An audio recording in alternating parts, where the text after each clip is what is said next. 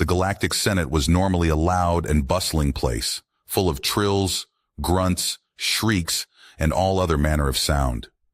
Indeed, just as large as the Senate Hall itself was the Hall of Translation, just underneath the Senate floor, and a floor beneath that, the Hall of Transcription. Advanced translation matrices worked constantly to break down individual languages and provide accurate accountancy of what was said, and more importantly, the intent of what was said.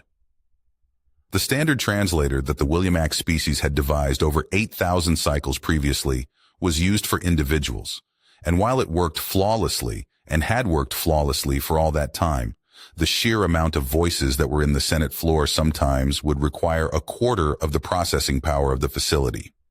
Indeed, the Williamax had designed this venue so painstakingly that the general number of different languages being spoken simultaneously during the most heated debates could quintuple before any adjustments were needed. It was because of this dependable and marvelous feat of linguistic computer engineering that led the Hall of Transcription monitors to dispatch runners an alarm when it seemed like the system had stopped receiving input. There was no error. This was the day that the humans returned. The Senate was silent as a grave and had been since the soft tone gave the speaker the floor to announce the arrival of the Terran Front delegation. A human in a black uniform stood at the Orion entrance, with a Chua standing by his side in a smaller yet equally fitting uniform. Even the Atrucianti, usually the loudest sitting members of the Senate, were silent. All attention was passing between the two figures standing at the Orion entrance, the tall, solidly built human male, and his short, slim, narrow-faced reptilian companion, and the seat of the Vral delegation with its sole representative. The 7th Orion War, and the broadcast that had preceded it, was fresh in the minds of everyone in the Senate. It had barely been 3 night cycles ago. As the human began walking, the general murmur of the Senate rose again, although much lower than normal. Every figure in attendance save the virile ambassador seemed to be leaning in, hearing the hard tap of the human's shoes on the tiled flooring, alongside the shuffle step of the Chua at his side. Voltka, on the other hand, was still leaning back. He was a Chikanamori, a species of pale-scaled observers. He had turned his head to watch the proceedings, supposedly to an outside observer, with his good eye, as his other eye was notoriously short-sighted. It was a rarity for his species, but one that he had kept the appearances and the actual biological truth of, even though a fix for his astigmatism would have been an easy matter. Voltka said it gave him character. Voltka's staff knew better. His snake-like body rested beneath him, his 3 jointed arms crisscrossed behind his back. "I love the theater, do you not?" he whispered in his species' hissing tones to his second, who flicked his tongue approvingly, while at the same time scenting the air. Voltka had been in his quarters nearby when the broadcast had come through, and he had to say he had never expected it. The Viral were a bunch of uncouth savages, and he had never paid their wars on their neighbors much mind, because quite simply, there was so little that they could actually do from this distance. The Viral would never attack anyone they couldn't kill, or wage a war unless they knew they would win. And so, for almost the full 1,000 years the Viral had been a thorn in the side of the galaxy as a whole. They would build up, attack, subdue, and grow. Every time they did this, their neighbors would collectively allow it, and one of those neighbors who did nothing would wind up the next target of the Vral's aggressive expansion.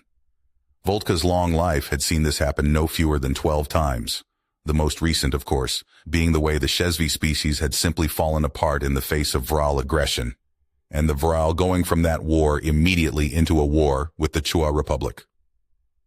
The human and Chua both stopped, not at the same time, but close to it, at the side of the plinth that held the symbol of the Chua Republic. The human glared daggers at the Vral a short distance away as the Chua stepped away from his human counterpart and moved to the front of the Chua Republic's plinth. The Senate kept a plinth for any species that still held a nation, even in exile, and as Voltka watched, he nodded slowly. The rumors we heard were true. His second flicked his tongue again in acknowledgement, and Voltka leaned his good eye more. They had good seats for this. The humans didn't subjugate the Chua. Interesting. The Galactic Senate was arranged in a circle, with the central seat being occupied by the speaker, the law reader, and the head scribe. They were all of the Nedramona, amorphous blobs of organic material. Where you sat in the Galactic Senate was entirely proportional to where your species was on a territorial map of the galaxy if you flattened it out to a 2D representation and put it on a bowl. The Chikanamori's seat was on the direct opposite side of the Senate to the goings-on. A perfect seat to watch the drama unfolding. When the Vral had taken the Chua Republic's territory, it had been just assumed that the Chua were either wiped out or the humans had placed them in some sort of subservient role, standing in as their protectors. Voltka turned his attention to the Vral. The Vral stood quietly, the 3 antennae on its head twitching every so often. Its dark brown chitinous body stood stock still, balancing on its 2 sets of back and mid-limbs as its ovipositor quivered. The ever-present drool that came from its mouth between its split mandibles was of course there, but it had almost subsided completely. Its 4 eye stalks were locked on the human, ignoring the Chua even as it dismounted the symbol of the Chua Republic from the plinth and half-carried, half-dragged it back to the human's side. Without a word, the human turned from the Viral, kneeling down next to the Chua as the Chua offered up the symbol of his former nation to him. "Very interesting," Voltka whispered. A tongue-flick response. The human walked to the plinth for United Earth, breaking eye contact with the Vral. The Chua fell in step behind him. Voltka had to admit, the way this human was acting was a far cry from the representative who had been here last. Voltka never had reason to engage with him, as far away as United Earth was from Chikanamori space. But the human back then had been far more gregarious. This one, on the other hand, looked like he was ready to fight at the flick of the tail. The human walked behind the United Earth plinth and placed his hands on the raised platform in front of him. The Vral ambassador's plinth was only a short distance behind and beneath. It was traditional for a species to give a short speech whether they were first-timers or had taken a leave from the Senate itself. Voltka hated them. "Hello, we are the blah. We look forward to blah and blah working with all of you." Voltka had been here for a long, long time. His people possessed a lifespan that was considered extreme by most species, and he had been coiled at this spot in the Galactic Senate so long that he could easily remember when at least 100 new species had given their welcome address to the Senate. At least 50 some odd addresses when a species returned to the Senate after so-and-so event had occurred. Voltka had long ago grown tired of them, especially the ones who droned on and on. The first address by the humans Voltka had actually witnessed as well. That one was a droner, a real droner.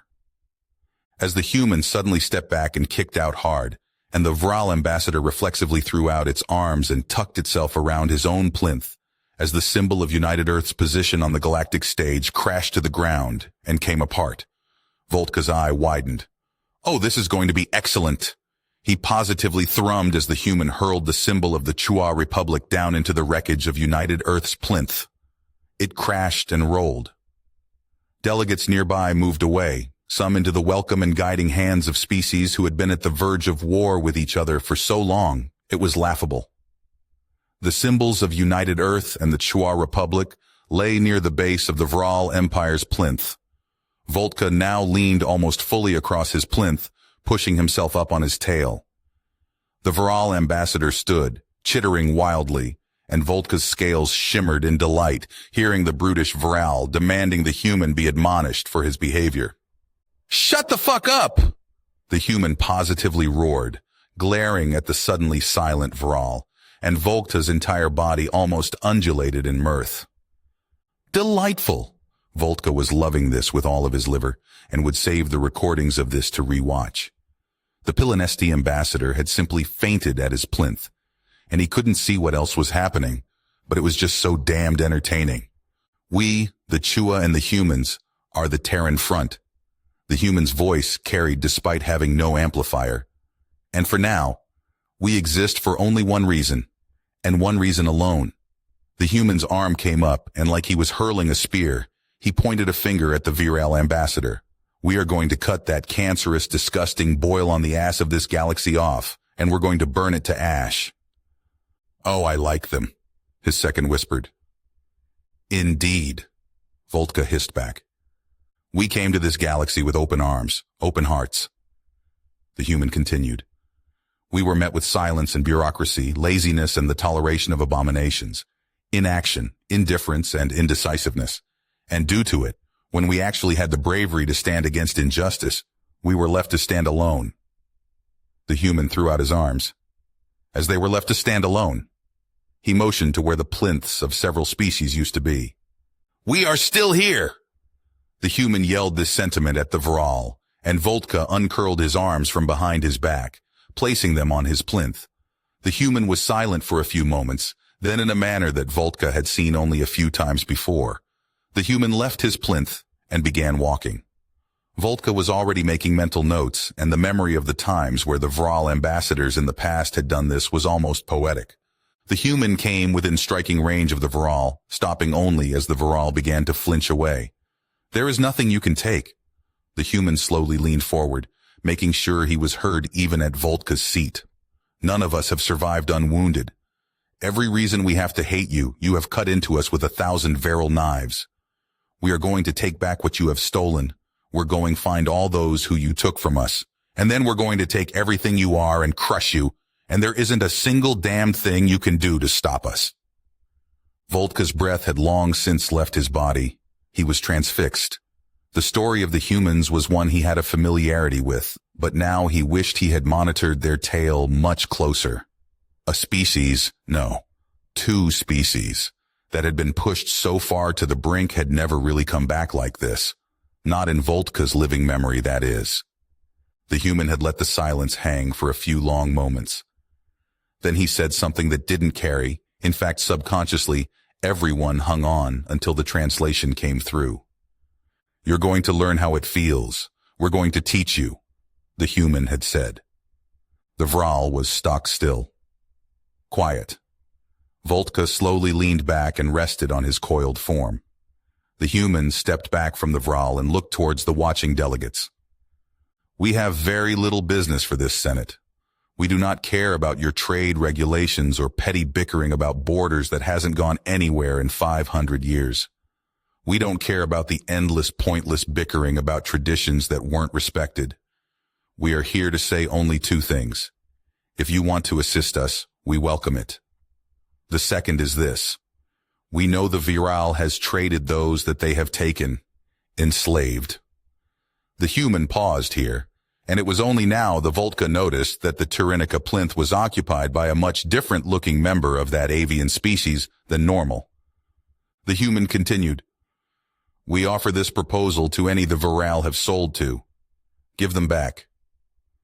The human's gaze slowly drifted to the plinth of the Xanath nationality, and Voltka flecked his tongue with amusement at the way the slug-like creature's eye stalks seemed to withdraw.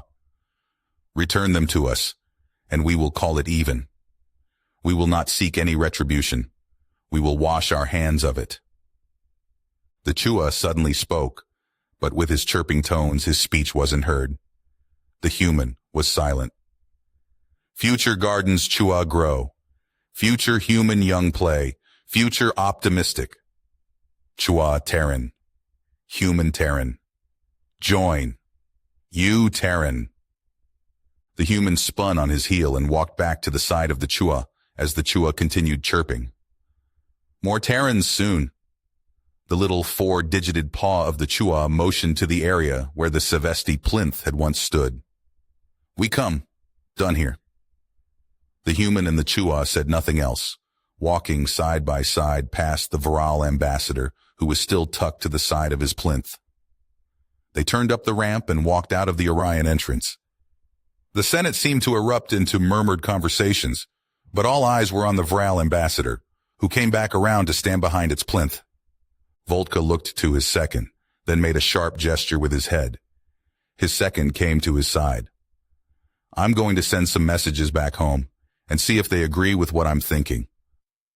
Voltka's second flicked his tongue once in agreement. Are you believing we should aid the Terrans? Voltka's second asked, and Voltka flicked his tongue in acknowledgement. They are right. There's been too many like the Vral. We can't send a fleet, of course. Too much red tape, too many borders to cross. Voltka rested on his coils for a few more moments. The humans are a young species, very young, And they are right. This Senate has become tolerant of too much, and so have we. This is going to change things. There may be war, his second whispered. In our quadrant, I have little doubt, but we are well equipped for that. Voltka whispered back. But the Terrans are right. This Senate has become too tolerant. We've become too tolerant. Blessed are the young, for they see the wrong in what we have merely seen as the way things are. Voltka picked up a datapad, and his 6 fingers of his multi-digited hand delicately tapped a message. After a few moments, he nodded to himself and read over the message. With a tap of his finger, the message was sent, and Voltka uncoiled his body, slithering towards his exit. There was much to do. It was about time. Fleet Marshal Simmons looked towards the star-filled void that was at the edge of the Agrippa system. She did not feel her 52 years, and no one rational would say she looked them either, aside from her grayed and silver hair. Her boots were planted firmly on the command bridge of the Antares, her pride and joy, the product of decades of engineering based on principles that had only been theorized until they were put into practice. The Antares was a marvel of engineering, armor, and firepower, the product of a people forced to innovate, forced to implement technologies and power systems that would have been laughed at only years prior. It was the bouncing baby behemoth of the Titan shipyard and the spawning point of a million questions that had all been answered in its creation. It was overkill personified, and while it had been kept secret up until only a few days prior, news of the Antares' existence was already causing panic. At 85 kilometers in length, 20 kilometers in width, and 10 kilometers in height, the Astartes made its fleet escort look like a collection of giants' toys, with the Thunderchild-class battleships only reaching 8 kilometers as the next in line size-wise for the Terran fleet. Simmons stood on a world ender and carried herself with the presence of one who could call down that power at a gesture of her hand or even a glance. The Antares was a full-on mobile civilization, built to not just lead a fleet, but maintain it. Within its hulls were not just hangars for strike craft, even though even now, with tens of thousands of strike craft already on board, it was still at half capacity. No, the Antares had docking bays for anything up to a battleship, and the manufacturing capability on board to make any repairs needed. There were entire teams that could be dispatched with the latest in survey equipment to quite literally drag asteroids back for processing. The entire fleet could be resupplied with ammunition, replacement armor, fuel, and even full weapon systems. The only thing that the Antares couldn't make itself was food, clothing, and comfort items. The stores, however, could feed not just the vessel itself, but could function as a granary for the entire war fleet for 3 years without resupply. And comfort items?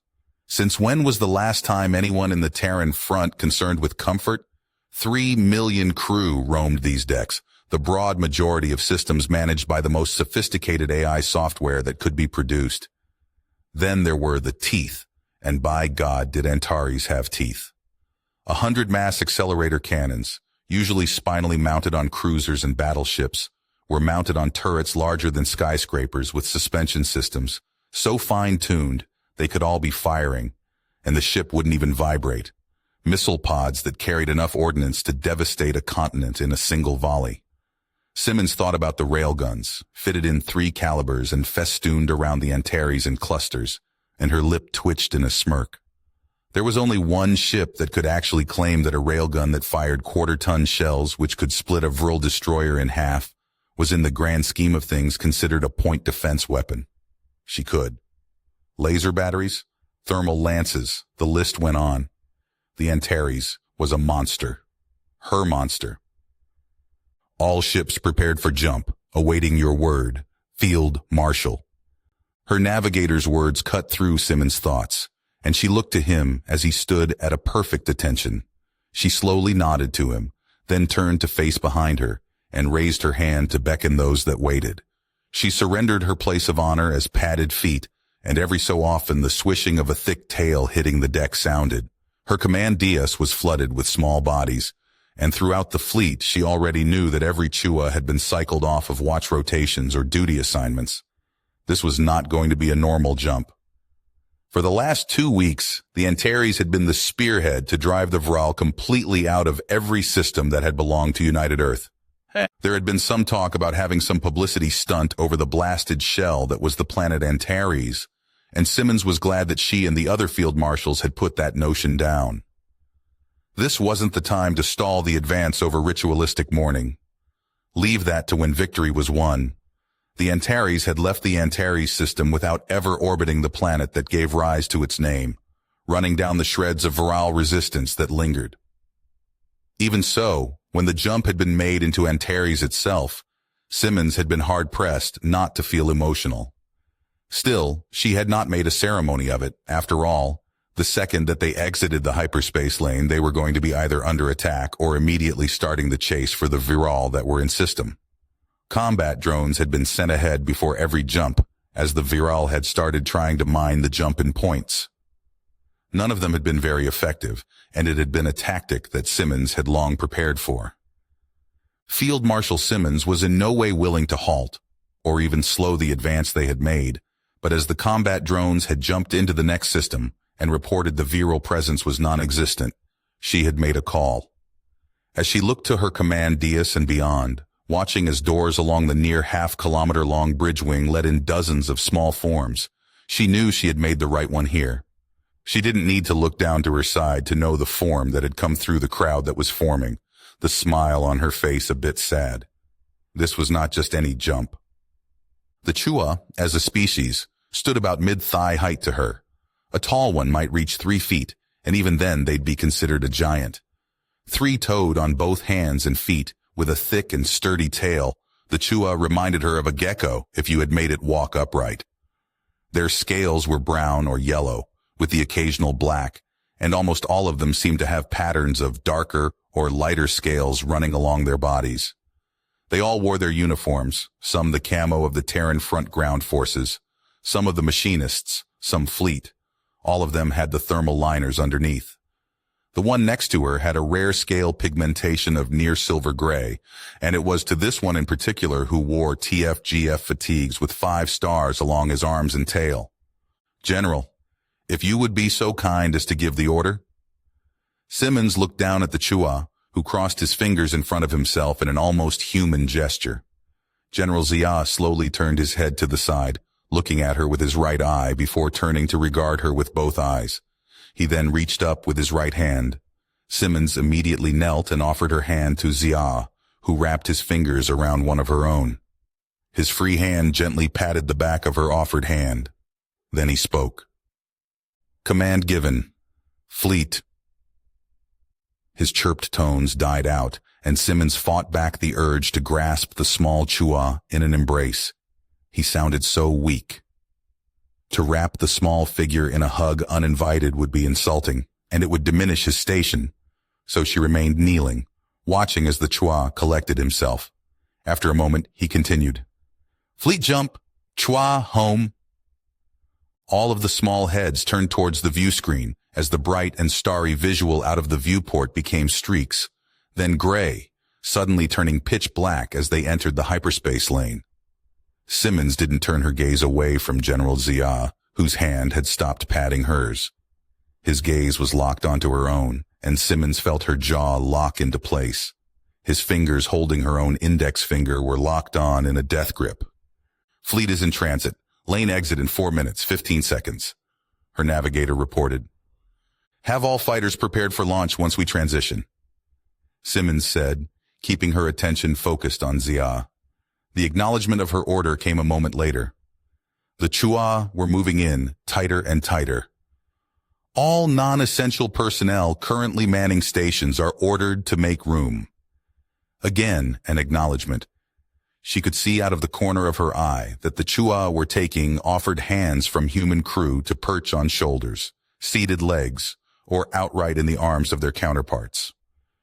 Out of the corner of her eye, she could see her navigator standing, leaning against a bar, holding up a Chua in one arm, while 2 more clung to his shoulders, looking at the viewport. Across the top, in repeated text, displayed on the massive near 10th of kilometer pane, were the words, "Arriving in Aza system," alongside a countdown. The time passed with Simmons and Zia just looking at each other, with more Chua entering the bridge wing as she knew they were doing on every ship in the fleet, or anywhere else they could see. Aza was their home, their cradle system, host to a red giant star with only 2 planets that orbited it. Zia's grip on her finger did not loosen, but it was not painful. She did not need to look around as Bridgewing turned into a sea of Chua faces, silent and staring. "Exiting lane in 10 seconds, the navigator called out, and only then did Zia turn his attention to the viewport. Simmons looked with him, and her heart was already sinking. The viewport suddenly turned silver, which became streaks, then stars. In front of the viewport, about the size of a pinhead, was the distant form of the Aza system star. The Chua were silent. "Find Tsakalia," General Zia chirped, the translation sounding brutishly strained in Simmons' ears. "Yes, sir. Tsakalia," came a reply from off to her side, a human voice sounding as strained as Zia's. General Zia's voice was shaking as he whispered, "Magnify and enhance."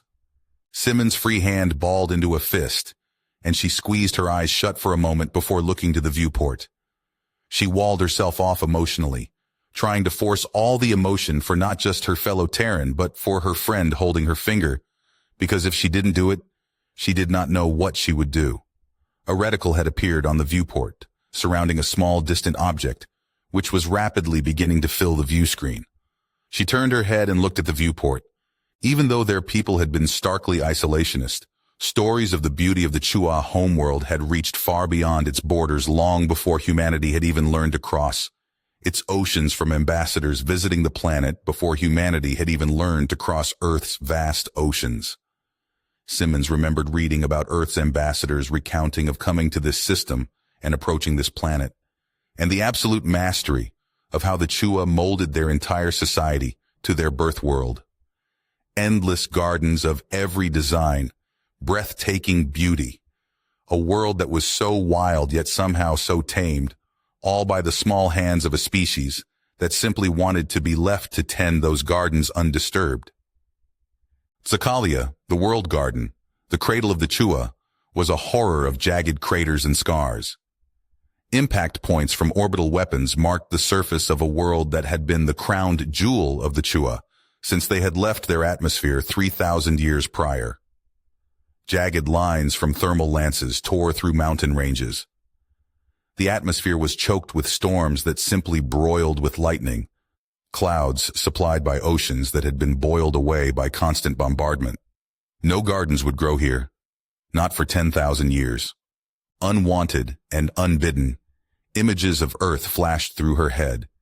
How would she feel if one of those craters was Tallahassee, Florida, her hometown? How would she feel if this was her world? Zia's grip on her finger slipped, and she looked back to the Chua as his arms hung limp at his sides, staring at the hell his homeworld had become. Simmons did not talk. There weren't words for times like this. Of course they knew, as she did.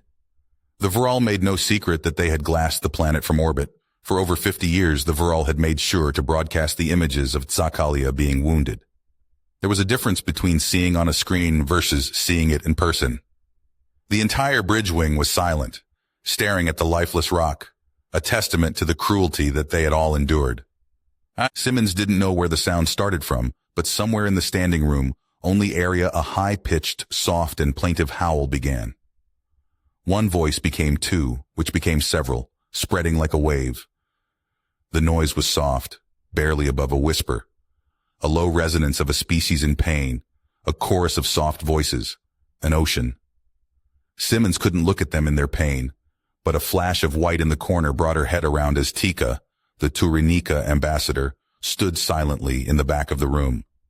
The long neck of the bird-like ambassador was curled down, his long beak slowly turning as he took in the sight of the Chua all around him.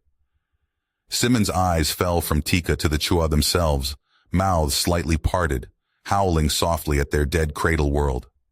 Simmons hunched her neck and crushed her eyelids together, hearing as Zia himself added his voice to the soft call of his people to all they had lost.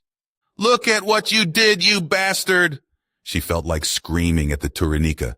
She felt like wringing his neck, anything to distract her. The Chua had insisted at the outbreak of the First Viral War that this world needed to be abandoned if there was any chance of the humans and the Chua surviving at all. The Chua had lent their natural skill at preservation and overall avoidance of waste to the Antares project that had birthed the very vessel they now stood on, mourning the price they had paid for survival. The sound began to slowly die down, seeming to spread silence the same way the whispered howl had began, spreading to what could have been thousands of the Chua. Simmons lowered her head as she brought herself under control. She felt like making a speech. She felt like saying something, anything that could inspire or lead. Words simply failed her. It was probably best to say nothing right now anyway. She heard some shuffling as the Chua, ever pragmatic, began to turn. She still couldn't look at them, nor at him, even though she felt General Zia's presence by her leg. As the Chua began to file out, she prepared herself mentally to simply issue the orders to progress to the Mandeville Point, to set the watch, and begin scouting the Iziact system with drones. She sent another knife-edged glare towards Tika, but the ambassador had turned his back towards the door. She knew she had every reason to despise the Tyrannica ambassador, the one who had brokered the sale of her people and so many others for the Vral. But she also knew she was walking a fine line now between justified anger and spite, which she considered beneath her. Angry glances were beneath her. More snide comments were beneath her. Strangling the long-necked bird on the command dais of the bridge wing and hurling his carcass out of an airlock. Not so beneath her. She shook her head and prepared to raise her voice when she was suddenly caught off guard. Field Marshal, signal received. Simmons turned her head to look in the direction of the voice, a young non-commissioned communications officer who was looking at his terminal with a mixture of shock and disbelief.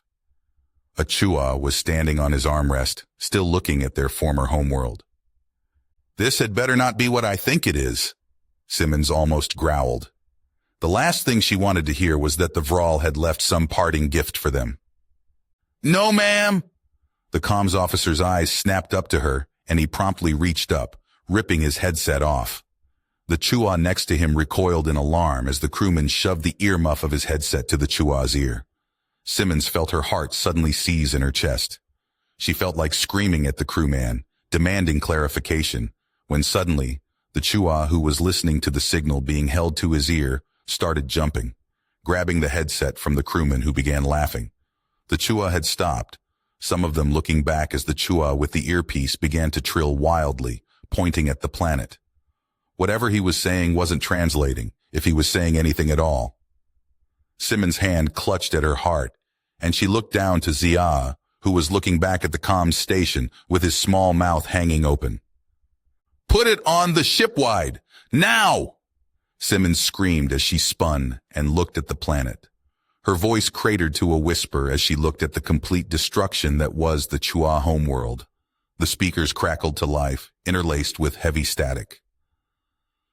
Depart, Imigon. Free, il, re. To. Nigh. Lied, ves. Clean it! Simmons's hands slammed down on the guardrail. Aye! She heard the crewman yell out, and as she glanced back, she saw several other crewmen rushing towards the station. They didn't speak, simply watching, waiting, looking up from the terminal to the speakers. And now, the crewman called out after the longest 30 seconds Simmons had experienced in her career. As the cleared audio began to play, the bridge wing erupted. Vral depart as a system. Enemy gone. Survivors. We still here. Repeat. Zakalia calling. Sub-level bunkers. Active. Vral depart system. Enemy gone. Survivors. We still here. Respond. Repeat. The chirps and clicks of the Chua language were interlaced with the translation. Simmons had to scream to be heard as the Chua surged back onto the bridge wing, trilling wildly alongside shouts of the humans. I want that fucking signal heard on every ship. She looked back to the crewman who was being shaken to pieces by humans and Chua alike, even as he gripped his terminal to comply with her order. The bridge wing had dissolved into nothing more or less than a madhouse, and Simmons looked back at the planet. She had 1,000 orders to give, 1,000,000 questions. She suddenly became aware that she was being called for, and she looked back to the crewman, who was still being mobbed.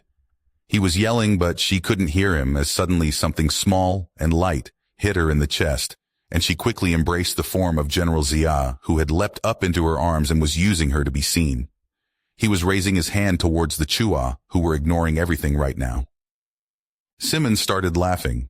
Then she realized that someone down there was calling and needed a response. Her hand subconsciously snapped out, grabbing hold of a transmitter for the ship-wide broadcast system. She hammered her hand down on the receiver and held it to her mouth.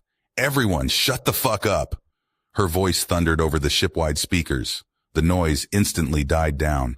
Wide-eyed, she stared with an almost fanatical look at the crewman, as the signal from Tsakalia repeated again, and she could tell from the cadence that it was a Chua living and breathing, not some automated message. The sound of one of the Tyrrhenica's feathers hitting the floor would have been audible for the silence on the bridge now, save for the sound of the Chua homeworld calling out. "Tell them we're coming," she said, and the crewman nodded, grabbing his headset and shoving it back on over his ears. He adjusted his microphone. "Zakalia, this is Antares. Your message has been received. We are coming. We're coming for you," the crewman said once into the microphone of his headset, and within 2 seconds of him beginning to speak, the voice on the other end stopped. "Give him a time frame. Let's go." Simmons called to her navigator, who was already busy plotting out the course. Midway through, tears in his eyes and grinning, the navigator held up 2 fingers and mouthed, "Hours." The crewman immediately spoke into his headset. "We will reach orbit of Tsakalia in 2 hours. How do you read?" "Antares. This Tsakalia. Garden Bloom." The voice came through the ship-wide speakers, as well as to the rest of the fleet. Simmons started laughing as the bridge wing instantly devolved into abject chaos again, and she held the receiver up to her mouth as he laughter stopped. The dozens of orders that she needed to give in the next 20 minutes alone was going to be staggering, but she didn't care. She didn't even know where or how to begin right now. She said the only thing she could think to say, "Let's fucking go." In the space between the Mandeville Point and Tsakalia, the entire combined might of the fleet began to move. On the tactical displays that showed the Chua homeworld, several green icons began to light up one after the other, 5, then 20, then 50, marking beacons that had been lit. Journalists who had been stationed throughout the fleet tried to send signals back to the Terran front, having to yell to be heard over the sounds of first celebration, then orders as a fleet designed to annihilate converted everything it could to recovery. Within 20 minutes of the first broadcast, a small fleet departed from Thermopylae Station, heading to Antares, with the sole purpose of looking for survivors where there shouldn't be any. On the bridge of the Antares, amidst the celebration, then amidst the recovery, Ambassador Tika stood silent witness. No one spoke to him. No one even looked his way. He remained motionless with his silent guardians nearby, 2 humans. On the surface, he wanted to feel elated for the Chua, but he couldn't. He only felt a crippling sadness, a savage cut to his hearts that he felt he might never recover from. And in truth, he knew he shouldn't recover from it. No one around him understood why his wings were arched up, his neck curled into a sharp S shape, as to why his legs were bent at an almost 45-degree angle. No one even cared to look. The humans always were easy to read by their expressions, unless, of course, they were hiding how they felt. The Tyrrhenica didn't have that ease of expression, and it was easier to hide how they were feeling. Tika didn't care who knew. In fact, he wanted someone to see him. He wanted someone to understand. Tika rustled his feathers every so often, deepening the S curve of his neck. To a human, the avian ambassador was simply behaving strangely. If another member of his species saw him, they would be awestruck at the display of absolute shame. On Earth, several hours later, an elderly man sat back in his chair as he watched the first broadcasts from the hangars of the Antares, showed Chua, who had been surviving underground for over 90 years, raising families far from the light of their sun, who had endured as their planet had died over their heads. A lone tear streaked down his cheek as he saw a reunion he didn't believe possible occur. As he was watching, a young girl walked in a child's version of the uniforms he was seeing on his holo. She was carrying a replica model of the new A44 pulse rifle used to teach a child how to break down and reassemble the real thing. His hand reached out and took hold of her arm, and the young girl looked to him. "Papa?" she asked, and slowly he met her eyes, barely over 6 years of age. He reached out and took the rifle from her and set it down. She looked to the holo, then back to him. "News about what Dad is doing?" "Sure was, Claire Bear. Real good news," he said, using a nickname for her that she liked.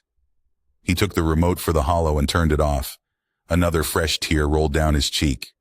She smiled at him, and he reached up and ran his fingers through her hair. "Why are you crying, Papa?" Claire asked, and didn't resist as her grandfather drew her in, hugging her close. "Because I'm happy, Claire Bear," he said. "I'm very happy." He held his granddaughter close, wishing his son was home, but knowing from experience why he was so many light years and jumps away. "Tell you what, don't worry about practice now. Let's go outside." At first, Claire just didn't know what to do when her grandfather took her by the hand, and they walked out to the small backyard of their family's house. She had spent her short life in a state of constant business from waking until sleep. Everything was a lesson. She had to take things seriously because it was very important that she do so. She had to make sure that she did her family proud, and the Terran front, because one day she would need to protect her papa, and her dad, and her mother too, just like they had done. When she asked what she was supposed to do, her papa just motioned to the yard and told her to explore. 10 minutes later, still trying to understand what the lesson was here, she found a bird nest sitting in a low branch. Curious, she began to climb the tree where the nest was. Her boots made climbing hard, but she wanted to see the nest up close. She kicked the steel-toed boots off and began climbing again. She didn't want to disturb the nest if there was a family there, but even she could tell that this nest had been there for a while, and no one lived in it. "Papa, look!" she called out, looking back to where her grandfather was sitting. "Papa, look!" she called again, pointing at the bird nest. "What kind of bird makes this? Look, Papa!" Her voice grew louder and more urgent. "Let me see if I've got a book on birds. We might just find out." Her papa called back to her, and she looked back to him. "Stay right there. I'll be right back out." She waved excitedly and looked back at the nest as her grandfather went back inside. Inside the house, as soon as he was out of sight of his granddaughter, the elderly man slowly went down to his knees. He was reaching for a small book when tears clouded his vision. An old one. A sudden cry from outside rang out, and his head snapped back towards the door, and then the dam broke. In the backyard, his granddaughter shrieked in happiness as she was out of the tree, then was seemingly entranced as a bird landed on the top branches. Clyde Andrews of RG-113 started to sob uncontrollably, covering his mouth so he wouldn't make a sound, watching as his granddaughter played in the backyard. At 20 meters long from the pointed canopy to the exhausts, the Thumper was not an overly impressive sight, but it wasn't meant to be. Designated as a drone cutter, the Thumper was a 3-seated sleek ship that looked like a long, narrow arrowhead. It was designed for stealth, speed, and most importantly, scouting. The vessel was in a retroburn, and unlike most of the other strike craft, it lacked the precision to stop quickly. Indeed, the Thumper took more space to come to a stop than a battleship. But again, it wasn't what strike-class craft like the Thumper was designed for. A segment of the hull slid back near the drive section of the Thumper, and a small craft exited the larger craft as the exhausts turned off. "Drone out," Kukat chirped, and the white and speckled brown scaled Chua unclasped her harness. "Go time, Jess." The Chua threw up her hands and mimicked what her human friend did all the time, kicking up her feet and curling her hands behind her neck as she floated in the 0G. The Thumper was one of only a few ship classes that didn't have artificial gravity or compensators, and that made it either hated or loved. Kukat loved it. She tried to mimic the sound Jess made when she relaxed, a loud sigh of contentment, but it came out as a high-pitched trill. Kukat closed her eyes in satisfaction, then opened them slowly and looked to the woman she had spoken to, trilling again softly. The woman stared at her for a few seconds, then seemed to curl into ball. "I'm dragging you off and putting you in a dress with bows." Jessica Anders clapped her hands together, her green eyes wide as she looked down at Kukat. Her short, cropped blonde hair framed her expression a little too perfectly. "And little slippers." Kukat quickly uncrossed her hands and canted her head to the side, blinking twice. "You not dare." Jessica's eyes had taken on that really predatory vibe again, and Kukat felt the distinct urge to defend herself against the massive mammal. "You not serious." Kukat blinked her eyes once more, and Jessica made the sound again, clapping her hands together and actually jittering in place. "You're just so damned cute," Jessica squealed and went to charge the small Chua, but pulled up short when Kukat drew her small field knife. "I cut you," Kukat declared, holding out the knife towards her. It didn't help matters that the knife was about the size of something the humans called a toothpick. But then again, Kukat knew what she was doing. Jessica only squealed louder. "Oh, for the love of God, Jessica!" Another human female leaned around from a chair in front of Kukat, raven black hair cut in a manner similar to Jessica's. "If you keep this up, I'm duct taping you to the chair. Stop trying to turn Kukat into a doll. And you." Her dark eyes looked to Kukat. "Can you stop provoking the sicko here?" Kukat mimicked the human shrug, ready to reply, but before she could even begin, the raven-haired woman cut her off with a quick, "Stop it!" She looked up at Jessica, whose eyes were even wider than normal when Kukat was trying to get this reaction out of her, and waved her knife back and forth. Jessica closed her eyes and gave out a grumble of frustration when the raven-haired woman snapped, "Jess, the drone!" Jessica kicked her legs in the 0G. "Right. Fine." Jess turned around and flopped back into her chair. "Fine." She reached out and pulled her monitor controls down from the ceiling, then reached out and pulled her control sticks and throttle lever from the wall until a click secured them in place. Jessica took her time aligning the drone with the Mandeville point and firing its drive. The woman in the front unclasped her harness and pushed herself up. She turned herself in the 0G with a finger, then stared back at Kukat. "Seriously, though, if you keep this up, I'm going to let her do it," she said, and Kukat sheathed her knife and clasped it so it wouldn't slide free. "I do nothing, Vicky," Kukat insisted, staring up at her, but Vicky simply crossed her arms. Kukat stared at her, blinking every so often, acting as innocent as possible, until Vicky had to uncross her arms to steady herself. Kukat lowered her chin and blinked her eyes at Vicky several times, pressing her hands together. "Work's on her, not on me," Vicky said flatly, to which the Chua only blinked twice more. Vicky pulled herself to the back of the three-man vessel until she was even with Jessica and Kukat's chairs. Kukat pushed herself out of her chair, and Vicky subconsciously reached out, letting Kukat grab hold of her arm and pull herself behind her back to hover over Jessica's opposite shoulder. "By the way, Kukat, numbers are up to 13 million. Vicky glanced over and Kukat closed her eyes and bobbed her head once. "You already heard?" Another bob of the head. "At this rate, we're going to have to start a transport chain." The fleet had been buzzing for hours as more and more of the Chua had been found on Sakalia, and they had only gotten to a quarter of the bunkers. Vicky had wanted Kukat pulled from this assignment to wait for news of any family that might have survived in the deep bunkers that the Chua had survived in, but Kukat had insisted on doing her duty. Vicky could have chalked this up to general Chua pragmatism. She would have time to reunite if family was found, but since they had left, it was clear Kukat was in a good mood.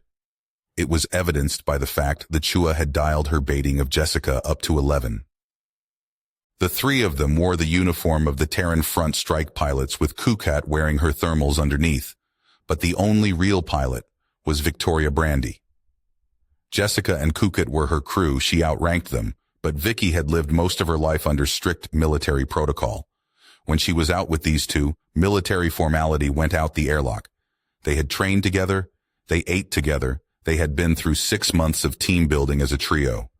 At the end of the day, surrounded by the void of space, Vicky would rather not deal with the same formalities as normal, just so long as they acted right once the hatch opened on the Velicor, the battleship that served as their host carrier. Jessica muttered to herself as her hands flew over the computer panels that hung suspended via mounts in front of her chair. Vicky didn't even look at what Jessica was doing. One of the best things about working with Jessica and Kukat was that they could do their job in their sleep. Jessica's hands were taking the scout drone that was currently flying towards the Mandeville Point through the entire pre-jump sequence and had already set its systems for remote record. "Jumping drone," Jessica said, then tapped a few buttons on the panel and flicked the switch on her display to turn off the camera feed from her scout drone. Vicky had asked once why she did that, and to Jessica it was real simple. She didn't like the way it flashed on entry and exit from the lane. Vicky had let it go at that. 2 minutes. The fleet was still at anchorage over Tsacalia, but that wasn't going to last. Already it was being brought down the line that Fleet Marshal Simmons was crawling the walls inside the bridge wing of the Antares. There was another ship like hers at the Mandeville for a jump to Iziact as well as Shivru. Zizma was her system to check in on. Vicky and her crew had scouted 4 jumps for the fleet up until this point, including the one from the Kelvin system. Jessica pushed her head back into the padded rest and reached down, pulling her lap belt over and securing it as the counter on one of her panels signaling exit from the lane continued to count down. "You really wouldn't stab me, would you, cuckoo?"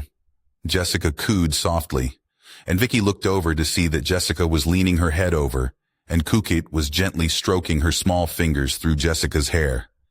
"Call cuckoo again." Kukat chirped contently. "Never find body." Vicky suppressed a grin, as she always did around these two. The phrase, "get a room," came to mind more than once when she was around them. Jessica, around anyone else, was as crisp and sharp as a crewman could be. Her service record held awards for discipline and several marks for professionalism. If Jessica wasn't here with Vicky, she either was in the ship gym or training in one of 2 martial arts groups. It came as no surprise she was in the top 10% of the fleet when it came to physical fitness. She was serious, stone-faced even, and despite the fact she was in every sense of the word a beauty, she repelled men like water on oil. Vicky had a feeling it was due to the fact that the second anyone spoke to her, Jessica would give them what Vicky called the Siberian death stare. All this brutal, hard exterior cracked like an eggshell the second that Kukat was in sight range. Jessica had one weakness, an absolute Achilles heel.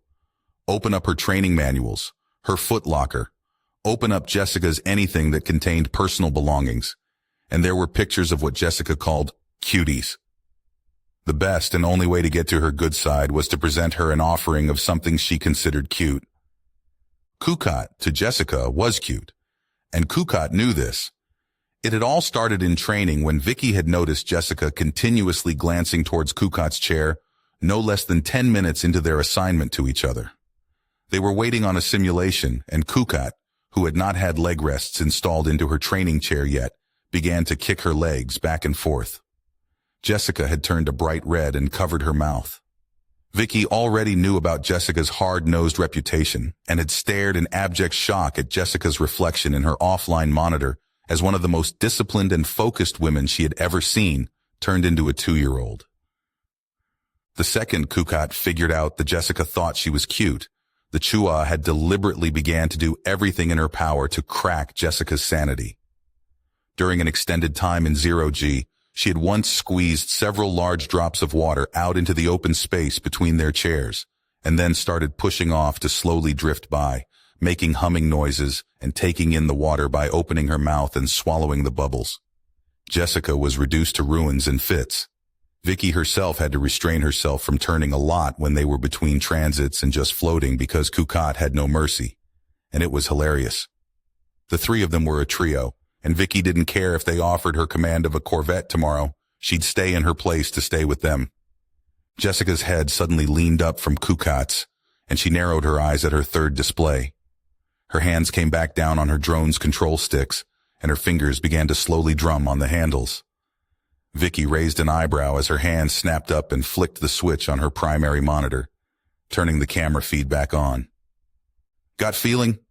Kukat asked, pulling herself to the other side of the chair from Vicky, both of them looking at Jessica's displays. Jessica reached back out to her third panel and tapped a few keys, bringing up the lane map. Vicky said nothing, even as Jessica reached down and yanked hard on her lap belt, pulling herself down hard into the seat and securing it firmly across her waist. Vicky looked from Jessica to Kukat, exchanging a glance. Without a word, they both snapped into action. Kukat crawled down the side of the chair as Vicky pushed herself down. Both of them began pulling Velcro straps around either side of Jessica's leg rests, cinching them tight into place. Kukat reached out and Vicky grabbed hold of the Chua's hand, drawing the small form of the Chua in, before turning and guiding her into her seat. Kukat began to strap herself into her chair, even as Vicky pulled down on a handle to draw Kukat's control monitors into place. "Sensors, thermals, and probes," Jessica said as Kukat finished with her lap belt. Kukat chirped once, which neither Vicky nor Jessica needed a translator to understand. Vicky pulled similar Velcro straps around Kukat's small legs, even as the Chua's three-fingered hands flew over her own smaller digital displays. Vicky pushed herself back behind Jessica's chair and took hold of her immersion helmet. "Online," Kukat said. Jessica nodded once, then reached over and flipped 3 switches on her primary control console. "I control," Kukat reported once again, and without waiting, Vicky slid the helmet down over Jessica's head, then checked the plugs to make sure nothing had come loose since Jessica had last used it. Jessica secured the helmet and her hands took a tight grip on her controls. "Signal delay. 2.52 mil." Jessica finished for Kukat. Vicky began counting down, pulling herself between the 2 chairs, staring at the center monitor of Jessica's display. The countdown reached 5 seconds, and the center display showed the forward view of the drone even as the screen flashed bright silver. Jessica grunted, and as the solid light turned to streaks, Jessica rapidly turned her head to check her vision. The helmet gave her a full 360-degree view, but all Vicky could see was the forward display. In the last blink before the drone's lane exit, timing the delay, Jessica had thrown the throttle to full and yanked back hard on her controls. Vicky saw the entire screen flooded with a blistering light, but said nothing as Jessica turned her head, following something only she could see. Her hands pushed the sticks hard, revving the throttle, even as Vicky's only view to what was happening became a nauseating spin and counterspin, and Vicky couldn't make out a single detail. Jessica suddenly started counting down from 3. Vicky turned her head to look at the Chua's display. As she reached one, Jessica's hands released the control sticks. "Away one." Kukat chirped, and Jessica's hands slammed the drone into another sickening set of maneuvers.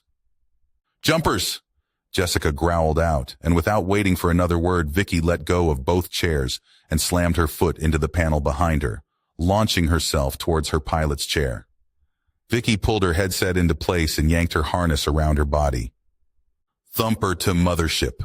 Come back," Vicky said as she began to prime the thumper.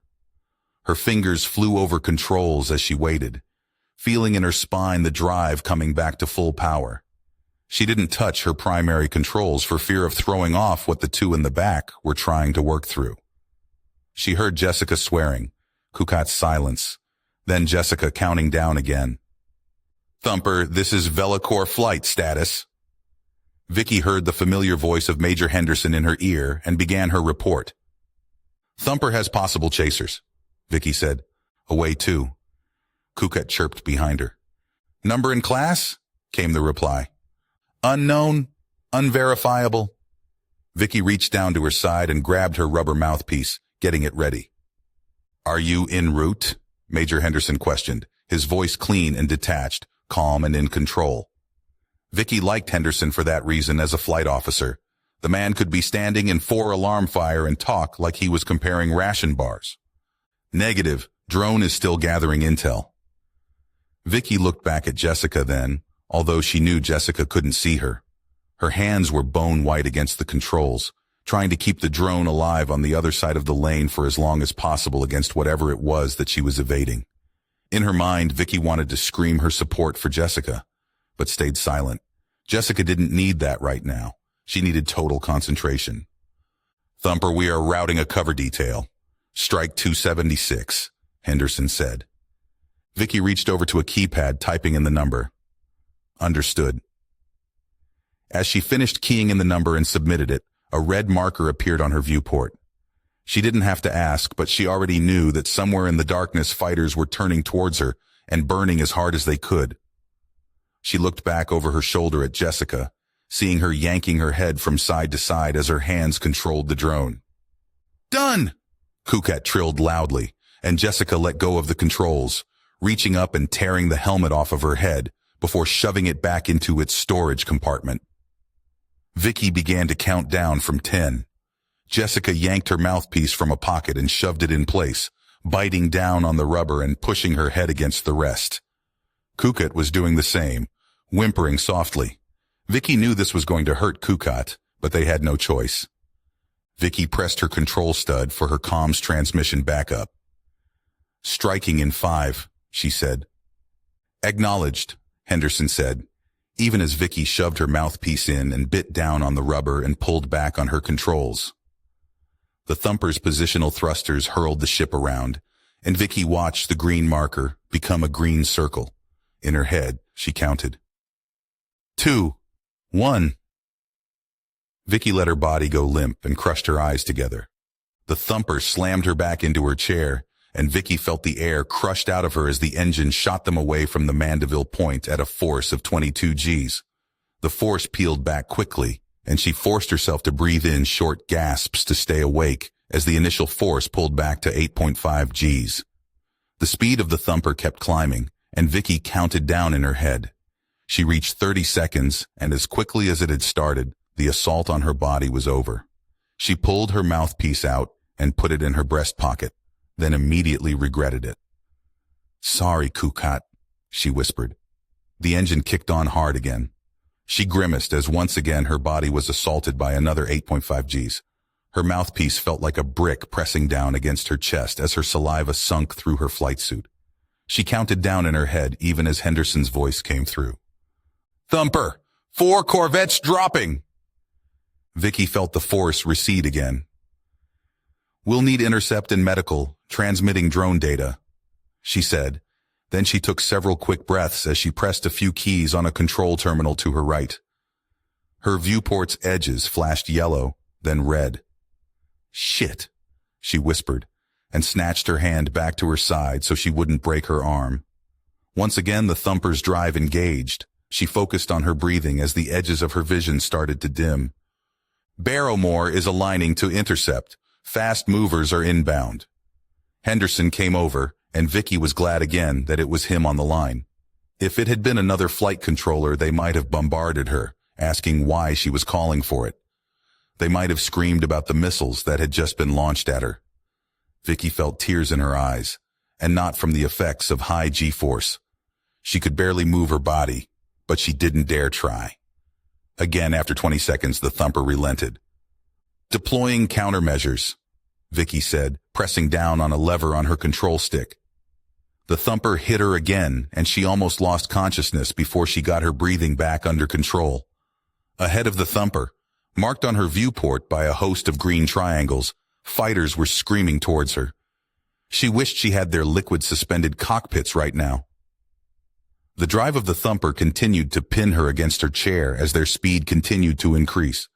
She continued the halted breathing that would keep her mind working, keep the darkness from closing in. Thumper relented finally. The green lights of the fighter indicators were barely beginning to move, but at her speed they would pass the fighters in the next burn. She eyed her speed and then blew out a breath. She didn't dare look at the time to intercept on the inbound missiles. Speed was her only ally. The safeties built into ships built to ensure that rapid changes in gravity wouldn't cause issues for the crew. Even the fighters had a capped speed because even though the liquid-filled cockpits would shield the pilots well, it would only go so far. The drone cutter had none of those safeties. If she didn't cut off the engine, it would fire until the reactor ran out of fuel. The Thumper bucked again, and she hitched her breathing, feeling the corners of her vision blurring from the prolonged assault on her body. The fighters were suddenly past her, and she couldn't remember having seen them pass. At the 15-second mark in the burn, she was trying not to scream, her small 57-kilo frame in 1G, struggling to cope with weighing nearly half a ton over and over again.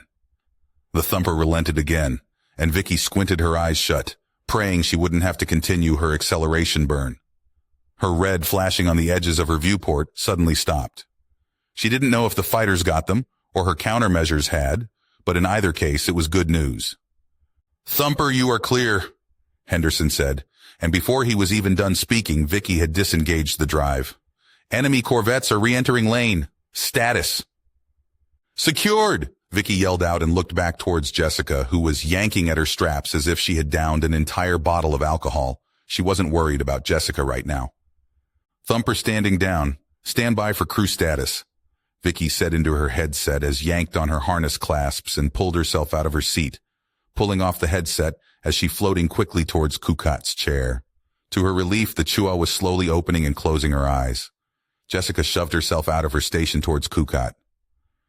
"Kukat, talk to me here," Jessica said, and Vicky saw her resisting the urge to unstrap the Chua from her seat, even as she pulled out Kukat's mouthpiece. Kukat's eyes were glazed over, her small body looking as if it had thrown against a wall repeatedly.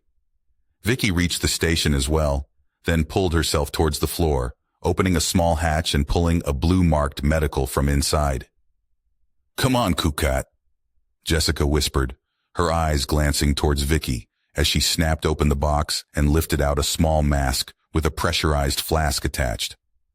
Jessica took one look at the flask and suddenly couldn't figure out what to do with her hands. "Just get a vein finder and a bag of TS-790, Vicky said, stripping all the emotion out of her voice. Vicky would be able to do it herself once she attached the mask and activated the flask, a chemical compound meant to induce a coma for the Chua.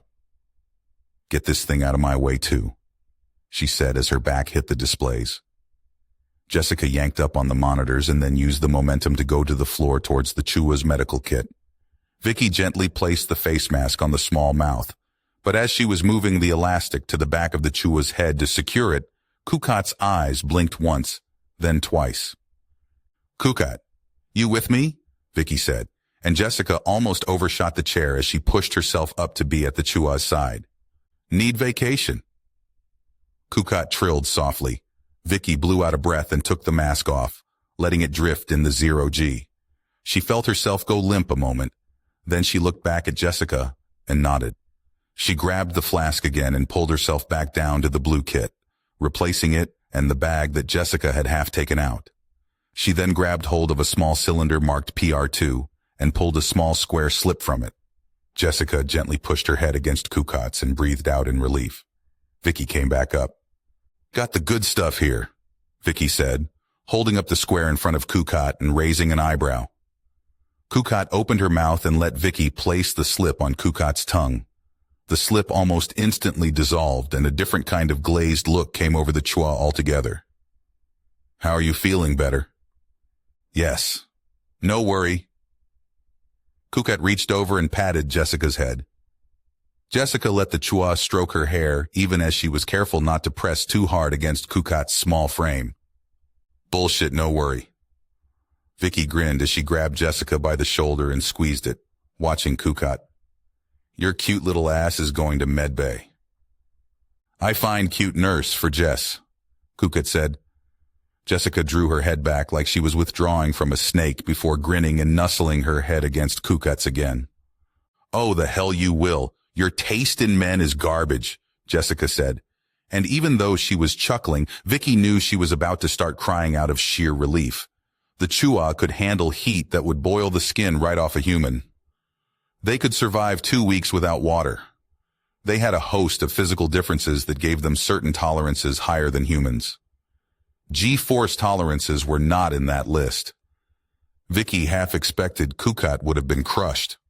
"From now on, you're in your G-suit when we scout," Vicky said, and her tone left no room for negotiation.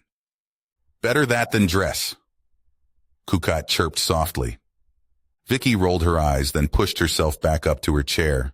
She drew her headset back over her ears and called back to Henderson. "Crew has one injury, Chua female, high sustained Gs during acceleration burn. conscious, administered PR2 slip. After a few seconds of silence, she heard Henderson come back. Prepare for interception and onboarding with the Barrowmore. Medical team has been prepped. Turn 2 and initiate 1G retro. After a few more seconds passed, Henderson continued, but this time his tone was far more personable. Tell your people they did a damn good job, Lieutenant. I mean a damn good job. Vicky could already see the green icon of the Barrowmore on her viewport. I didn't have time to ask. What was over there in Zizma? A few seconds later, Henderson came back over into her ears. I don't know. But whatever it was enough to get sent up a minute after we got it. Half the fleet is burning to the Zizma lane right now, including the Antares. You and yours found something good. Vicky leaned back in her chair. Permission to call it a day on our end, sir? She said, watching as a green square became visible on her viewport, the Barrowmore. Henderson laughed. Granted. Report to the Barrowmore ops officer and submit your status to them. Then stand by your crew and stand down until you get further orders. Velicor out. Thumper out, Vicky said, and then pushed herself back to Kukit's chair to get everyone settled in for the retro burn. Major Willis hated this assignment, and not much was changing that.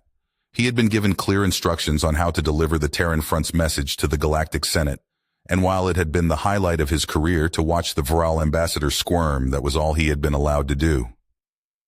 His selection to fill this role had been a long and difficult process that even he knew nothing about when it was happening. One day he had been asked a question that any human or Chua would have answered with the same enthusiasm, and that answer had confined him to this soft existence. Will you do whatever is needed to serve and preserve us all? That had been the question.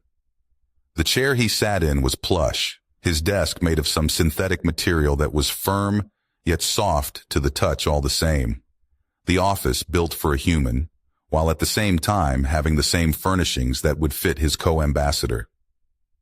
Kizuko leaned forward in his own smaller chair, his tail absently curled, his entire attention focused on a small potted plant in front of him. He knew Kizuko well enough to know they both hated this assignment. Kizuko would have been better served on the front lines, and Willis knew he himself would have been much happier commanding a destroyer. Instead, they were here, reading on the advances of the Terran Front fleet and waiting for Senate sessions to convene that they were not going to attend. Major Willis had only one point of optimism, which were the ambassadors who had made appointments to meet with him. That optimism had been short-lived. The laxed attitudes of the various nations of the Senate were, to be blunt, annoying. The Ternica stand-in had not even sent an acknowledgement of the Terran Front's position, although Major Willis knew well the reasons behind that. He had expected visitation from others, though, those that bordered the Vral and had been threatened by them. The Pilanesti, at least, but no one had contacted his office, save one governmental ambassador, the very one he was in the office now to greet. Willis looked from where he was staring at his hands to the door and waited. Time seemed to drift, and for him, it was almost painful. He couldn't stand the inactivity. Frustration was a constant companion here, and the worst thing about it was there was no pressure valve to release it. Position, as they say, breeds responsibility, but one thing they didn't tell him when they informed him of his assignment as an envoy and ambassador to the Senate was that position, in this profession, was... A knock sounded at the door, and Major Willis stood, as did Kizuko. Ambassador Voltka of the Chikanomori. His attaché announced from the door, and Major Willis found himself falling into parade rest out of sheer habit.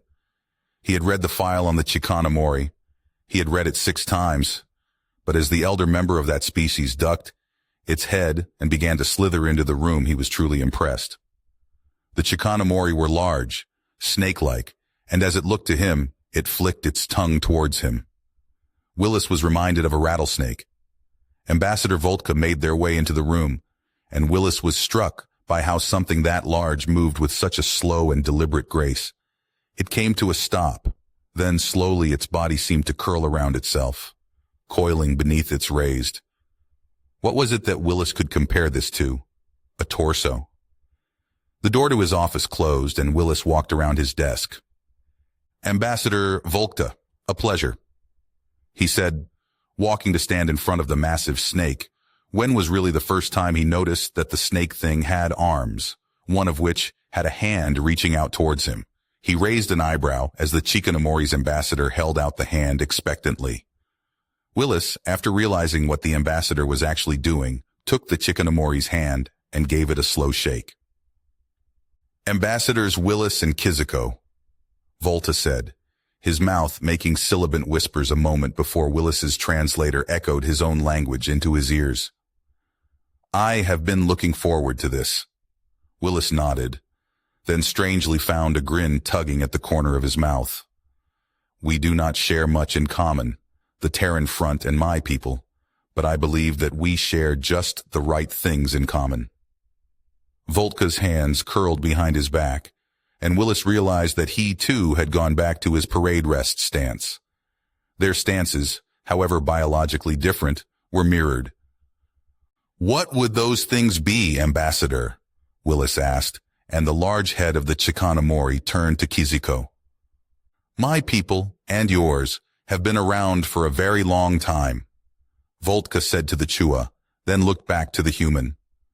"I still remember when news of your people was making the rounds after you joined the Senate. Wasn't that, and I apologize if I'm getting the numbers wrong here, 180 of your years ago?" Willis nodded to confirm the ambassador's math. The Chikanomori's large snake-like tongue flicked once. "My own species was one of the founding members of this Senate."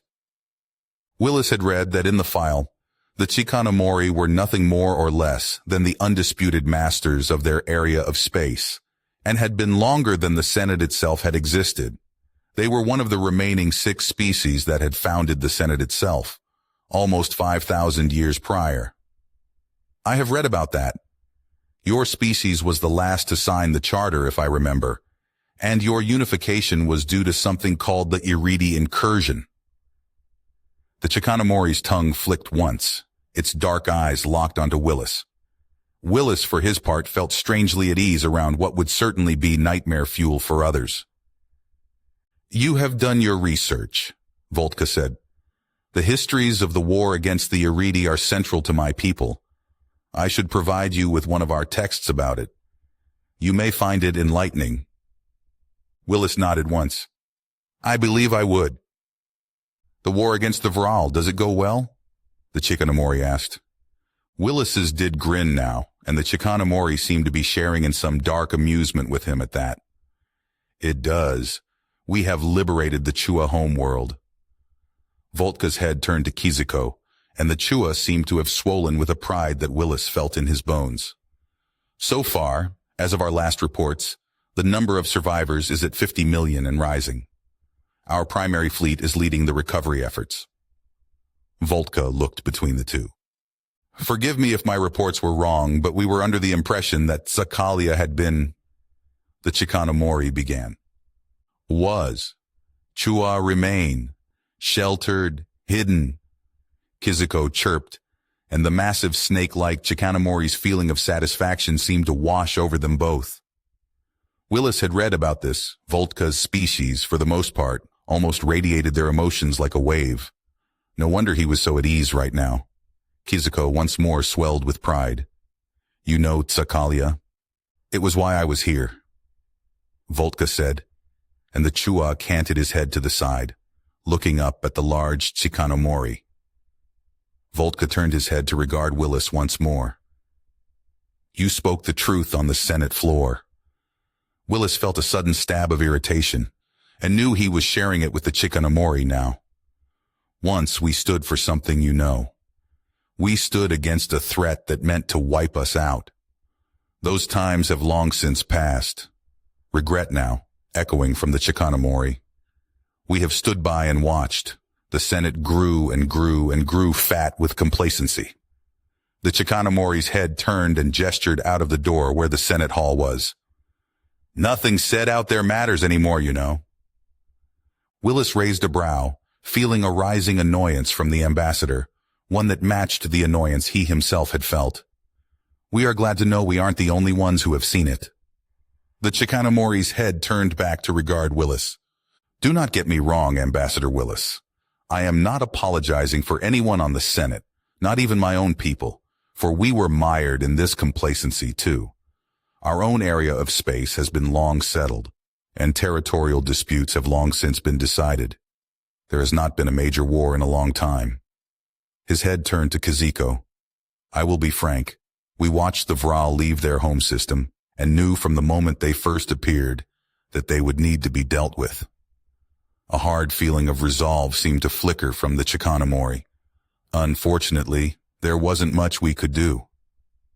Kiziko bobbed his head at the Chikanomori ambassador, then looked at Willis. Willis didn't quite understand. Once again, he found he hated being in this position. Fortunately, the Chikanomori wasn't done speaking.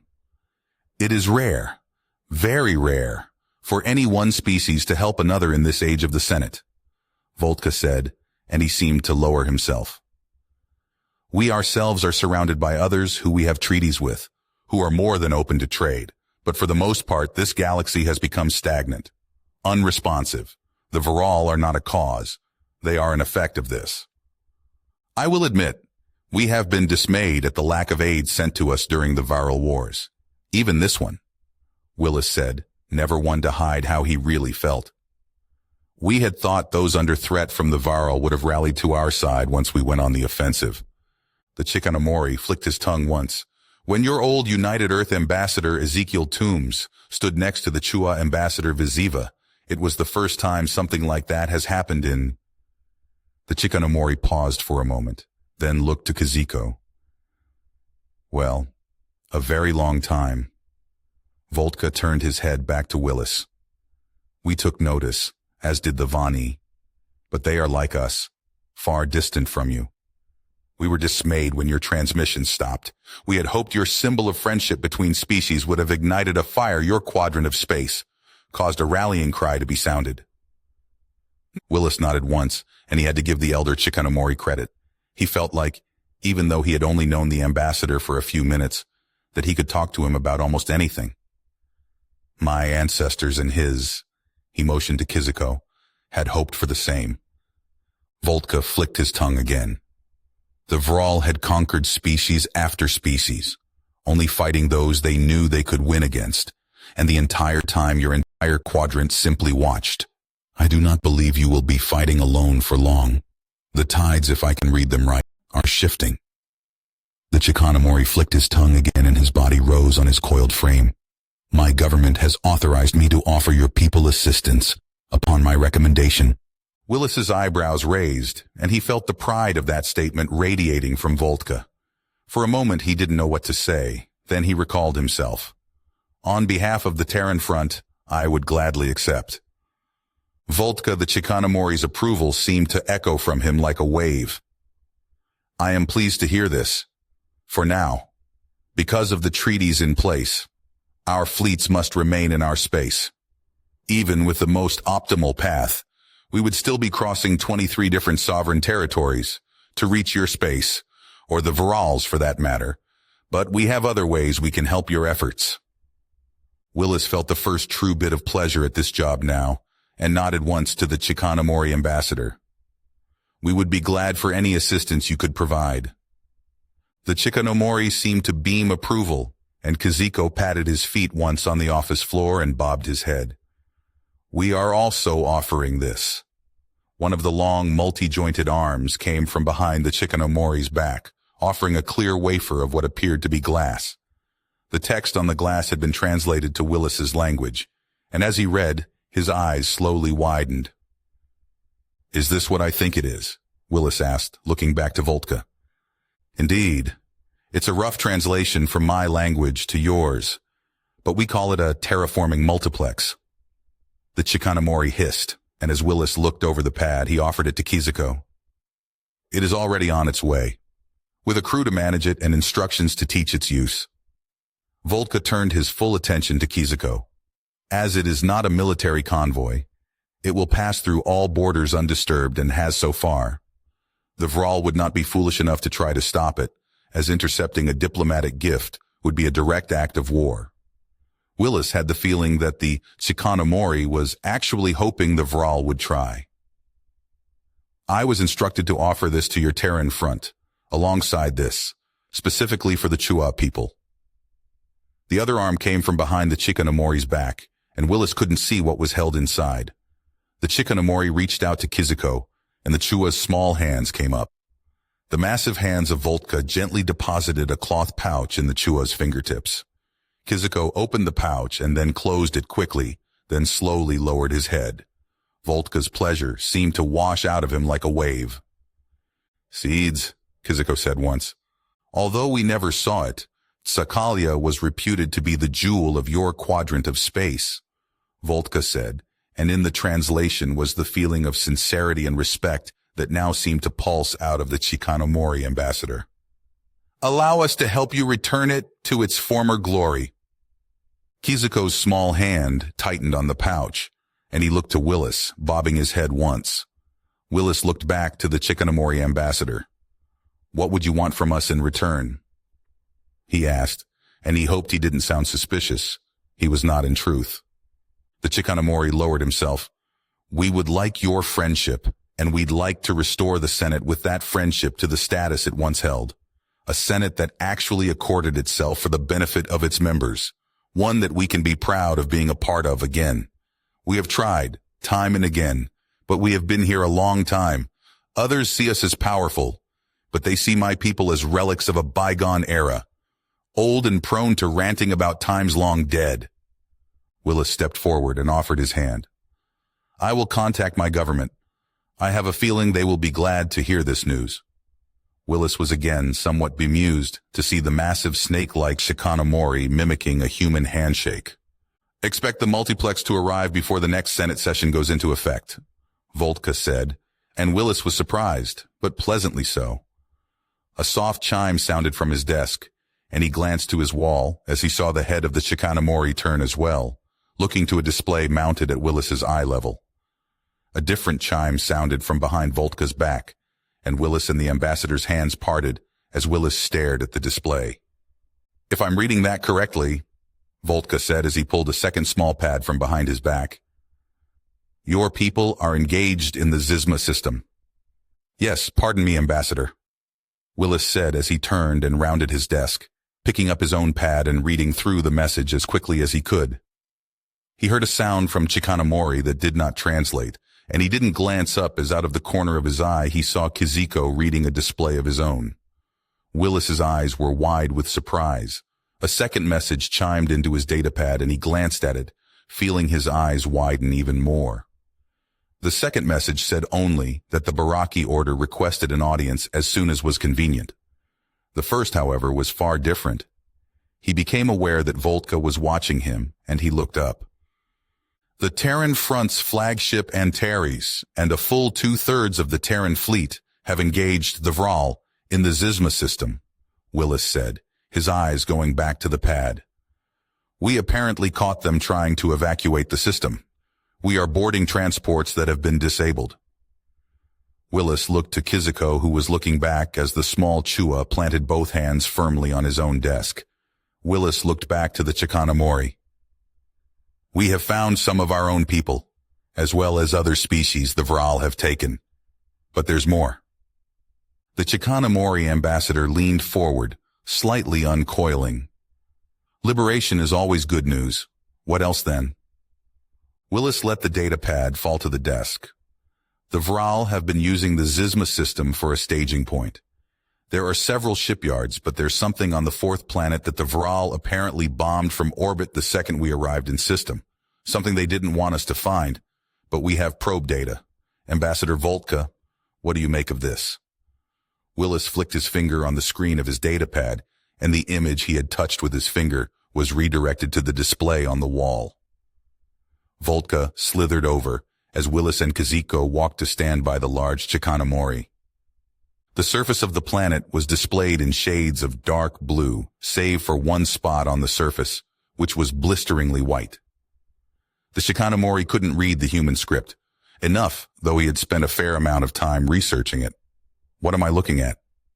"Electromagnetic radiation," Willis said, his eyes glancing to Kizuko, then back to the display. "A lot of it. The loosely translated name of the Vral cruiser was the Devouring Maw. It was a sleek war machine, having fought in 4 regional wars against the Viral's neighbors. It held the singular distinction of being the first to fire on the Tulanak homeworld 300 years prior. The sight of the devouring maw was a glimpse of terror, built to not only look like a pure weapon of war, but to be armed like it as well. Disruptor cannons lined the outer hull.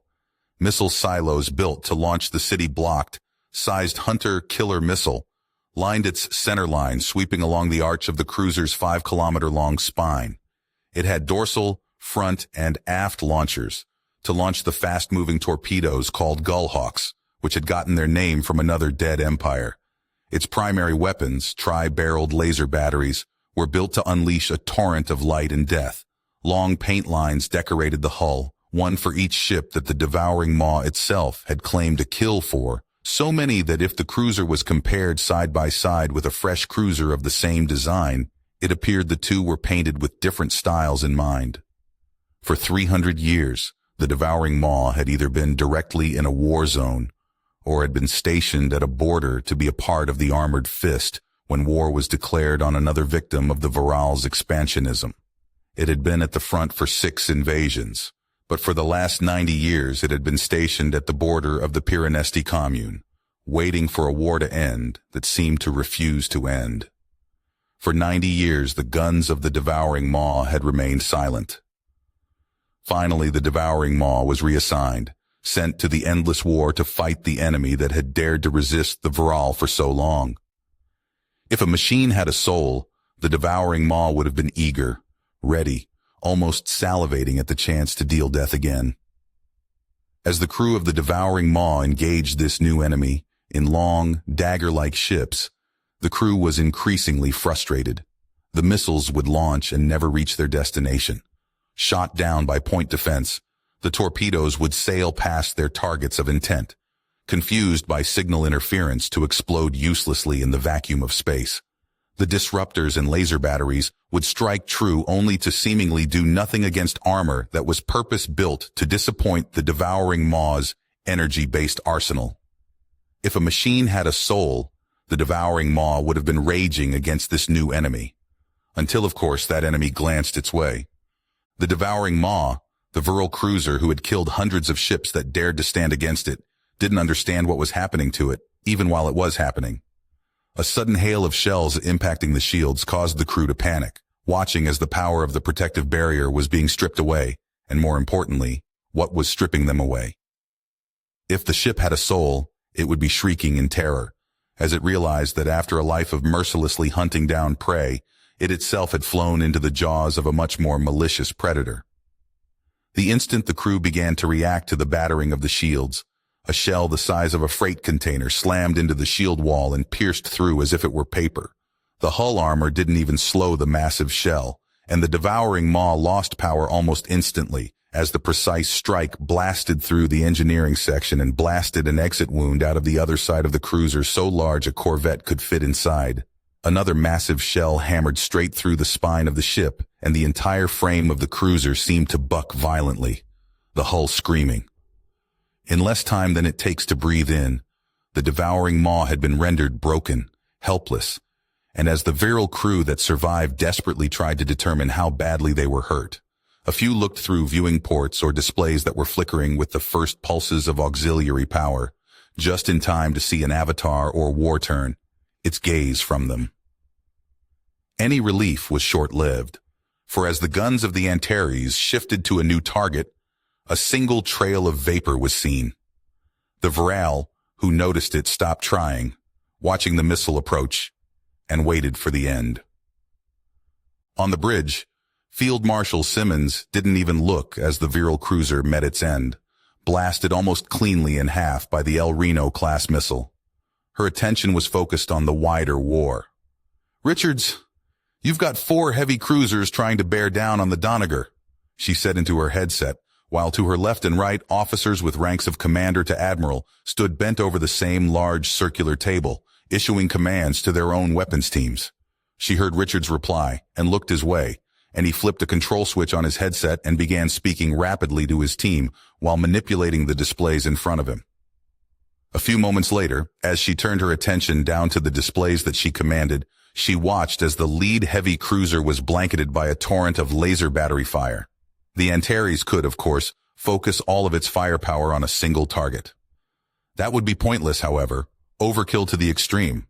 Instead, the weapons of the Antares were split into multiple groups organized into overlapping zones of control. The operational brain of the Antares had dozens of commanders issuing orders to their assigned weapons ports. 12-point defense areas or responsibility had their own overseeing captains. In different areas of the Antares, over 100 flight commanders directed thousands of strike craft, split into tactical wings with their own overseers. Each individual aspect of the ship ran in a chain, just as Thermopylae had done. In fact, many of the men and women around the table with him had served on Thermopylae itself. 3 admirals stationed at her 3 o'clock, 6 o'clock, and 9 o'clock positions around the table had their jobs as well, watching the overall battle and making calls much the same as she had just done. Simmons' job was to direct the fleet, but in times like this, she only stepped in if she felt like it was needed. She trusted her ship captains. She trusted her commanders around this table. She trusted her fleet. That was why, during times like this, she had to fight off the urge to start calling shots. What good is trust if it's not shown?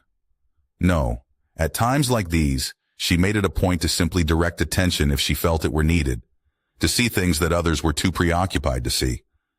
At times like these, she watched. Almost as an afterthought, she reached down and pressed an icon on her display, hearing a click in her right ear. "Shield status, Admiral?" she asked, almost conversationally. "Shields are at 87% and increasing," came the reply from a station she knew was almost 20 kilometers away. "Reserve generators are charged and ready." She nodded to herself as the Admiral on the other end of her comms continued. "Is the fight going well, ma'am?" "Very well," she replied. "Keep up the good work." "Of course, ma'am," the Admiral replied, and Simmons reached down and tapped a subscreen, bringing up a new list of icons on her display. "TACCOM, this is Antares," she said, speaking to the strike tactical commander. "How are my rabble-rousers doing out there?" She actually leaned against the table out of habit when talking to the leader of the strike craft wings. "Glad you asked, Field Marshal." A woman's voice came on the line, and she grinned, hearing Admiral Shelby. "Strike is being itself, but I need some priority put on the shit cans. I can't send anyone within 5 kilometers of any of them, and they are starting to catch on." By shit cans, Shelby was talking about a specific class of destroyer. Field Marshal Simmons quickly brought up the design, a blade-like picket destroyer with an alarming amount of point defense laser turrets. She always had found amusement in the nicknames most had given Viral ships. Shitcan was the name for the Shivota-class destroyer. There was a host of classes and a lot of inventive people to mock them. "I'll get on it," Simmons said. "How are the losses?" "Not as good as I wanted, better than I'd hoped." Shelby said, "We are close to having strike dominance, but those little nut-huggers won't let go." Simmons blinked, and she almost asked if Shelby was sure. Strike dominance at this stage in the fight meant that Shelby's pilots were on the verge of sweeping the Viral strike elements completely off the board. The Antares could knock out ship after ship with MAC and railgun volleys, but the rest of the fleet would only be able to take down one at a time. The Viral might be able to get off the field with a significant portion of their fleet intact. If they took strike dominance, though, that meant the strike craft could slide just under the speed threshold where the Viral shields solidified to protect their ships. The second strike dominance was achieved if the Viral tried to cut and run at all. They'd have a swarm of fighters and light bombers devouring their drive sections. "Sounds good. Get your flights ready," Simmons said, and once more she changed her icons. She cast her eyes over the field and looked over the flow of the battle. Antares had jumped into the system at a 3-to-1 numerical disadvantage, and it was at 2-to-1 now. Her fleet losses were there, but out of the ships that had been taken out of the fight, only a small fraction had actually been destroyed. The Viral weren't killing the ships they had taken out. They were trying to disable them, and shifting targets the second a Terran front ship was unable to fight back anymore. Long gone were the days the Viral felt comfortable enough to turn ships into scrap metal. As Simmons cast her eyes over the battle, she felt a grin slowly spreading on her face. Strike dominance now meant this virile fleet was going to be eliminated from the battleships to the corvettes. The numbers of her dead were low. The Viral were losing this engagement. Even now she could see the beginnings of a fighting retreat beginning to form in the lines. She could sense the retreat coming. She could smell it. Blood was in the water, and she had tens of thousands of hungry piranha waiting to pounce. Her finger hammered down on the icon for fleet-wide transmission. All commanders, this is the fleet. Stand and heed. Shift course to my heading. She said as she hammered in a path directly into the heart of the Vril lines. Her table had gone silent, all eyes turning to her. Target priorities are reassigned as follows. I want every Shivota-class destroyer on the field dead or dying in the next 5 minutes. If you can't reach one of them, eliminate anything cruiserweight and above. The commanders at her table began to quickly search their areas of responsibility, some of them already speaking into their headsets. The goal is strike dominance. Get it done. As one, the Terran fleet turned and drive plumes lit up, driving the entire Terran fleet like a fist into the Vril. Simmons watched in silence, interrupted every so often by status checks, as systematically her fleet began exterminating the picket destroyers. As the Viral tried to flex their lines in the face of the sudden advance, they seemed to realize what Simmons was up to, and the Viral fleet began to burn hard towards the jump point for the Kazitka system. What was beginning to become a fighting retreat turned into a rout. Simmons watched with a slight grin on her face, unchanging, as swarms of Terran strike craft suddenly began swooping into the larger wakes of the Viral fleet. One by one, their drive plumes sputtered and went out. Within the hour, the rout turned into a massacre. Simmons stood by for it all. Urgent calls slowly became less urgent. Her own losses in her fleet slowed to a crawl, then almost stopped completely, as less and less of the Viral fleet were able to fight back. Her own fleet turned from killing the Viral fleet to disabling them to be returned to later, doing its best to keep up with the fleeing ships. As she watched yet another Viral ship begin to drift as railgun rounds turned its hull into a graveyard, she reached down and lightly tapped on her display. She keyed her headset. This is the TFF Antares to all hostile ships. She saw several heads within range of her voice come up, looking to her quizzically. Your fleet is lost. Surrender now, and we will spare your lives. You will not be mistreated. You will not be tortured or put on display. You will not be enslaved. Do it not, and I will exterminate you. A few of them looked at her in surprise, but more than a few nodded their heads once, then went back to their duties. She wanted them to surrender. She wanted them to beg for mercy. She wanted desperate pleas like they had caused so many others to scream to come from their mouths begging for her to stop. She might have actually entertained the notion of allowing them to leave on transports and not keeping them as prisoners of war. More than anything, though, she wanted them to reject her offer. She wanted to kill them all. As the time went on, however, her grin turned into a sneer. No messages came from the Viral ships. No quarter was asked. None was given. Celebrations were already beginning to kick off even as the last 100 Viral ships were still being erased from existence. On the bridge of the Antares, Simmons herself was stopping each of her warfare leaders mid-task, congratulating them on a job well done. She took another hand, putting her free hand on the shoulder of the man in front of her, a rather young-looking commander. Excellent work today, Sharp. He nodded, but something in the depth of his gray eyes held her for a moment. Is something troubling you, Commander? He said nothing, but something about the way he was looking at her bothered her. Simmons raised a brow, then used her hand still holding his to draw him away from the table. She looked past him to one of the captains who she had spoken to earlier and raised her hand, signaling that whatever it was, it could wait. The captain nodded once, then stood by. What's on your mind, Commander Sharp? Rank is off the board. She asked, stepping into him so their conversation would not be overheard. His eyes widened a bit in what she could only see as alarm, and she didn't blame him. He had attracted the attention of the most powerful eyes not only on his ship and his fleet, but probably in the entire military. "Begging your pardon, ma'am, but why did you give the Vril a chance to surrender?" He was trying to appear calm, just inquisitive, but she could see there was a lot of hesitation to speak with her, especially about this. Her offer had bothered him. No, it had pissed him right off. He was masking it well, but there was a lot of bitterness in the way he was holding himself. There was a lot more he was trying to hide, probably anger, and she understood why. He didn't understand. He probably felt betrayed.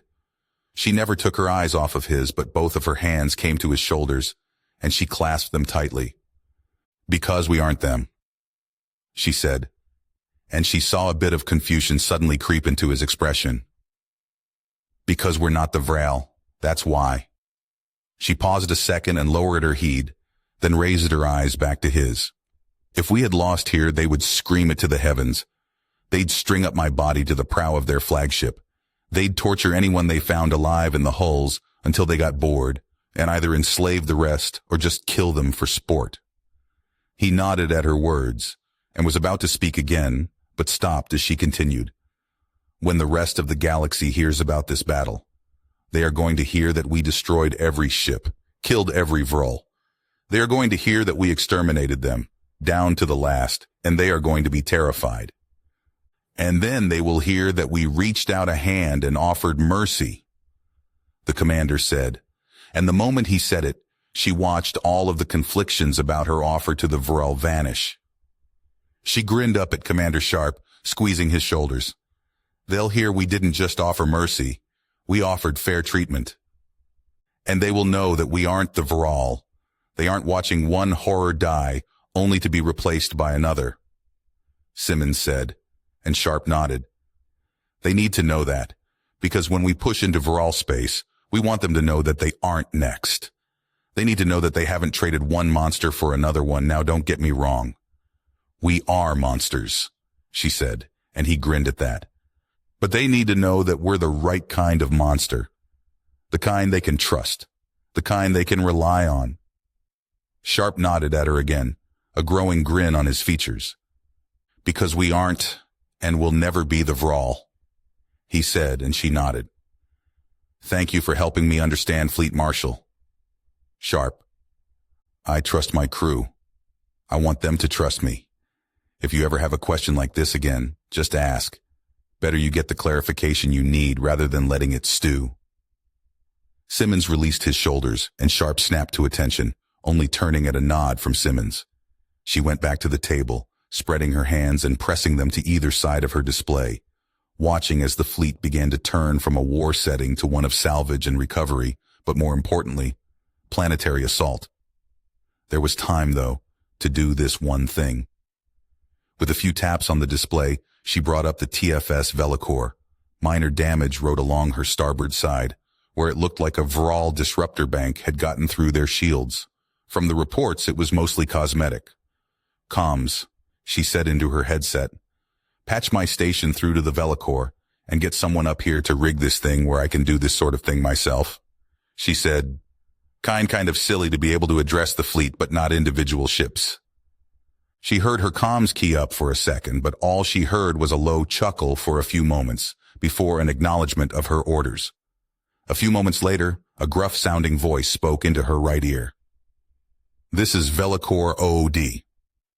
Officer of the deck, this is Fleet," she said, and on the other end of the line, she heard the officer of the deck on duty on the Velicor hitch their breath for a moment. "What can we do for you, Field Marshal? Is the crew of that ship that sent us the drone feedback on board?" Simmons asked, leaning back and glancing around the table, watching as her officers began the long and laborious process of getting the fleet put back together after a heavy engagement. "Checking on that, ma'am," came the reply. After a few seconds of silence, the line became active again. "Ma'am, the crew of the Thumper is currently still on board the Barrowmore. One of the crew was injured, bringing us the scout data." "Not seriously, I hope," Simmons asked, leaning back and bringing back up the data pack on her screen that had started all this. She tapped play as drone footage showed the inside of the lane, Then an absolutely nauseating series of maneuvers made all the more nauseating by the epilepsy-inducing light show. That was the God alone knows how many ships trying to kill it. Whoever had piloted this drone had been absolutely unrelenting. No, ma'am. High G-force-related injuries. The OOD on the Velocore replied, even as the footage showed that the drone had stopped. She saw some of the ships of the fleet she had just destroyed, saw the first probe launched from the drone and the sudden influx of information. The drone's camera feed was pointed straight at the Mandeville Point as 3 corvettes entered the lane to chase down the Thumper. The drone began a blistering set of turns and accelerations, decelerations and rolls. The crew on board the Thumper had stayed until the entire scan of the system was done, and then had been nearly destroyed, even as they sent their data over to be processed. If they had lost the drone, or cut and ran before it was done processing the data, there was no chance she would have brought her fleet to this system for another few days. They had stayed with death coming quickly, risked themselves, and one of them had in the end been hurt. In doing that, they had been the catalyst for this entire battle, which she already knew based off the initial jump in alone was going to be decisive in this war, and they had won, and won massively. Good, here's what I want. She began talking, and she shut down the display. All around her, as she gave her orders to the Velocore's officer of the deck, damage report assessments began to come in from every corner of the fleet. Damaged ships were given orders to withdraw or to dock with Antares. Salvagers were dispatched to harvest the wrecks of Vral ships for alloys, and the manufacturing centers prepared to begin building ammunition to replace what had been expended. The battleship Blade of Hope was given first right stock with Antares to repair its drive section. Several tugs were dispatched to bring the ships too damaged to move independently to planetary orbit. Fast runners were dispatched to run down the fighters who had been damaged but still read pilot life signs, and at the corner of the system the signs of a large fleet began to show at the Mandeville Point. Having had no part to play in any of the fleet battle that had just occurred, General Zia had been at his own small terminal, the Chua general working as fast and as hard as he could, alongside his own general staff. It wasn't the best plan, he would admit, but it was a plan, and he could live with it. He heard the call that his fleet was in lane and would arrive soon, and he looked over to the tactical table where Simmons stood. She was speaking with another officer, but she glanced over and saw him standing there. She said something to the officer and walked briskly over. "General, your fleet is coming in," she asked, and he bobbed his head. Then he motioned for her to follow. As she reached his terminal, she kneeled down to look at the screen he had been working on. "Just show me what you need from me, you'll have it." Slowly, the Chua turned, and he grinned. "Touchdown in 30 seconds. My hands tighten on my rifle. I do my best to control my breathing. The Bulldog transport does nothing to dissuade me that I'm diving straight to the ground. The sound of the voice in my ear telling me I'll be there soon does nothing to comfort me. I feel, but don't feel. My straps tight on me, holding me into my seat through my exosuit. I've trained for this, and today I face the enemy for the first time. I know I should feel nervous, and maybe I am, but I can't be sure. The Bulldog begins to level out. I hear a roar that comes and goes near my ears. Fighter passing by close to the hull? Probably. No way to know for sure. 10 seconds. Prepare. I hear everyone's strap clasp, including my own, releasing. I shrug off the retaining straps and plant my mag boots firmly, tapping a button on my exosuit's wrist pad. The boots lock down. I stand up. We're all quiet. No one has spoken since we got on the Bulldog. That's okay with me. I don't feel like talking. Inertia rocks me back and forth as the Bulldog quickly turns its speed into a sweeping arc to cut its forward momentum entirely. The rear hatch opens. We're only feet from the ground. Our hatch is our window to this world, and we are jumping out of that window now. My team needs no further instructions. For an odd moment in my head, I start counting the boots that hit the ground before mine. I know I'm going to be among the first, but what number? How many pairs of boots hit this planet's soil before mine? The thought it dismissed before it even starts. The SVS-50 suit is a marvel. As I start running, it enhances my stride, improves my strength, makes me faster, and helps my balance. Our team splits, as my face visor shows me a top-down map of where I am in the corner of my vision. The pulsing green marker is my objective. My mission is to reach it and destroy any opposition. I have trained for this. Small blue dots fan out like I am from the touchdown site. I glance up, and without hesitation, I jump while at full stride. The SVS-50 propels me, micromuscular fibers contracting to launch me the 15 feet in the air needed to reach the lip of the roof. The sound buffers dim out the sound of the strike craft that passes overhead. Starting L-pulse. I hear the pilot overhead, and I cut my track to the right as soon as I reach the roof. I feel a low thrum that pierces my armor and feels like it is vibrating my cells. I act completely on instinct. The Viral in front of me is aiming at someone else. It never noticed me jumping onto the roof. A poet would take a moment, notice the eye stalks, the 6 limbs, the weapon in its hands. I didn't.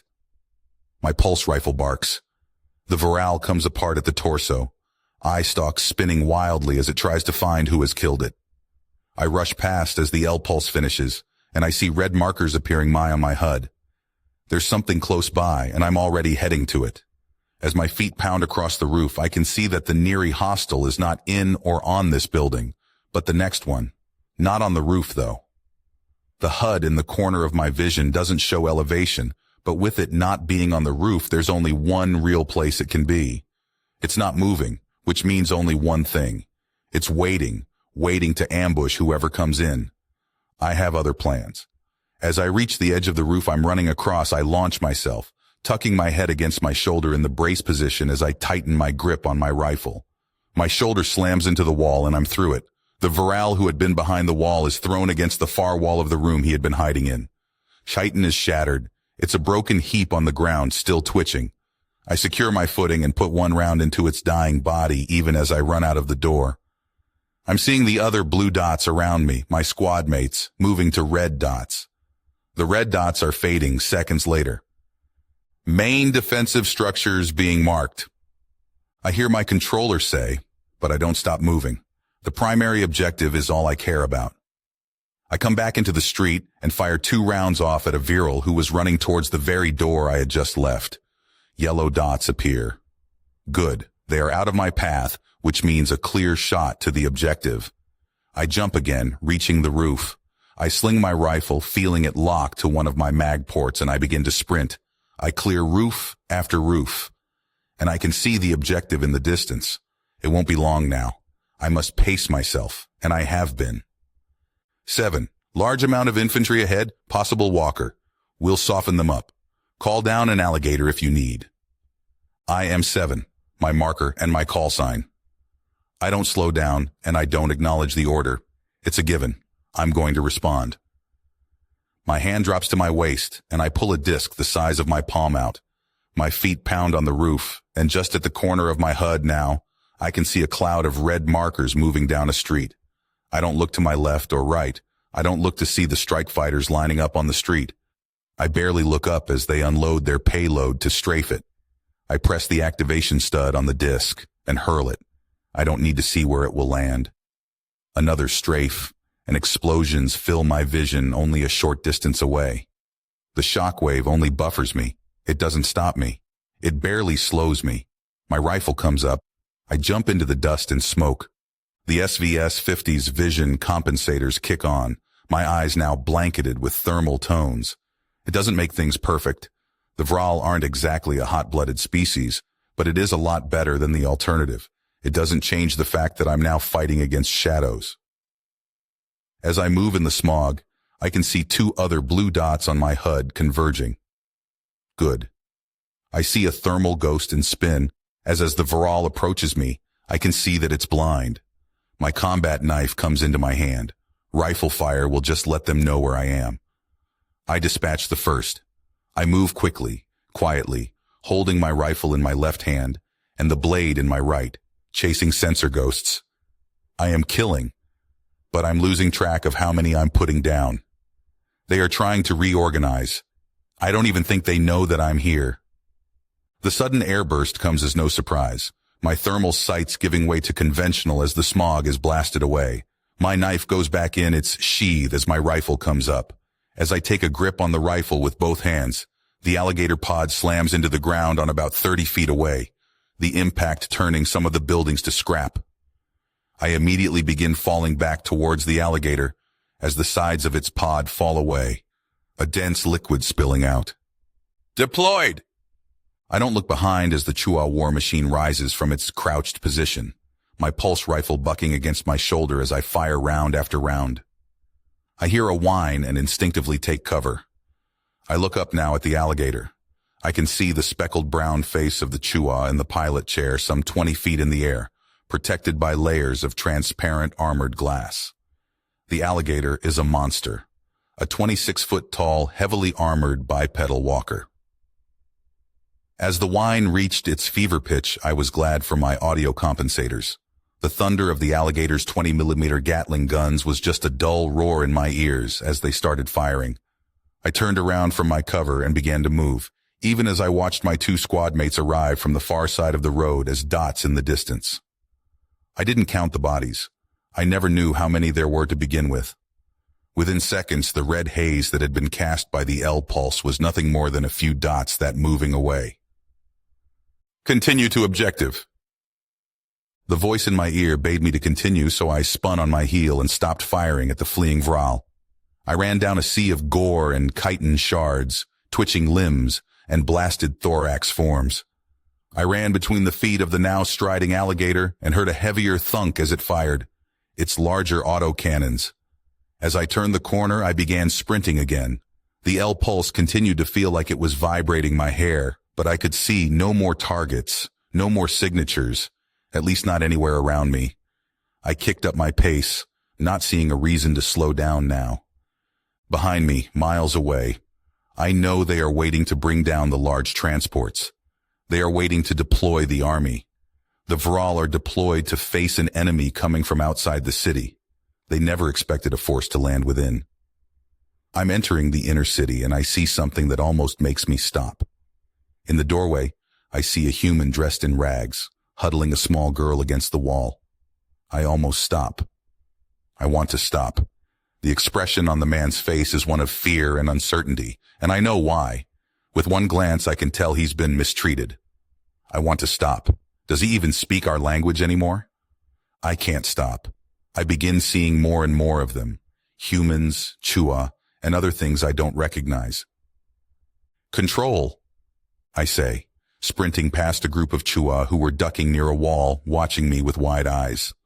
Another species with 3 legs set like a tripod shies away from me, as I am there and gone before they can even determine what I am. 7, go ahead. Control sounds relaxed. Good. It means the assault is going to plan. Encountering possible slave population, mark my location -20 seconds. As I speak, I see on my HUD radar a green haze spread out from my location. Raj 7, marking. A red marker displays at the maximum range of the HUD, and I don't slow. I can't see it yet. What I do see are people, different species, human, Chua, and at least 3 I don't know how to identify in numbers that are growing steadily thicker. They are stopped, looking in the distance at the telltale markings of war, some of which I've left behind. When they see me coming, some react with fear, but every so often I see a face light up in wonder, mostly the human ones. I don't stop. I can't. My objective is close. I see the building. I see the Vral with his weapon facing out, his eye stalks going in every direction looking for threats. As he sees me, he raises his weapon. It's too late for him, though. My round from my pulse rifle catches him right in the ovipositor on his head, and the corpse slumps. I brace my shoulder as I near the doorway while static starts to wash over my HUD's displays. I ram into the frame of the door with all I and my suit have. Even with all that, the door just barely gives way. My HUD is useless. The L-pulse can't penetrate this building. I pull my knife even as I throw my pulse rifle at a Vral who is trying to raise his gun. I watch self-preservation make him shy away from the rifle's path. I barrel into the Vral and throw the full weight of my suit into him and the wall, hearing the loud cracks of the chitin exoskeleton. My knife plunges 1, 2, 3 times, and I step away. I hear a clacking sound on the deck and I spin around, knowing I'm being rushed. Suddenly I'm the one against the wall, then I'm through it. I don't feel much in the way of impacts through this suit, but I know well enough that a hit like that would have crushed me if I wasn't in it. I land on my side and pivot back to my feet, even as the virile warsuit rushes at me. Covered in ugly spikes, armor sealed, with a shoulder-mounted gun that even now is firing, the virile believes it has the advantage. Twin blades on its two arms not used for movement spread wide. It has every reason to believe that it has me dead to rights. It is probably used to bullying around unarmored and subjugated slaves. Too bad for the Vral, it can't aim for shit. I time my approach, using an indirect path, my suit too fast for his gun to really trace. VRL reaction time compared to us is utter garbage. I reach it and it tries to snap its blades across my body, but I dive up and over. As it tries to follow me, I land squarely on its thorax. My mag boots clamp on, and desperately the Viral tries to reach back, turn its gun to face me. I use its own armor against it, bracing myself and slamming my blade into the joint just below the helmet plating. The Vral's legs give out under me and the room shakes as the war suit collapses.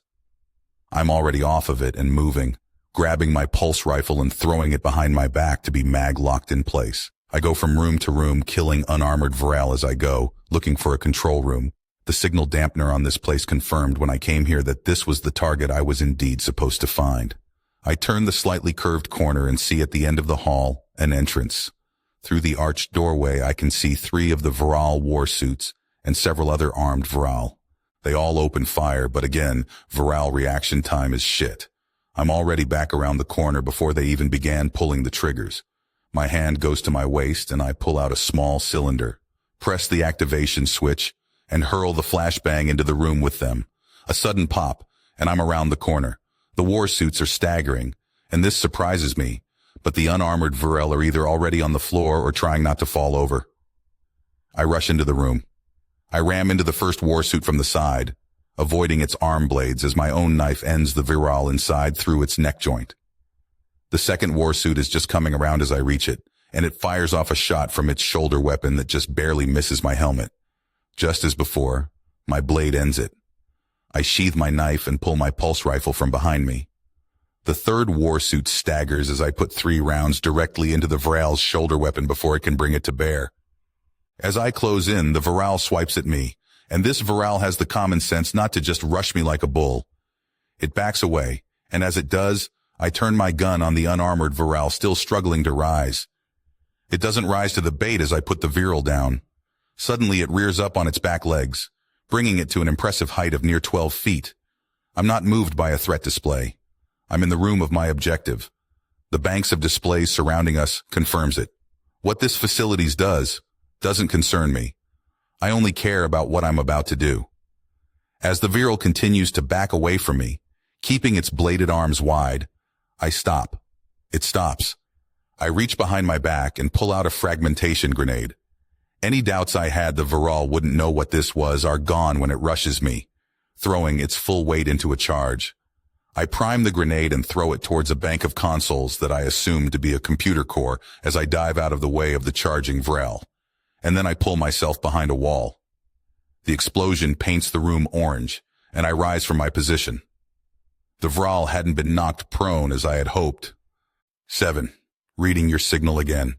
Objective secured. Secured, I say back, the static in my HUD and my ears gone. ROG 7. Proceed to Station Bravo and assist as you are able. Again, I don't acknowledge or give confirmation. The Viral warsuit turns towards me. I slowly walk to my right, and as I do, I reach up, pressing a stud and holding it for a few moments. The seals on my helmet release with a hiss, and I pull it up and off. The sounds of the fire, distant thumps of bombs, and the vaguely electronic sounds of distant weapons fill my ears, as does the sound of the Viral warsuit. I lower my helmet and place it on a flat raised station. The air is thick. The smell of the dead Viral is noxious. The room is cool to my skin. I am Hakuri Watanabe. I reach for my side and pull my knife again, tossing my pulse rifle on the console. I wanted you to know that. If the Viral understood me, I didn't care. I didn't even know what I was doing in truth, but I felt compelled.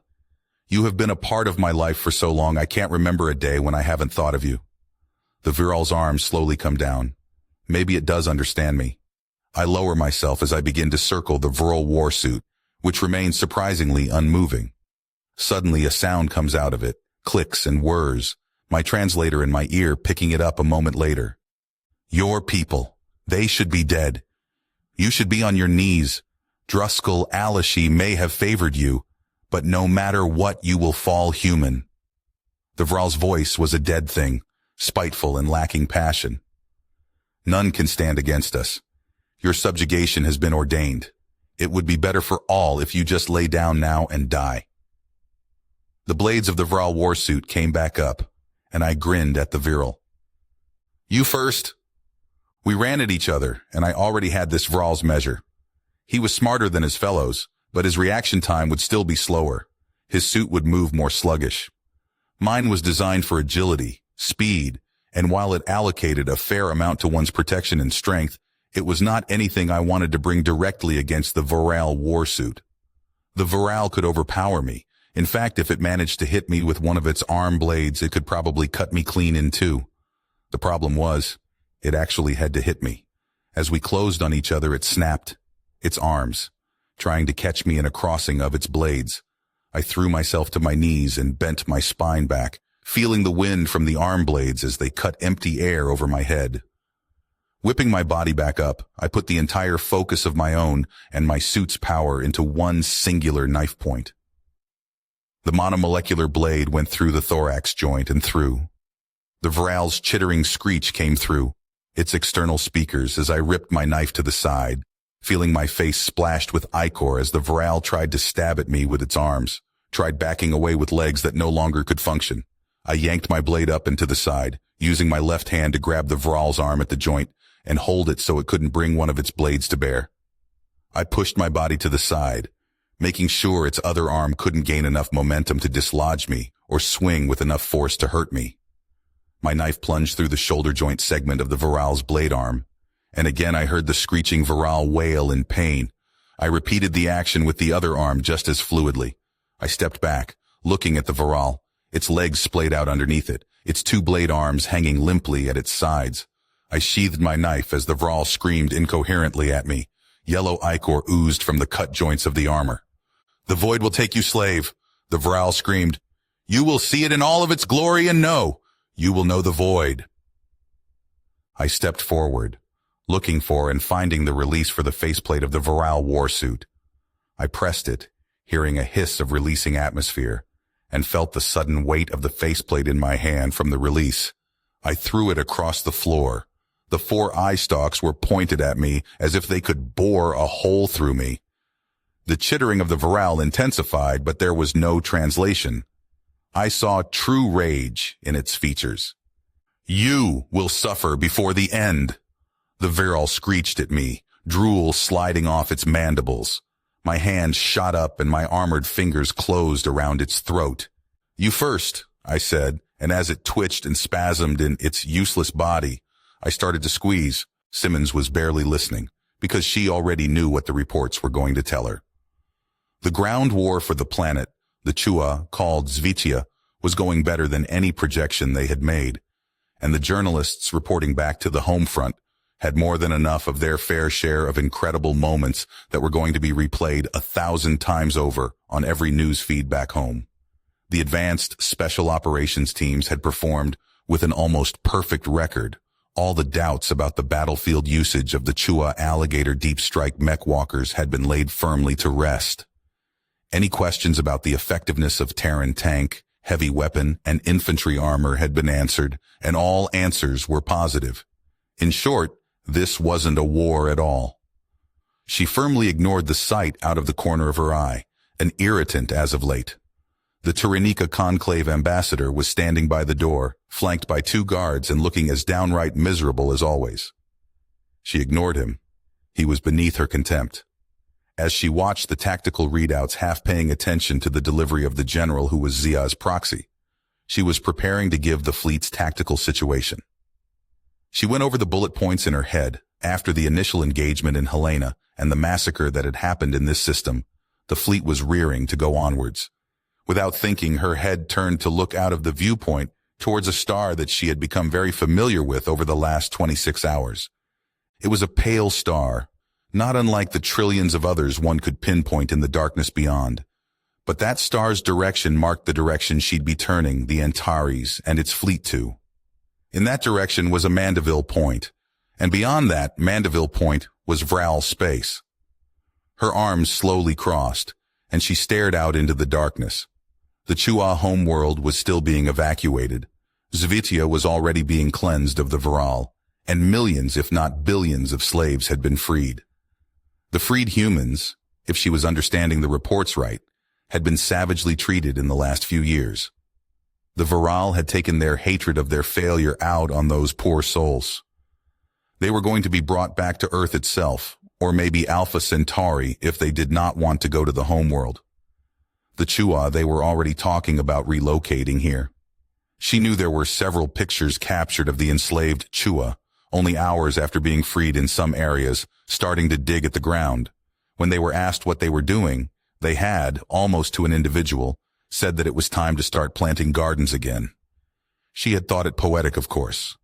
But to the Chua, this was an absolute statement. Simmons had already given permission for the Chua to paint a mural based off one of the paintings in the forward A-deck mess hall. But that star, she was waiting for it. Every formerly Chua Republic system was in the hands of the Terran front now. The Vral had completely abandoned the last as well as the two planets there after the battle in the Zizma system. For the first time in 90 years, Iziact, Zizma, Shivru, and Aza knew existence without the Vral. She had always wondered what would happen the day that this occurred. She had had a fear in the back of her mind that the Chua would abandon the fight once their systems were back in their hands.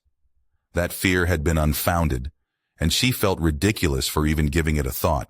In fact, it was all they could do to reject the requests of the freed Chua to join up with the Terran Front's military in many cases. She smiled to herself, her mind calling up the vid feeds of the Chua in rags, demanding positions so that they could... Everyone was looking at her. Simmons blinked, then looked back at them all. "Planning the future, Field Marshal?" Admiral Graves said with a smile. "No, just lost in thought. No need for a search party." Her joke got them laughing, and she pulled her notepad up. "I'm guessing you're waiting to hear how my fleet is doing." Admiral Graves nodded to her. "Well, to say it simply, we're doing better than expected.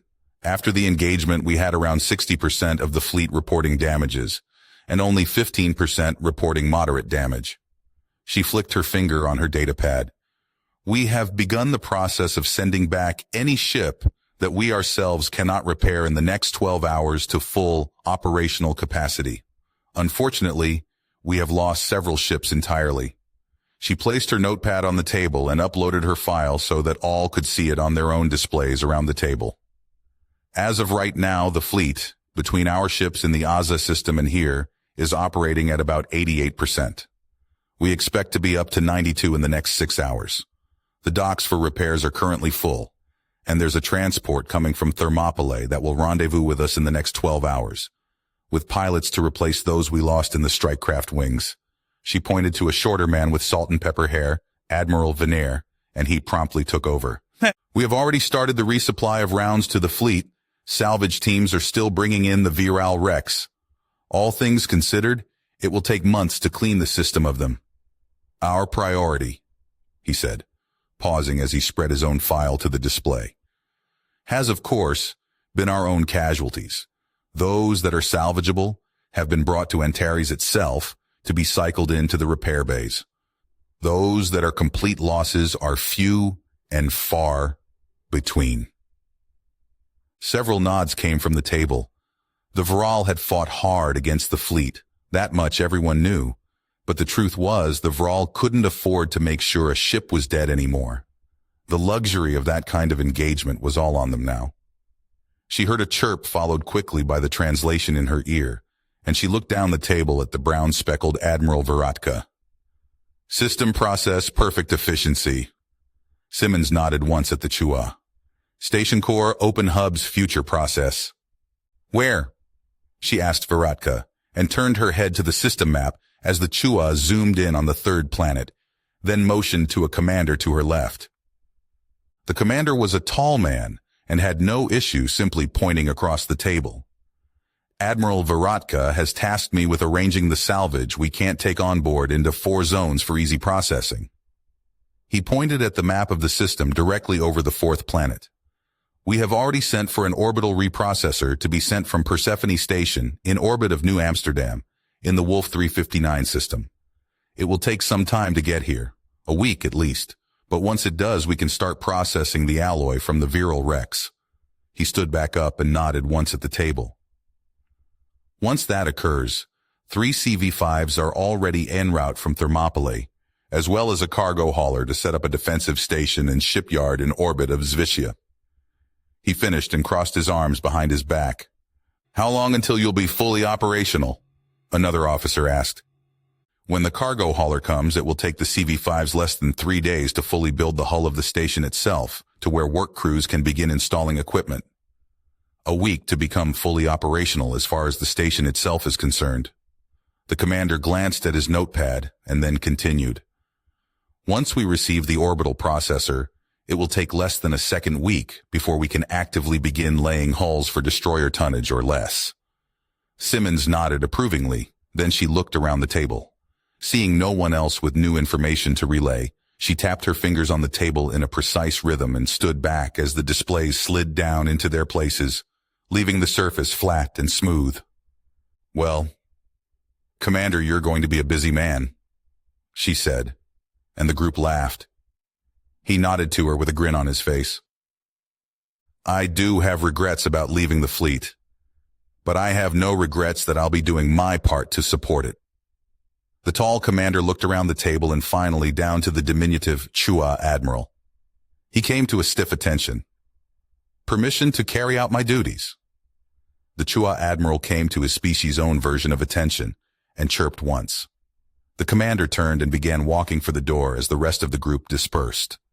Simmons once again turned, looking towards the viewport and her star in particular. She hadn't said the obvious, of course. That was something she didn't want to say, and she knew just as well as everyone else that the first person that said it was going to get slapped for their trouble.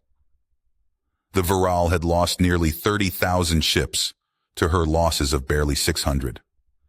The losses she had taken were already being replaced, but the losses the Viral had taken. She didn't want to say that this war was over already. She didn't want to say that this engagement had been so catastrophically decisive, but from what she knew about the Viral and their deployments along their border, it was hard to say it as anything but. She had just destroyed the Viral fleet along the Terran, Viral frontier, to a ship. It felt difficult not to tell any journalist nearby to tell everyone back home to start celebrating. The Antares fleet wasn't even the only fleet in Terran front space, and Antares' sister ships were standing by, waiting to be called up. Is this how they felt when they invaded Antares? She whispered to herself, and then realized she was putting herself in the Vral's shoes. If she had been a young girl, she would have started making gagging noises. Then she almost did gag, because right in her shadow, she felt the stain that was the Ternica ambassador. She turned slowly, crossing her arms and looking down at him. Something I can do for you, Mr. Tika? She asked, and her tone very much conveyed there was very little she was willing to do at all. Field Marshal Simmons. The bird-like ambassador seemed to want to be anywhere other than where he was right then. I have come with word from the conclave about my government's. He paused, then tried again. Well, my government has come to a decision about what to do with the... Again he paused. Well, the situation regarding... The enslavement of my people, and God alone knows how many others. Simmons cut the ambassador off. She didn't have time for his demure politeness right now, or patience. Continue. Yes, well, the Tyrrhenican ambassador twisted his neck to the left, then to the right, then lightly ruffled his feathers.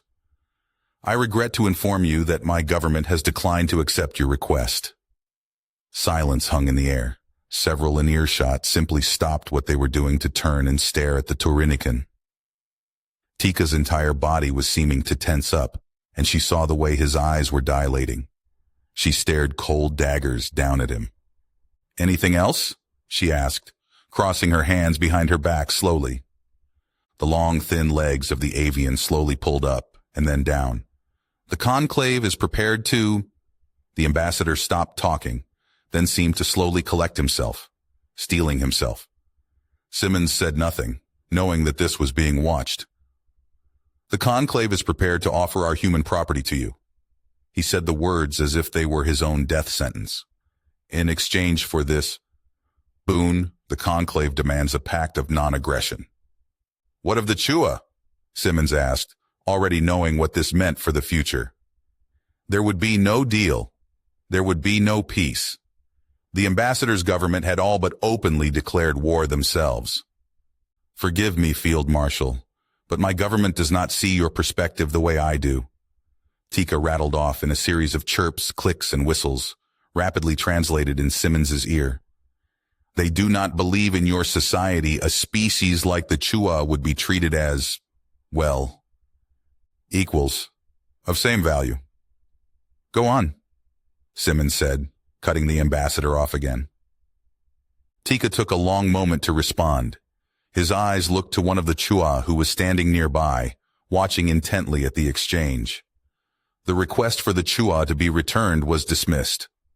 He said slowly, and once again he was picking up his feet, slowly raising his wings. His neck was distinctly curved into an S, his wings arching hard, and to Simmons it looked almost painful. Simmons didn't know what he was doing, even as he lowered himself slightly. "Allow me to extend my personal apologies for this outcome." Simmons turned her back on him and closed her eyes. She heard the light padding of the Turnika's feet on the decking of the Antares. She felt her face getting hot, her anger starting to build. She had just capped off the most devastatingly one-sided victory since Hannibal had defeated the Romans at Cannae, and this Tyrannica was basically telling her that his government had given them the equivalent of, "Fuck you, pay me." She was about to round on him when she saw movement out of the corner of her eye. It was the crewman from before, the same one who had picked up the signal from the Chua homeworld. As she turned his gaze on the crewman, he glanced over to the ambassador and back to her and mouthed one word. She raised an eyebrow, then glanced to the Tyrannica again, before looking back to the crewman. Once more, he mouthed the word. "Shame." Simmons made a motion with her eyes towards the ambassador, and the crewman nodded his head once. She gave an almost imperceptible nod, then she turned fully back to Tika, who stood in the same pose. He slowly was lifting one foot, then the other, bending it and setting it back down. "You should be ashamed," she said, ice in her voice. "Resend the message. Tell them this wasn't a request because I'm not asking anything. Your people will release mine and the Chua. You will release all the rest." She didn't yell. She didn't scream. She simply spoke. The avian was still lightly prancing in place. "You will give them back to us. We are not asking for it. We're telling you what you'll do." Tika slowly began to prance backwards from her. "Of course, Field Marshal. Of course." Tika continued his slow dance, his neck bent in sharp angles, his wings arched high. "I will relay your words to the conclave right away." As he continued to back away, his legs began to straighten, his neck began to loosen, his wings slowly folded back to his body. He turned and began to head towards the door. Simmons watched him go, then turned and headed over to the crewman who sat at the comms terminal, who hurriedly began to stand up from his seat. She looked to his nameplate and rank as she approached, and waved him back into his seat before he could get fully out of it. "Petty Officer Hazard," she said, placing her arm on the console and leaning against it, seeing in her peripheral vision his supervising officer coming over to join them. "How in the hell did you know what he was doing?" "It was part of a lesson I had in nonverbal cues from when I was in linguistics. They had some of the visual cues for certain species that we had the information on." the crewman said rapidly. That was one of them, Field Marshal. Well, no shit, she said, raising an eyebrow. As the officer in charge of the crewmen came to his side, Field Marshal Simmons glanced up at her, a rather striking-looking, dark-skinned woman with light hazel eyes. I want a promotion on his shoulder and a commendation on his chest, Simmons said, and she tried not to look as the crewman's mouth suddenly hung open. And any time I have to talk to that ambassador, I'll need him. He seems to have a talent for hearing and seeing things, and unlike my uncle, the things he hears and sees are actually there. The crewman's mouth slowly closed as Simmons stepped away, feeling the hand of his divisional officer come down on his shoulder. The commendation was a high award, but she had to say the man had earned it. He had heard the Chua signal when no one else did, and he already had proven himself useful again when he could have just sat back. Speaking of which, there was another matter to consider now, considering she was in the middle of giving awards. After this battle, there were going to be more than a fair few to be issued, and Petty Officer Hazard was not going to be the last. As she walked back to the table, she began to move through a few displays, checking on the status of the repairs on the Antares dry dock. She wanted to be moving, but for the next probably 24 hours, she was going to be stuck here. The inaction chafed. She glanced around for a moment, then pulled out her datapad, placing it on the table. She flicked a few icons and brought up her personal storage. A moment later, a picture appeared on the screen, shown two-dimensionally. She stared down at the man in the picture and smiled to herself, looking at the kind eyes of the man on the screen. Dressed in a Mars orbital construction uniform, he, like her, did not show her age. His expression was calm. She could feel his patience radiating from the picture like an aura. Slowly, she placed her fingertips on the picture. I could use you out here, she whispered. I'm bouncing off the walls, just like you said. His eyes seemed to sparkle with that I told you so attitude that had riled her up so many times in the past. She missed him, especially in moments like the one she was experiencing right now, when she wanted to throw the ship into the next system and disregard caution like a bad idea. He had centered her, and she had made sure he lived on his toes. How bored are you right now? She whispered with a smile down at the picture. After another moment, she closed the picture and pressed a panel on the table to raise her station. She began to compose a message back to Earth, detailing what the Taranika ambassador had said. She considered adding Petty Officer Hazard's observation, but didn't. She was still writing when the hazel-eyed ensign walked to her side and whispered, We are picking up a signal. Hazard is pushing it through to your station now, Field Marshal. She glanced over to Hazard, who was working his console, and a moment later a blinking icon appeared on her station screen. She tapped it, and a video feed opened, expanding outwards until it filled her station. She couldn't figure out the species, but what appeared to be a rabbit with small ears was making low grunting sounds. She glanced over to the Hazard, who was continuing to work the console, when finally the speech cleared up. Controlled. Lines have been drawn only to be stepped over again and again, and nothing was done. The threat that the Vral posed to the security of us all has been proven time and again, and before their disappearance the humans tried in vain to offer a hand to be taken. We did not reach out that time to take the hand of the humans. We only sat in our barrows and waited for the Vral to come for the next, and the next, until they came to us. Oh, this is interesting, Simmons said as she leaned over the display as the figure continued speaking. The resurgence of the humans and the Chua have proven that the Vral can be beaten. We may be late, but we reach out our hand now to the Terran front. As of this moment, we of the Baraki Order formally declare a state of war between ourselves and the Vral Empire. The Baraki continued to talk, but Simmons couldn't hear anything else. Are we recording this? She said, looking to the ensign, who looked at Hazard. Are we recording? She yelled, and Hazard nodded quickly. Simmons turned her head back to the screen. Call. The fleets of the Baraki will stand alone for now, until such time as we are joined in victory. To our neighbors, it is time. Time to stop simply observing the wrongs that have plagued so many others. It is time to stand, as the Terrans say. To those of the Terran front, we come to your aid, perhaps late, but you do not stand alone. We will join in their mission, as it has been said to me, to reunite the lost and the taken, and to remove this threat to our corner of the galaxy that has remained for far too long. The Baraki took a step back from the podium they were standing behind, and she saw a human walk into frame and curl his fingers like paws, and lightly touch them to the Baraki's proffered limbs. As the angle of the recording widened, a Chua was standing near the man, and some other massive snake-like creature that Simmons once again was confused at the sight of. Sudden recognition came over her, and she barely restrained herself from yelling. Instead, her voice came out as a whisper. "Willis, you little bastard, what have you done now?" She smiled like a shark and glanced to the ensign. "I need a priority 1 channel open to Earth as soon as possible, maximum encryption, and I need this file attached." She looked back down at the screen, which was now frozen, the last frame of the message held in place. She quickly pulled up her hyperlane map and looked for Baraki space. 5 jumps distant. She smiled at the screen as she began the lines of the hyperspace routes. Their new friends were practically neighbors. It was so quiet now. The world had been ending for hours. Sounds of weapons fire, sounds of some alien language being shouted. Her broodnest was a small steel box with no windows, and she dared not open the door.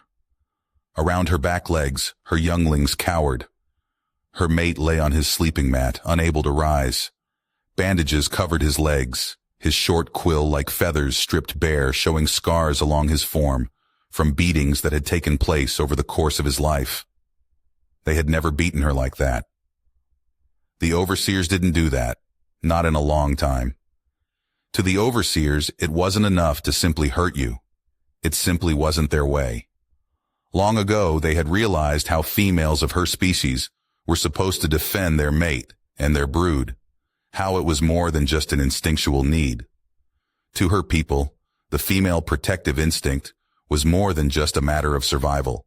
It was a deep and intense matter of integrity. When the overseers found this out, they took particular delight in it. Originally, when they wanted to prove a point, or when they wanted to just alleviate what seemed to be sheer boredom, they would come in and attack the females. Many elder matriarchs bore those scars with pride, but there was also the shame. When the overseers finally figured out why the females would stand up and take the beatings, everything changed. That was why her mate was barely able to move, covered in bandages, his small beak slightly open and his body twitching every so often.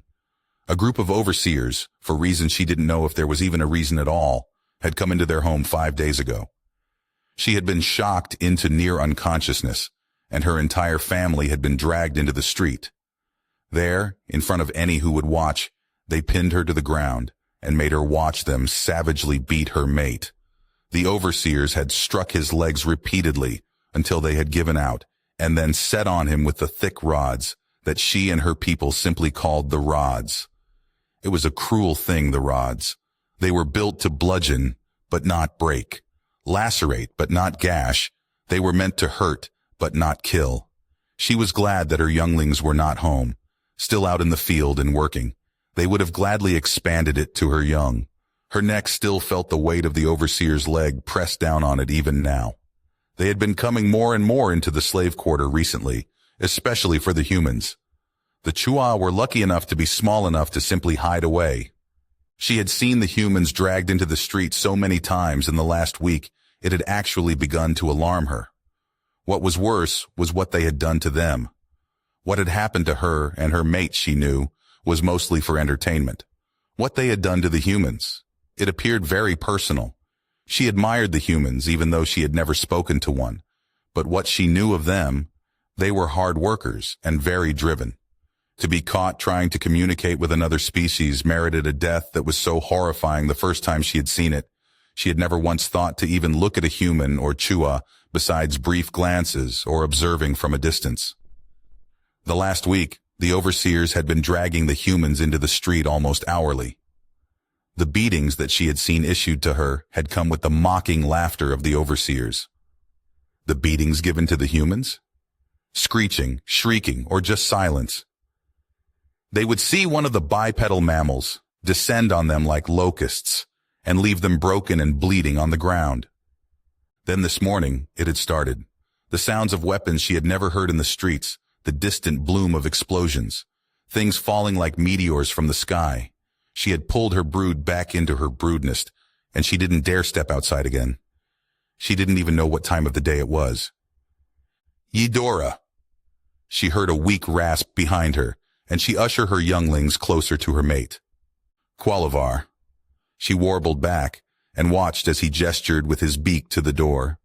Without a word, she pushed her brood behind her body and put herself between her younglings, her mate, and the door itself. Males of her species had much better hearing, the better to care for the quiet younglings. But she possessed the physical might. She went down to all fours, her thick neck lowered with her beak close to the ground, her haunches raised. Her feathers were raised in a threat display. A few seconds later, she heard the soft impacts of footfalls, human by the sound of them.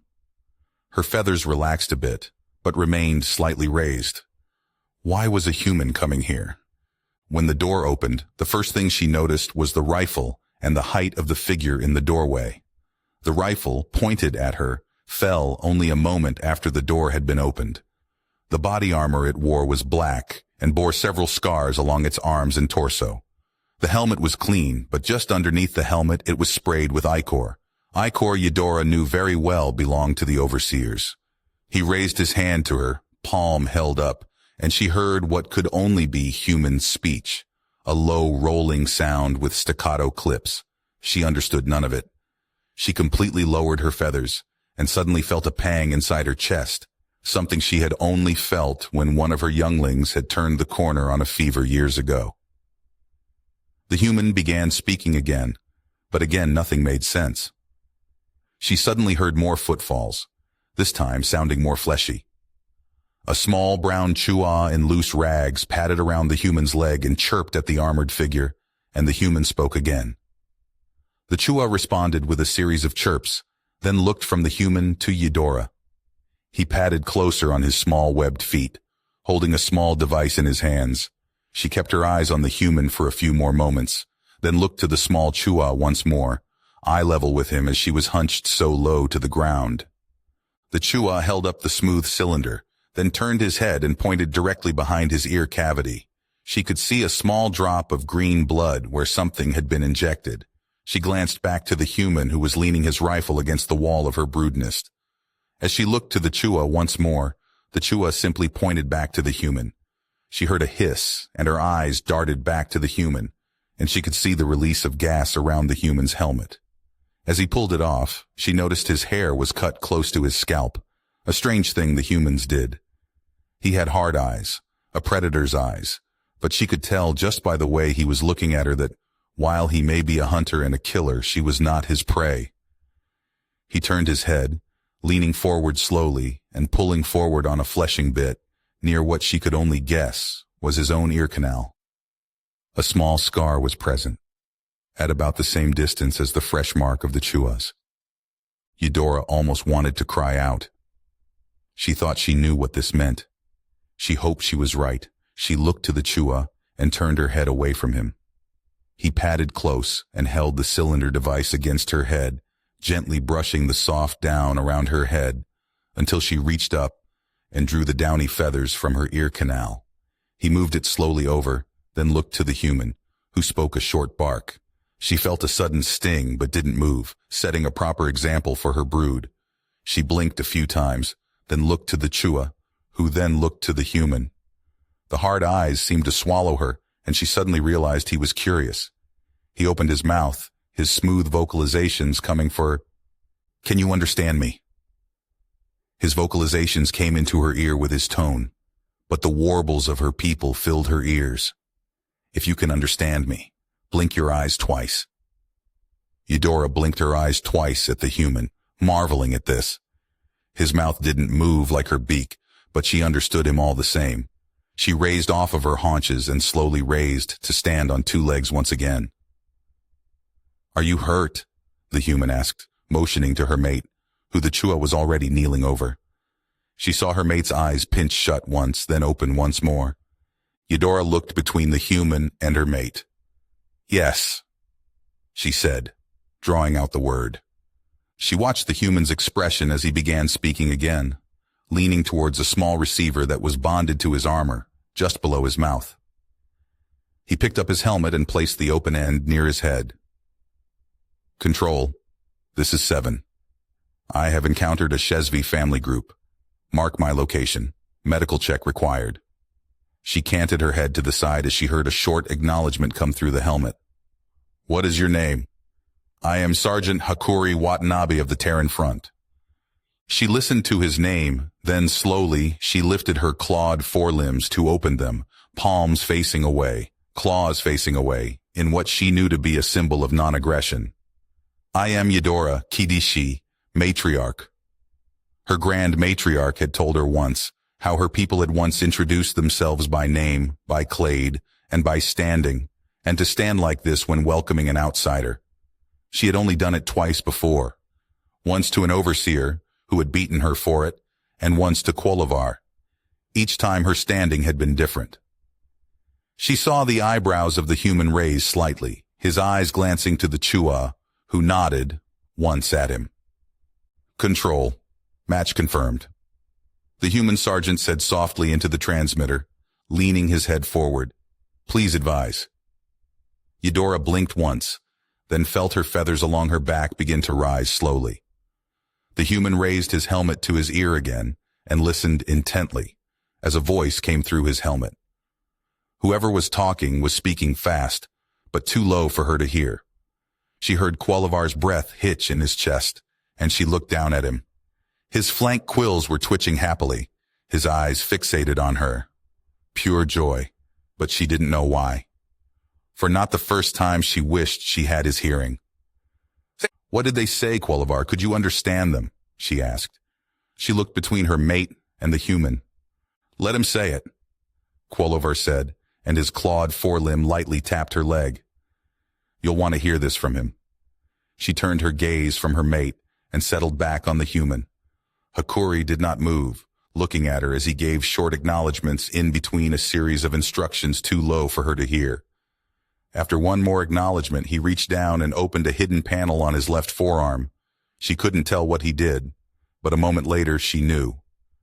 Sergeant, we are hearing you on Antares. She heard a woman's voice, stern yet passionate, through the helmet's speakers. This time there was no problem understanding the words. Understood, Fleet Marshal, Hakuri said, never taking his eyes off of Eudora as he stepped closer. Her forelimbs came down to her sides, and she was surprised as he stopped about 2 paces away and slowly knelt in front of her. Eudora Kadishi Matriarch, he said, and she was so taken aback that she didn't bother correcting him. You are the first of the Kadishi line to be liberated from the Vral. She blinked at him, wondering what a Vral even was and what her clade was being brought up for. I am? She asked. Then she looked back to her mate, who motioned with his head back to the human. Your clade name, Kadishi, was invented. Your true clan name was Calandro, which was the ruling clade of the HFY, the human said, and she blinked. It is my duty to inform you that in accordance with the last government of the HFY, and with respect to that same, you are the current de facto head of state of the HFY accordance. Eudora blinked again, then looked down at her mate. What? Eudora said, and her mate clicked his beak together, a sign of approval. Eudora looked back to the human, who was kneeling in front of her still. What are you even talking about? She didn't know what to expect during the assault. The world is cruel to those who have no power, and she had none at all. They could have been dragged off to labor under harsher chains. They could have been killed outright. Liberated? That she hadn't even really begun to process, and now this? The clade Calandro was extinct. The overseers had wiped them out ages ago. The human kneeling in front of her just looked up at her, saying nothing. The helmet was silent. What are you talking about? She asked again. You are, as of today, until such time as you and your people see fit, the de facto leader of the HFY, Hakuri said, and then motioned to her. We are asking you to take up leadership until either a senior member of your clade is found or a new form of government is decided on. Eudora's head was swimming, and she took a step back from the human. No, she said, remembering how the overseers had treated her, what they had done, the humiliation and the shame. Now she was being told this. Were the humans any different? I'm no figurehead, and I won't be your collaborator. I won't do this. Eudora felt a squeeze on her ankle and looked down to her mate, who once more clicked his beak. She wasn't swayed as she looked back to the human, glancing to the rifle leaning against the doorway. The overseers are dead. The human cut her off. And they were called the Vral. Your people have spent 5 of your generations as slaves to them. Eudora looked from the rifle to the human once more. There are more of them out there and more of your people. We are not asking you to be a figurehead or a collaborator. He glanced towards his helmet, seeming as if he wished someone else was doing this. He looked back to her. We are asking if you will speak for your people until your people decide what they wish to do. What we wish to do? Eudora asked. Yes, the human said. What does that even mean? She whispered, and for a second, she felt the enormity of that word, freedom, what it meant. She had worked at the overseer's demands her entire life, under constant watch, under constant lash. The concept of that not being the case was completely foreign. The human was silent. It means you have work to do. The woman's voice came from the helmet. Your people will be brought to you. You must speak to them. They must speak through you for now. Until you either appoint a new leader or decide to continue, we need you. Can she hear me? Eudora asked, and the human nodded. Who are you? She asked, speaking a bit louder. Fleet Marshal Simmons, Terran Front Navy. You are Eudora Kellandro Matriarch Primus. The voice said, and Eudora's eyes widened, hearing a tale that she had only heard old ones speak about. I know this is sudden, but I need you to accept this. Have you ever thought about what would happen if your people were freed? The woman's voice came through the helmet clearly, and even though she paused, Eudora knew she wasn't done speaking. Well, so far, every Shivais we've spoken to has asked if a Kellandro had been found. The human kneeling in front of her was silent. Eudora was silent. Silent, because she knew that Simmons was right. The first thing she would have asked, if she had had the time to really ask, was if a member of the Kellandro clade had been found. I will not be a collaborator if that's what you are wanting. Far from it. The woman's voice came from the helmet speakers. The last thing we want to do is subsume your people against their wishes. For now, we need to get your people organized and established, and that's going to take work. It's going to take a lot of work. If you tell me no, then I'll order the sergeant to keep quiet about who you are, and that will be that. We'll figure something out in the meantime, but at the end of the day, it's going to be up to your people what they want to do. We're just asking you to be a part of that in the way your own people want. The voice went quiet.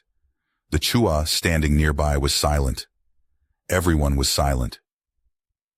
Eudora looked down at the helmet. Her mind was a torrent of thoughts, but after a few moments she felt her mate's hand on her ankle. She looked down at him. I told you were a queen, he said, and tittered weakly in amusement. She rolled her feathers and sighed. You can do it, he said, and he took his hand off her ankle. I can, she said. Then she looked back to the human kneeling in front of her. I will. I look forward to meeting you in person. The voice that called herself Simmons said from the inside of the helmet. In the vacuum of space, Simmons smiled to herself. Then she looked to Petty Officer Hazard. 7. You are to remain at her side until the medical teams arrive. As soon as they are able, call for a shuttle. I need to meet with her and go over the details. She waited until the acknowledgement came. Then she took the headset off and offered it back to Hazard. She glanced out of the long front view screen for a few moments. Tired, ma'am? She looked back to Hazard. If I pass out, crewman, just hit me with some stims and kick me a few times. Hazard grinned at her as she turned and made her way back to her display on the central table. She was glad to have found the Calendro descendant. It was going to be useful to have a figurehead to build the HFY around. She only hoped it would go right. The last damn thing she wanted, or anyone else wanted, was a dependent people who couldn't find their footing. The Chua had maintained their identity, and she knew that now that their space was taken, a lot of the Chua living in human space would be going home. How does one maintain their identity, though, when no one alive, when it was stripped from them, is around that they are being asked to show it again? She didn't know the answer to that question. Her eyes looked at a question that she also didn't know the answer to. Her eyes ran down the report again from the recon team. The Vral, before her fleet had come into system, had laid waste to a solid 20 kilometers of the surface, and only that. The initial findings showed that the Vral had done it with precision laser batteries, which struck her as odd considering they could have dropped a few graviton bombs instead. It had intrigued more than just her. Whatever the Vrl had been up to, they didn't want it to be seen. Bombs left debris. They had melted the entire area to slag. Inside that 20 kilometers, and just that 20 kilometers, the Vrl had dedicated enough laser battery firepower to turn not just the buildings to atoms, but they had liquefied the crust to the point it had sunk down nearly 1/10 of a kilometer. They had so far not found any non-hardened electronics within 1,000 kilometers of the site itself. The bloom of EM radiation the probe had picked up was gone. The site that had been the epicenter of the bloom was a crater of molten rock. Whatever had been happening in that small 20 kilometers, it was something that neither her nor anyone at the Terran front knew anything about. Nothing they had captured had any data pointing to the site. No one that had been liberated knew of its existence. When teams had landed in the surrounding towns, they had found them completely abandoned. Anyone who knew what had existed at that site was out of the system before she had destroyed the fleet, or had been on the surface and took their secrets to the grave. In fact, what she was looking at was a staggering nothing. No words. No one talking, no writing, no files, nothing. A EM field the size of Australia, a monstrously powerful one at that, had simply vanished alongside anything that could be linked to a cause for it. "What were you doing down there?" she whispered. No one replied. Gravediggers, corpse grinders, skull takers. Every unit that shared his profession had a name that was like that. As Corporal Brandy floated silently, his body suspended in a dense saltwater-based solution alongside 11 of his peers, he once again thought how he liked the name of his unit the best: Ghouls. His arms were stretched out, as were his legs, secured to 4 corners of the hull, leaving him splayed open. His wrists were tethered, his ankles were tethered, all to keep him from drifting. The water was cold, felt even through the suit, even though it didn't touch him. It was only appropriate they called vessels like the one he was in coffins. It was long, with 7 feet between floor and ceiling when one could stand in it. The patch of his unit was a zombified corpse, walking towards the one viewing it, with their arm outstretched, a large 17 behind the shambling figure. It was laser-etched on the left shoulder guard of his SVS-51 bodysuit, the symbol of the Terran front of laser etched on the right.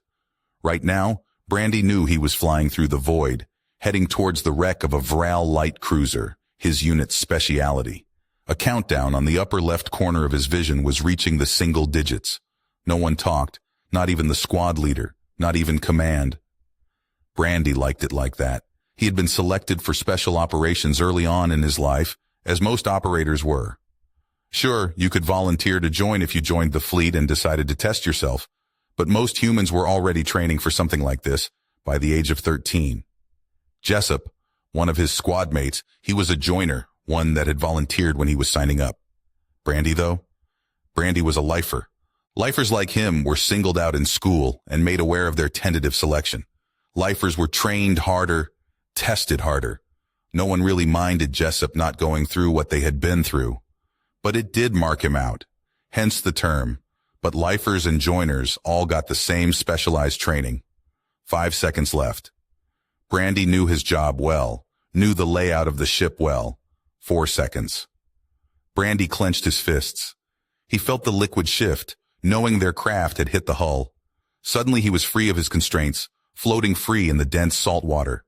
There was a bright light from the front of the craft, the plasma torches already burning into the Viral light cruiser hull. 3 seconds. The dense, saltwater solution suddenly was sucked into the floor, drawing him down.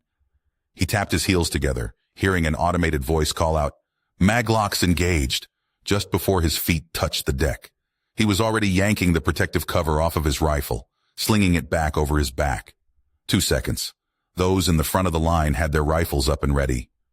Brandy, on the other hand, reached to his sides and drew out 2 long blades from sheaths locked to his thighs. 1. He felt the compression in his chest as the breaching charge detonated and the segmented doors of the coffin opened. The first 4 ghouls entered, no shots fired as they cleared the room. He heard a soft whisper saying, "Depressurized." The entire deck was without atmosphere. Brandy looked to his left and nodded once. Jessup nodded back. The pair in front of them sprinted out. Jessup and Brandy sprinted out immediately after them, Brandy drawing his blades. The interior of the Viral ship was a dismal place, and within just seconds, Brandy knew what kept their grav plates powered was already down. The difference in design priorities from the Viral to the Terran front could be seen even from the hallway they were running down. The Terran front fleet was designed to maximize the space they had, to deliver the most punch possible for the weight class the ship in question could hit with. The Chua had lent their practicality to that level of ship design. It was why the standard Terran corvette could fight completely out of its weight class. Brandy knew that the standard Terran corvette was more than a match for any variety of Viral destroyer. It was even said that a light cruiser would have to go blow for blow with one. Most who heard that wouldn't understand until they saw what Brandy was seeing now. Terran hallways were built narrow, the space an artery for personnel to move through in a very direct way. The ceilings would be laced with piping and joists, covered by protective layers of material just in case an impact threw the crew against the ceiling. Standing shoulder to shoulder, even battleship halls on Terran ships only allowed 2 large humans to stand shoulder to shoulder and extend their elbows halfway to touch the walls. This hallway was broad, 5 times the width. You would never see such a waste of space on board a Terran fighting ship. The only exceptions to this were the larger logistics ships, the carriers, and the Antares herself. Terran ship tonnage was dedicated purely to what the ship in question was made to do. Viral ships, on the other hand, seemed to be built to not just fight space conflicts, but carry the troops for ground assault. The Viral sacrificed tonnage meant for fighting for transport. They did not have dedicated troop ships, or even dedicated logistics ships. Brandy guessed it made sense when you never had to worry about someone being able to really hit back. The map of the light cruiser was laid out in wireframe in the upper right of his HUD, a pulsing arrow pointing his way. As they reached the first door, it was clear that whatever powered the lights also powered the doors in this section. He sheathed the blades and raised his rifle as Jessup pulled his breech bar. A moment later, Jessup applied the handheld pneumatic and nodded once to Brandy, who gave an almost imperceptible nod back. Jessup pressed an activation stud, and Brandy breathed out as the door began to open. A brief glimpse of chitin was all it took for Brandy to immediately put 2 shells through the door, the only audible evidence of the shots being 2 ticks from the recoil traveling along his armor plate. "Contact," Brandy whispered even as the shells tore through the Viral floating behind the door. The Viral flew away from the impact as the door opened further, revealing more Viral, all floating, all already dead. "KIA Viral," he whispered into the mic within his helmet. A small tone let him know his information was received. Brandy and Jessup moved into the hallway and saw why the Viral were all already dead. There was a gash in the hull almost 3 meters long and a meter wide. The deck had been exposed to the vacuum, and judging by the hole further down the hall which Brandy glanced through as they passed, a railgun round from a cruiser had lanced straight through the entire hull. Brandy slung his rifle and began the halting half-run, half-jog of moving quickly on magnetized boots. Brandy cleared an adjoining hallway before looking back to the door. The Viral dead were everywhere, floating in the vacuum, and Brandy kept having to shove the floating corpses aside as he moved. The dead didn't stop him. They didn't stop Jessup either. Jessup was already setting the breacher, and Brandy's rifle was unslung and readied. As this door opened, a force field came to life in front of it, and a sliver of light began to show through. Brandy's thumb flipped his rifle from semi-automatic to full. He didn't need to speak. Jessup was already pulling his own rifle. As the door was suddenly shoved open by the pneumatic, Brandy's entire body snapped forward. The Vril that was standing by the door, who had even watched it open, made it clear that the Vril didn't even know they had been boarded. Brandy's rifle butt slammed into the head of the Vril, and sound returned as he moved fully through the force field meant to keep atmospheric integrity, but not keep him out. Beyond it, Brandy saw at least 20 milling around, a damage control team. The Vril turned to the sound of one of their own skulls caving in, chitin cracking, just to see Brandy's barrel come down. He was already moving left to give Jessup room to enter as he squeezed the trigger. Chitin and ichor erupted. The Vril leapt at the sound, some freezing in place, some charging. Jessup came around the corner, raising his rifle, taking single shots at individual Vril who reached for weapons, even as Brandy's fully automatic spray swept the hall. Brandy was the scythe. Jessup was the surgeon. Brandy's ammo counter quickly was cycling down, but he hadn't been simply praying and spraying. As his counter read 0, the last of the Vril was spasming violently on the floor. He thumbed the magazine release, the hand on his grip already having reached for his right hip to draw up a fresh magazine, even as the empty one slid out and began falling to the floor. "I'm close," he said. He slammed the new magazine into the rifle, racked the slide, then slid it behind his back. He drew his blades, then began to sprint. "I'm far!" Jessup began sprinting behind him. The next set of doors opened automatically this time, but to a familiar scene. But the Vril were already aware of them due to Brandy having firmly announced their presence in the previous hall. Brandy never stopped his full sprint, carving through the Vril with the edges of his monomolecular blades. Every so often a shot rang out, taking one of the Vril down just out of Brandy's reach, or one that was pulling up a weapon. Brandy used the suit's speed and strength enhancements to their fullest, barely slowing as he tore through the group, both blades cutting. Suddenly he heard the retort of full auto and spun to decapitate one of the remaining Vril to look as Jessup was emptying his magazine into an open door.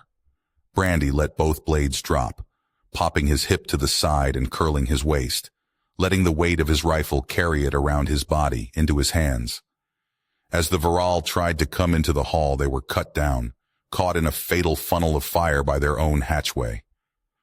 "Reload," Jessup said, tucking himself back against the wall. "Control, need sweepers. My location." A tone was the only reply to Jessup's words. 12 men, organized into 6 teams. That was the boarding party. Each had a part to play, and as Jessup made the call for sweepers, Brandy was already preparing to move. As Jessup slapped a fresh magazine into his rifle, Brandy was still covering the door. The other doors in the hall remained closed. Jessup reached to a small bandolier of grenades and pulled one of the X-04 flashbangs, throwing it hard through the door against the opposing wall. A second later, a dull pop sounded. Brandy and Jessup continued their run, but now both had slung their rifles. Both had blades out. Following the skeleton map on his HUD, Brandy led the way through the next door to find the hallway empty. He didn't mind that state of affairs at all. A dull klaxon began to sound throughout the crippled ship, and neither Brandy nor Jessup needed to be told twice that the Vril were now more than aware they had been boarded. Brandy turned down a corridor, instinctively lashing out and taking the head off a Vril had been moving towards him. "Breaching bridge," he said into his microphone, hearing the tone of acknowledgement from control as he saw the large bay doors that marked the command and control center of the Vril vessel they intended to take. He sheathed a blade as he came to a stop beside the bay door, out of range of the motion sensor that would open it automatically. Jessup was right behind him, freeing a hand of his own. They both reached up, yanking X-04 grenades off their pins banded to their armor. Brandy and Jessup looked at each other and nodded. As Brandy kicked out his foot to trigger the motion sensor, the door slid open.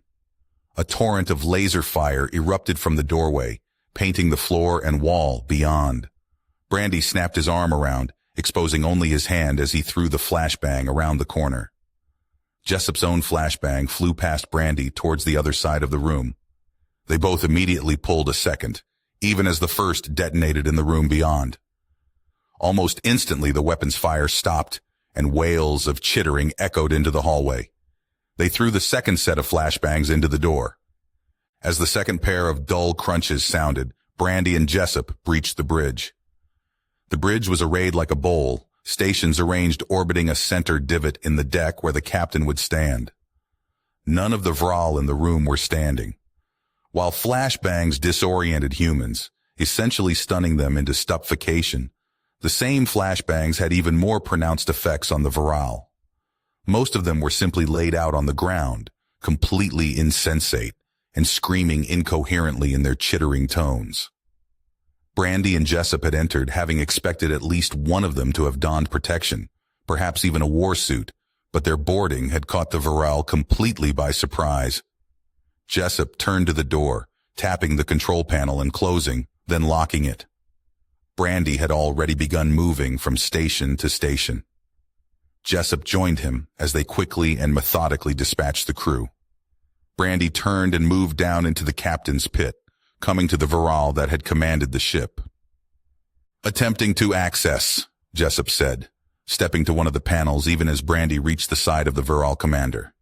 Brandy watched dispassionately as the Viral's body curled and spasmed on the ground.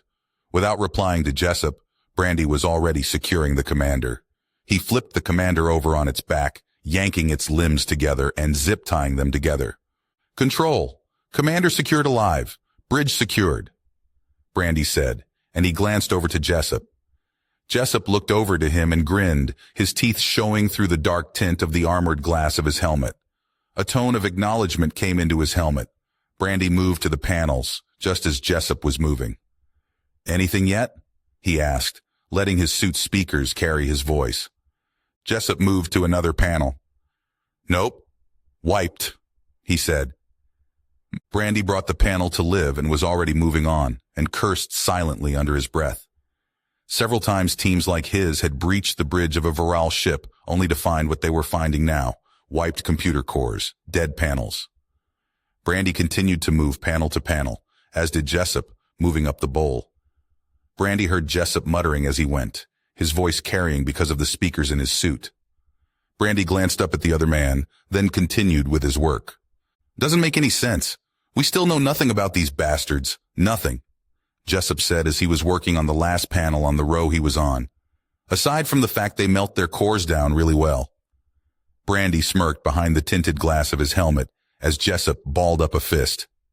Jessup moved up a row, then started work on another panel. "I'm beginning to think the only thing they exist for is to piss off the universe." Brandy couldn't argue with that, and Jessup stopped his grumbling, continuing to check the panels. "Control, Sweep 2 is down. I repeat, Sweep 2 is down." Brandy stopped in his checks and looked up, the voice of Talb in his ear from possibly the same location he had called for sweepers to come in. He hadn't heard a call for sweepers from anywhere else. "That's Vlad," Jessup said, his voice flat, having paused himself to listen in. "Confirm." A woman's voice hit Brandy's ear, and Jessup began walking across the bowl towards him. Brandy settled his hands on the panel that he had paused midway through working. The woman's voice keyed back into his ear, their control, and Brandy listened intently. "Prep Sweep 2 for extraction. Sweep 3 and 4 en route." Jessup reached his side and put his hand on Brandy's shoulder. The silence in his ears now was deafening, and he knew he should be continuing on, checking the rest of the stations, but he couldn't move his feet right now. Brandy and Vlad were close. They had gone through basic together. They had gone through advanced infantry, as well as weapons and tactics, hell, all of their advanced training schools. When orders had come through, they had both been delighted to have twin assignments to the 17th Breacher Corps, Ghouls. Vlad had met Brandy's family, his mother, his father, even his ice queen of a sister who was serving as a drone cutter pilot. Vlad was his friend, the brother that he had never had. And now Vlad was down, somewhere on this hellhole of a ship, unable to even communicate that he was injured. Jessup stood by him, saying nothing, and Brandy's eyes were focused on something far in the distance, something he couldn't even see right now. Suddenly, like his mind was pulling itself from mud, he forced himself to continue working. Jessup stayed by his side. There was nothing he could do for Vlad right now, nothing at all, and he had work in front of him that needed to be finished. Jessup went back to the stations he was working through. Brandy finished the sweep of the panels on his side. Nothing, as was usual. He walked down the bowl shape of the Vril bridge, standing next to the Vril commander, who was now very much aware and awake, not struggling as it lay on the floor of the carnal house that was the bridge of its ship. He ignored it, placing his hands on the hilts of the twin swords at his sides. Jessup continued his work, a little slower than Brandy was, but then again, Jessup was newer than Brandy himself was to this sort of thing. Brandy had already served for nearly 8 years, and had done the teardown from the 6th Vril War alongside Vlad. Brandy grunted and pulled up his arm, opening one of the armor plates to reveal the communications controls for his suit. He set up a private channel to Control. Control, BT-1. Status of Sweep 2? He asked, and he heard 2 clicks in response. He was being transferred to another operator. Brandy felt his entire body tensing up. He didn't know if being transferred was a good or a bad sign. Bridge Team 1, this is secondary. Sweep 2 is stable. Sweep 1 is prepping him for extraction. He took an indirect hit by a plasma round to his left shoulder. His suit took the majority, but he's going to be in the burn unit.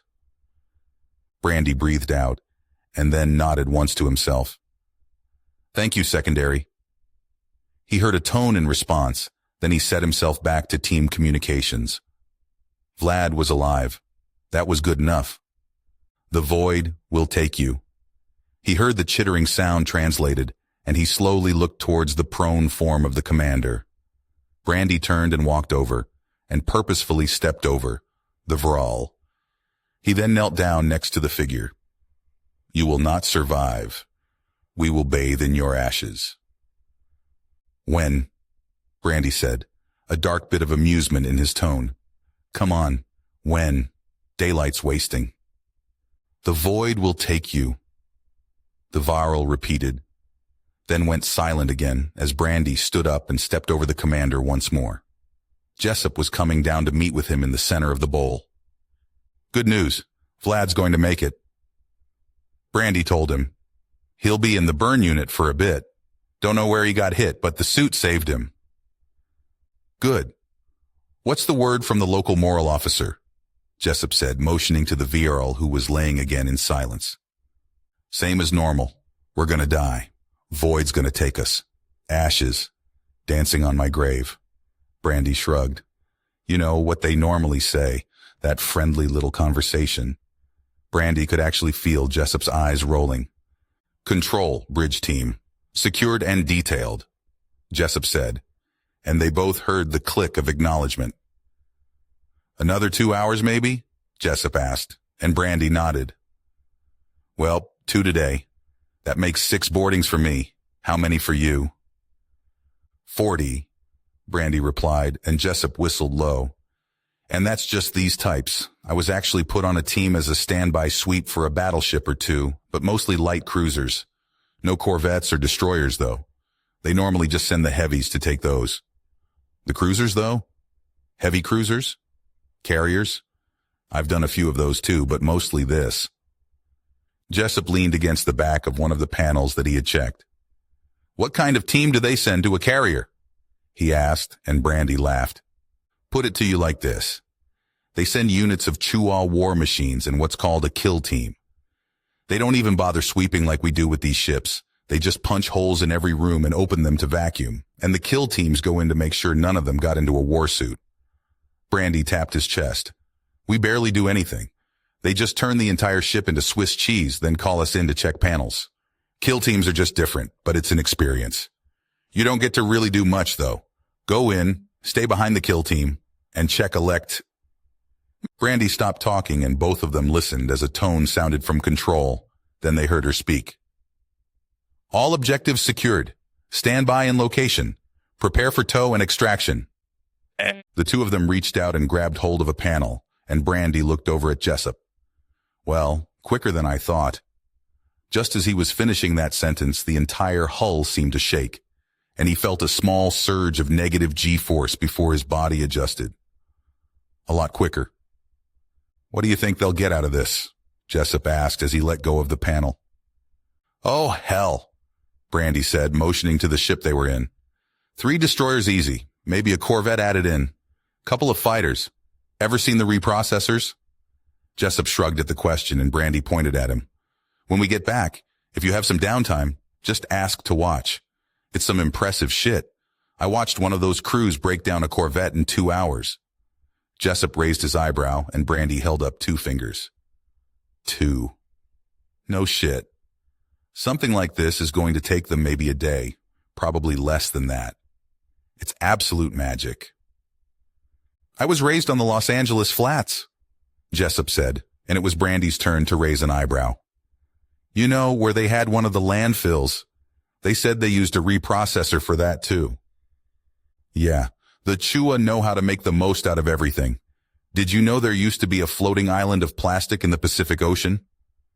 Brandy placed his hands on the hilts of his blades as Jessup shook his head no. "Yeah, when the Chua got set up, first thing they did was clean up all of that. Tons of plastic, centuries of fuck-ups, and they fixed it in barely a month. Earth was trashy, real trashy. Now we just reprocess everything." "I never looked into how that works," Jessup said, then laughed when Brandy raised his fingers and wiggled them in the air. "PFM? Yep. Pure fucking magic. At least that's how it looks to me." Brandy sighed, then he motioned to the panels. "We had the technology centuries ago, but we just never refined it like the Chua did. I asked how it worked, and I felt like I was an ape. They felt the same way about our computers, the way we feel about their reprocessors, though, so I guess it evens out." "What do you mean?" Brandy glanced over at him and smirked, then he motioned to his suit's right chest pauldron, where his suit's electronic suite for his HUD was kept. "This here has more processing power than the Chua had on one of their battleships. They just didn't focus on it like we did. The concept of a microprocessor blew their minds.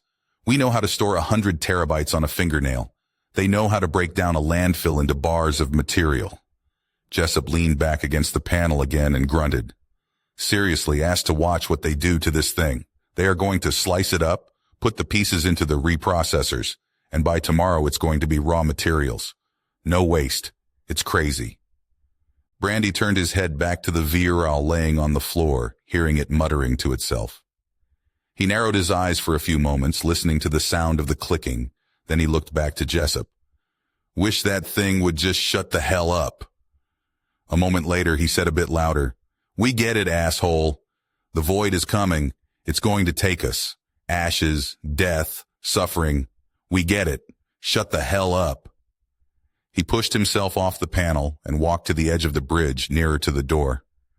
"Non-stop with them." Jessup gestured to the commander with his head. "What are we doing with him?" "Well, he'll get to tell an interrogation team about the void. Bet he's got a hard-on for that." Brandy replied, then paused and glanced at the upper right of his HUD, seeing a few green dots moving in their direction. "Then they'll just toss his ass out of an airlock. Ready to go." "Yape." Jessup pushed up from the panel he was leaning on and joined Brandy near the door and waited as they both watched the dots approaching the door. Brandy reached over and toggled the lock and the door slid open. 4 humans in construction harnesses with atmospheric suits rated for vacuum were just coming to a stop. Behind them, Brandy could already see the 2 other members of the team coming to relieve them. "Is that vodka?" one of them said, a hard feminine voice coming from one of the suits. Brandy's eyebrow perked up, and so did Jessup's entire body. Both of them knew Janet Shippen's voice. Janet was what Brandy's mother would call a feral tomboy. Short, muscled, her brown hair cut in a pixie cut, who felt more at home covered in engine fluid than anything else. She was also what his father would call an absolute knockout. Jessup had met her 3 times and was in love. Brandy's relationship with Janet was a private affair, but Jessup wouldn't find out about it. No sense in breaking his heart after all. Not to mention that Brandy looked at Jessup as a friend. "How the hell are you, shipwreck?" Brandy said with a smirk. "I got you a nice one here. I even got you a local to keep you company. Ask him about the void. He'll tell you all you want to hear." The two figures in the back, clad in all black with no identifying markers, looked to Brandy, who simply pointed towards the VRL commander laying on the floor.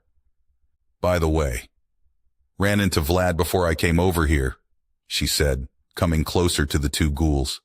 "They got him out of his suit before they sent us over. He's got an ass of a burn on his shoulder, but he said he's going to be a bitch about it, so they'll give you fuckers some downtime." Brandy smiled, knowing if Vlad was joking around, he was more than okay. Janet motioned to the bridge. "Lot of nothing?" she asked, and both of the ghouls nodded. "Figures. Fuckers." All three of them watched for a moment as the two black-clad humans knelt over the virile commander. "All right, I've got to prep this bitch for breakdown, then I'm done for the day. Salvagers are just putting most of the wrecks in orbit." Jessup glanced to Brandy before speaking. "Think they want to move again soon?" "Bet your ass." Janet reached for her side and pulled out a datapad. "Way I see it, we're just topping off right now, waiting for some of the boats out there to get their shit together. Then they are going to move us out. Speaking of moving out, bounce your asses. I've got shit to do so I can get off once we pull back into Antares." "Call us a cab?" Brandy asked, using the slang term for the shuttle that had delivered Janet's team that would take his own back to Antares. "Yape, we made entrance right next to where you did." Janet started moving into the bridge, towards a grouping of panels hard-mounted to the wall. She stopped and glanced back at Brandy. "It's been a hell of a day, almost 18 hours. I'm going to get a stiff drink in my quarters." "You do that. I'm going to check on Vlad and get him settled in before I do anything else," Brandy said, and she turned and went to the panel. Brandy was glad for the tint of his helmet's visor, or else his smirk would need explaining from Jessup, who was none the wiser. Once he went through debrief and turned over his gear, already knew what he was going to be doing. Straight to Engineering Deck C, where Janet would be waiting. Kukat was miserable, or at least was acting like she was. Vicky was rigidly standing at attention, as was Jess, standing stock still beside Kukat's bed. The loud exclamation that had brought them to their feet of, "What the chicken fried fuck?" had come from the man standing in front of them. Vicky wanted to crawl into a hole and die. Jess was trying to keep herself from laughing. Kukat reached out a three-fingered hand towards the man wearing a captain's eagle on his flight jumper, a hand that had two small bow tie stickers on it. "Torture, help," Kukat said, as weak as a newborn kitten, and Jess's breath escaped her in a buzzing of her lips from someone desperately attempting to keep in her laughter. The small sheet containing bow ties, smiley face, stars, and other cartoonish stickers fell from her hand that was clenched firmly at her side. Kukat was wearing half of them. Captain Yang stared in an expression of one who is seeing something for the first time when they had believed they had seen it all. "Help," Kukat said again, holding out her other arm, which had a line of stars stuck to it all the way down to the back of her hand.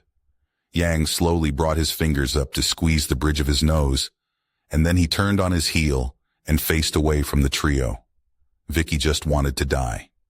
The captain of the cruiser had visited them a few times in the past 3 days since they had been brought on board by the Barrowmore. Kukat had been immediately rushed to start receiving medical care. Victoria Brandy and Jessica Anders had been by her side from the second they were allowed back, barring short periods where either woman needed to file their reports. The problem was, every time Captain Yang had come back to visit them, it was always at the most inopportune time. The first time he had walked into Jess cuddling the small Chua in a bed that was almost a meter too small for her. The second time Vicky had taped Jess's hands and feet to her chair. The third time Jess had been singing a nursery rhyme to Kukat. Each time Yang had walked in, Vicky had felt like crawling in a hole. Jess had desperately tried not to laugh, and Kukat had acted like a prisoner of war. Vicky was getting the feeling the captain was enjoying these trips down to see her and her crew. "Can someone explain to me why the 3 pilots that I'm supposed to award the Terran Star to are acting like toddlers in my med bay?" he said. Then he turned back to face them. Vicky didn't want to die anymore. Jess stopped laughing. Kukat's hands fell to the heated blanket that covered her. All 3 of them were to awarded the highest honor in the Terran fleet.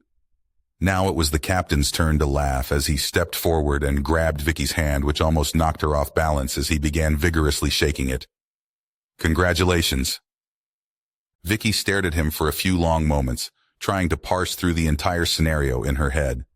None of them had paid much attention to news outside of the medbay. Vicky had barely even been back on board the Thumper aside from downloading nav data to be included in her flight logs. "Captain," she said, sounding to even her own ears a bit disjointed, "what did we find out there?" "First off at ease," Yang said. Then he smirked as Jess began to self-consciously pluck the stickers off of Kukat. Her eyes on him, he turned his attention to her. "Your flight records and the reserve drone data is being sent back to Earth to be implemented into training." His attention turned to all of them in turn. "You really don't know, do you?" All three shook their heads, and Vicky took a step back to stand side by side with her crew. "We haven't been paying much attention to what's been coming in," Vicky said, and she placed her hand on Kukat's medical bed. Yang nodded, understanding. This crew was a very tight group, and he could see that even from the small amount of time he had been around them. "You scouted out the entire Vral fleet. They were evacuating. I don't think they expected us to move as fast as we did on them. So when we jumped into the system, they were barely organized into battle lines." Yang interlocked his fingers in front of his belt. "Because of what you got on those scans, we knew exactly what we were jumping into. We knew exactly what we would do the moment we landed, and..." He paused for a moment, letting his words stand out. "We eradicated their entire fleet." Vicky looked to Jess. Jess's mouth hung slightly open. "I knew it was a fleet," Jess said after a moment. When she'd been asked by Vicky a few hours after they had gotten Kukat settled, Jess had insisted she had been trying to evade fire from point defense and laser batteries from at least 12 ships.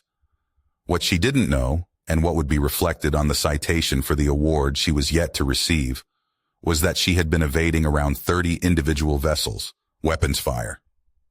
"Not a fleet," Yang said, and Jess looked back to him. "It was the fleet." Jess looked at him in confusion for a few seconds, as did Vicky. "Shit," Kukat chirped, and all three humans looked down at the small sticker-covered Chua. Kukat's mouth hung open slightly. Jess looked up to Vicky, and both seemed to realize what was said at the same time. Jess's hand shot to her mouth, covering it, her eyes wide as Vicky stepped back to lean against the wall. Yang waited a few moments, then stepped forward. "Well, I hope you three are ready," he said as he crossed his arms over his chest. "Drone cutters are supposed to cut and run the second they get in trouble. You three," he motioned to them with a wave of his hand. "You stuck around, and because you did, you handed us everything we needed to go after them."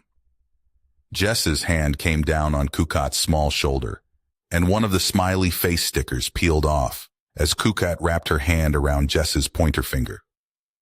Vicky slowly pressed her back against the wall and started sliding down it.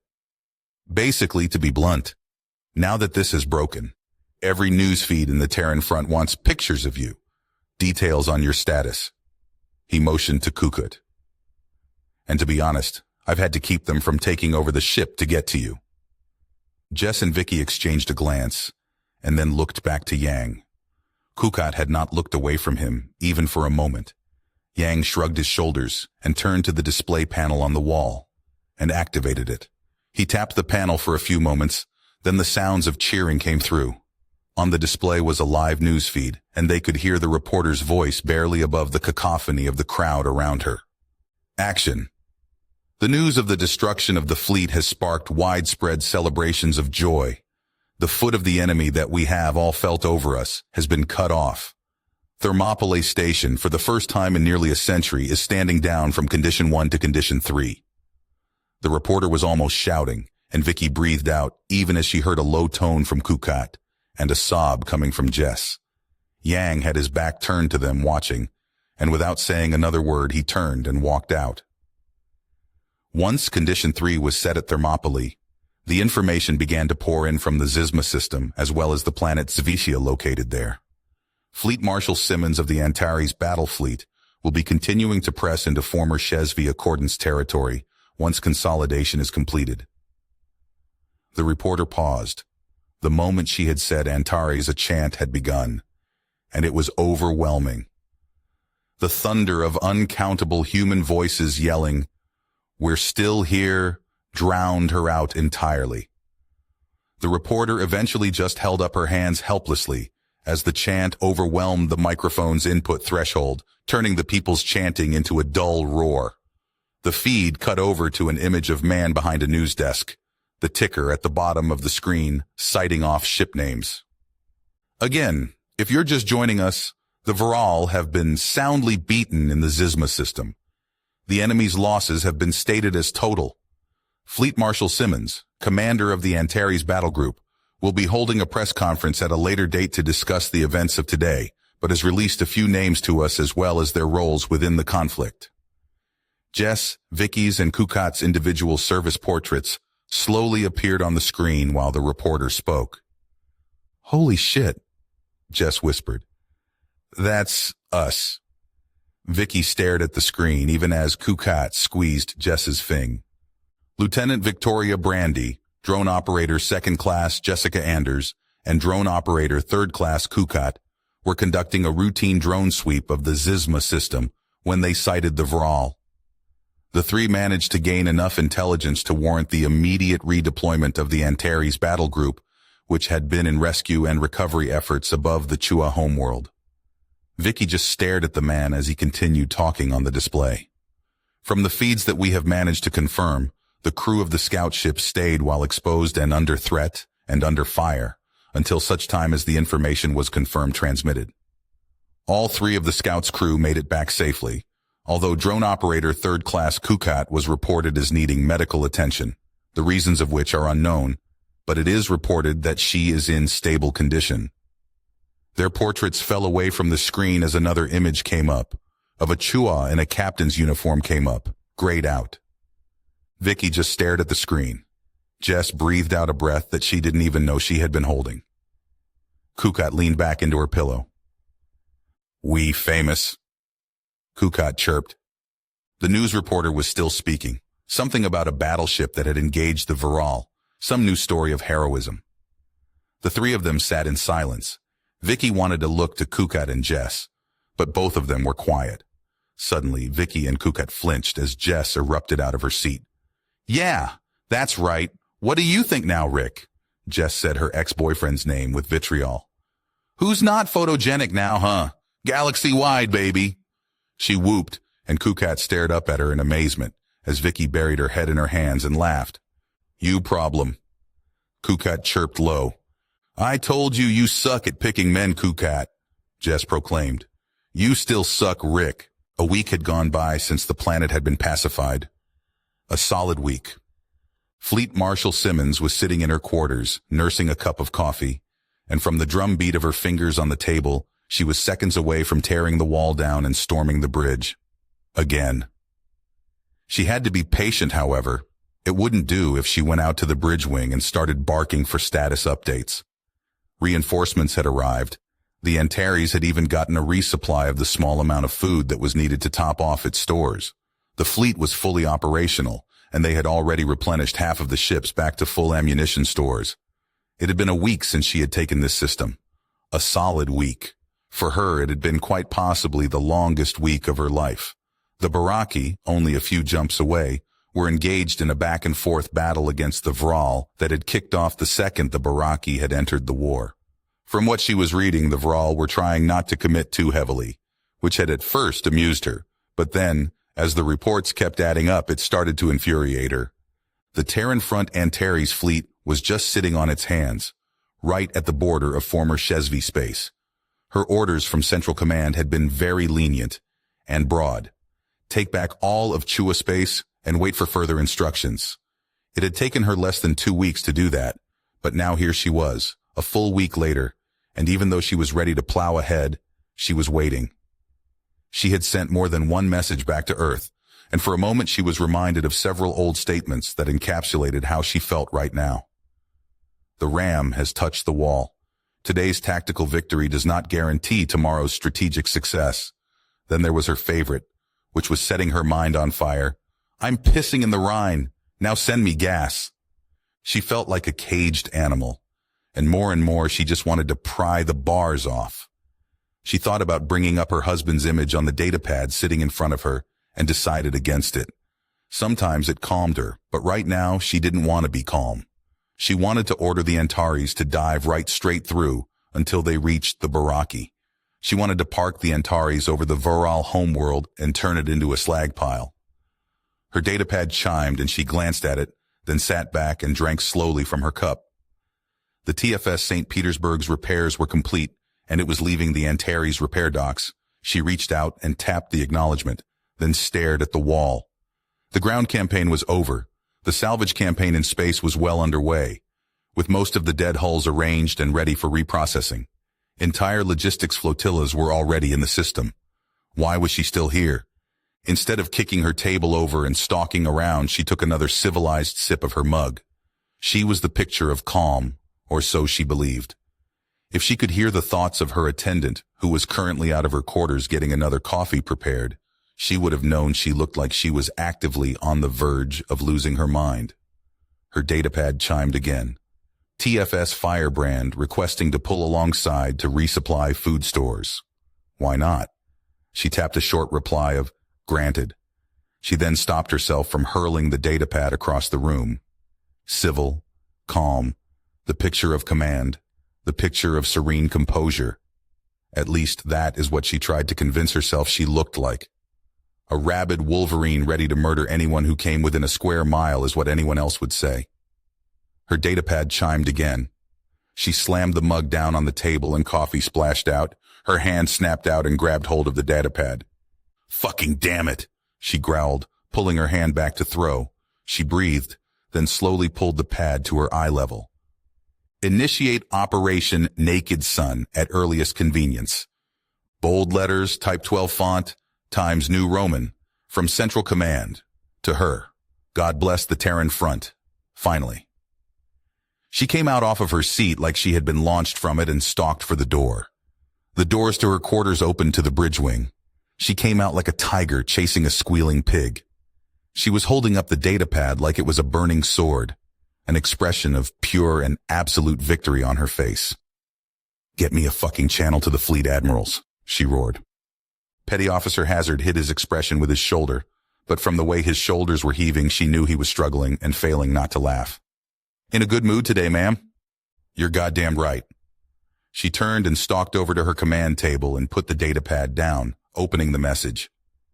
Intel reports favorable conditions to initiate breakdown of Antares operational group. Advance all fronts. Begin Operation Naked Sun. Proceed at discretion according to operational plan. Finally, she whispered, and she glanced over to Hazard, squaring herself towards the display.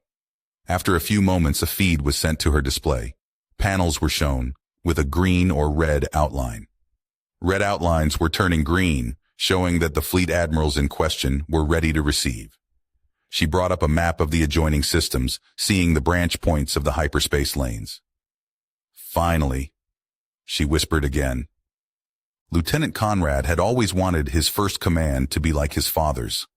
The picture of his father sat in his cramped quarters, standing stern-faced and ready in front of the Bengal-class destroyer, named after someone from Earth's distant past, John C. Stennis. His father had told him stories, rubbing the stump of his right leg, of commanding the 80-crewed quarter-kilometer-long vessel.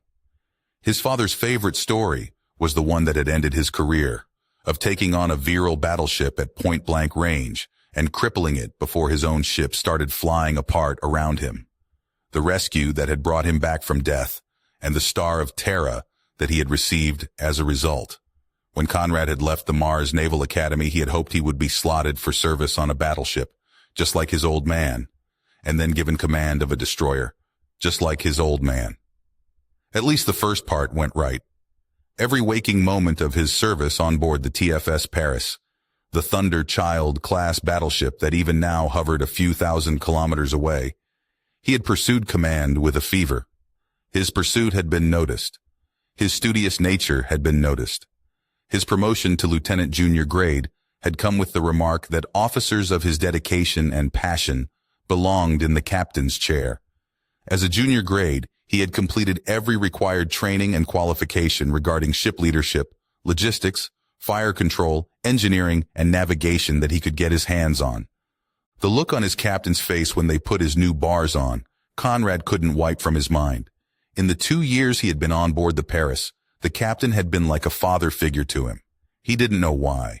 Nor could he wipe from his mind the way that same captain had gestured with grandeur out of the viewport of the bridge of the Paris, and loudly announced that the command he had sought was his.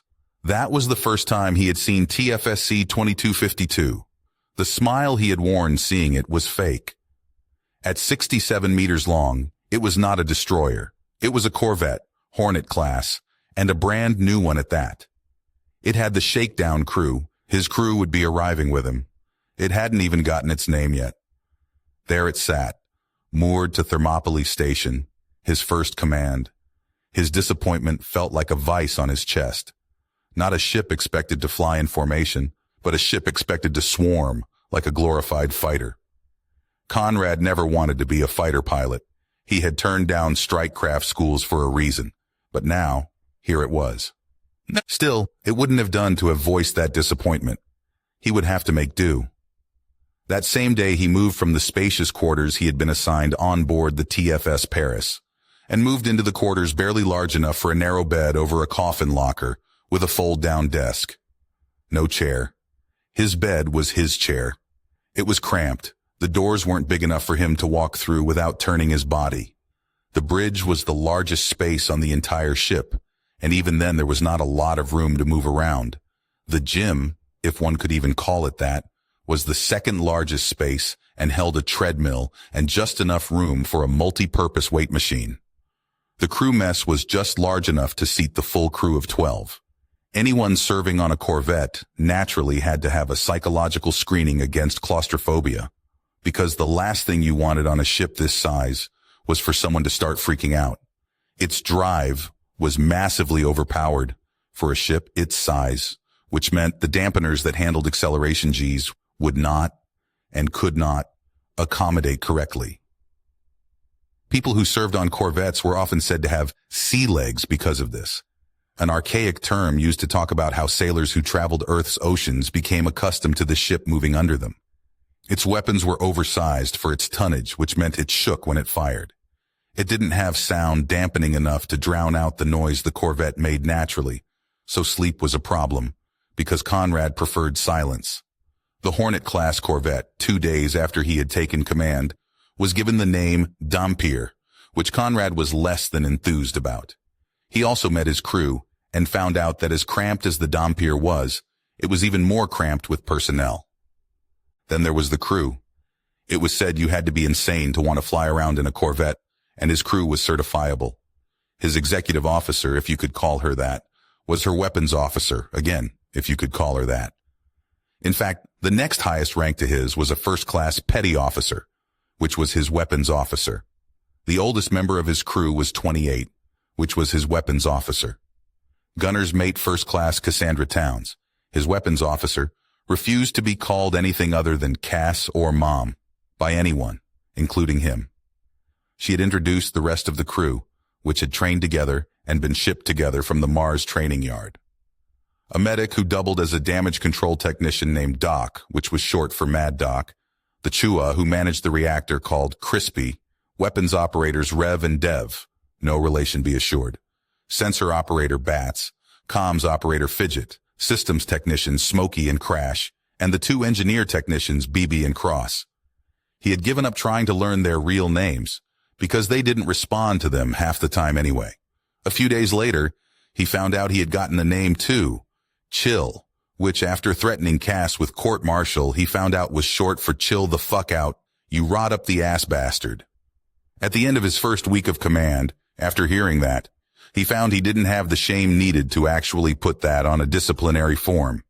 So no shit, there he was, a freshly minted captain who had expected his first command to be one of pride and prestige, with crisp uniforms and crisper salutes, great mentors, and a vessel with a name that he could speak of with pride and dignity.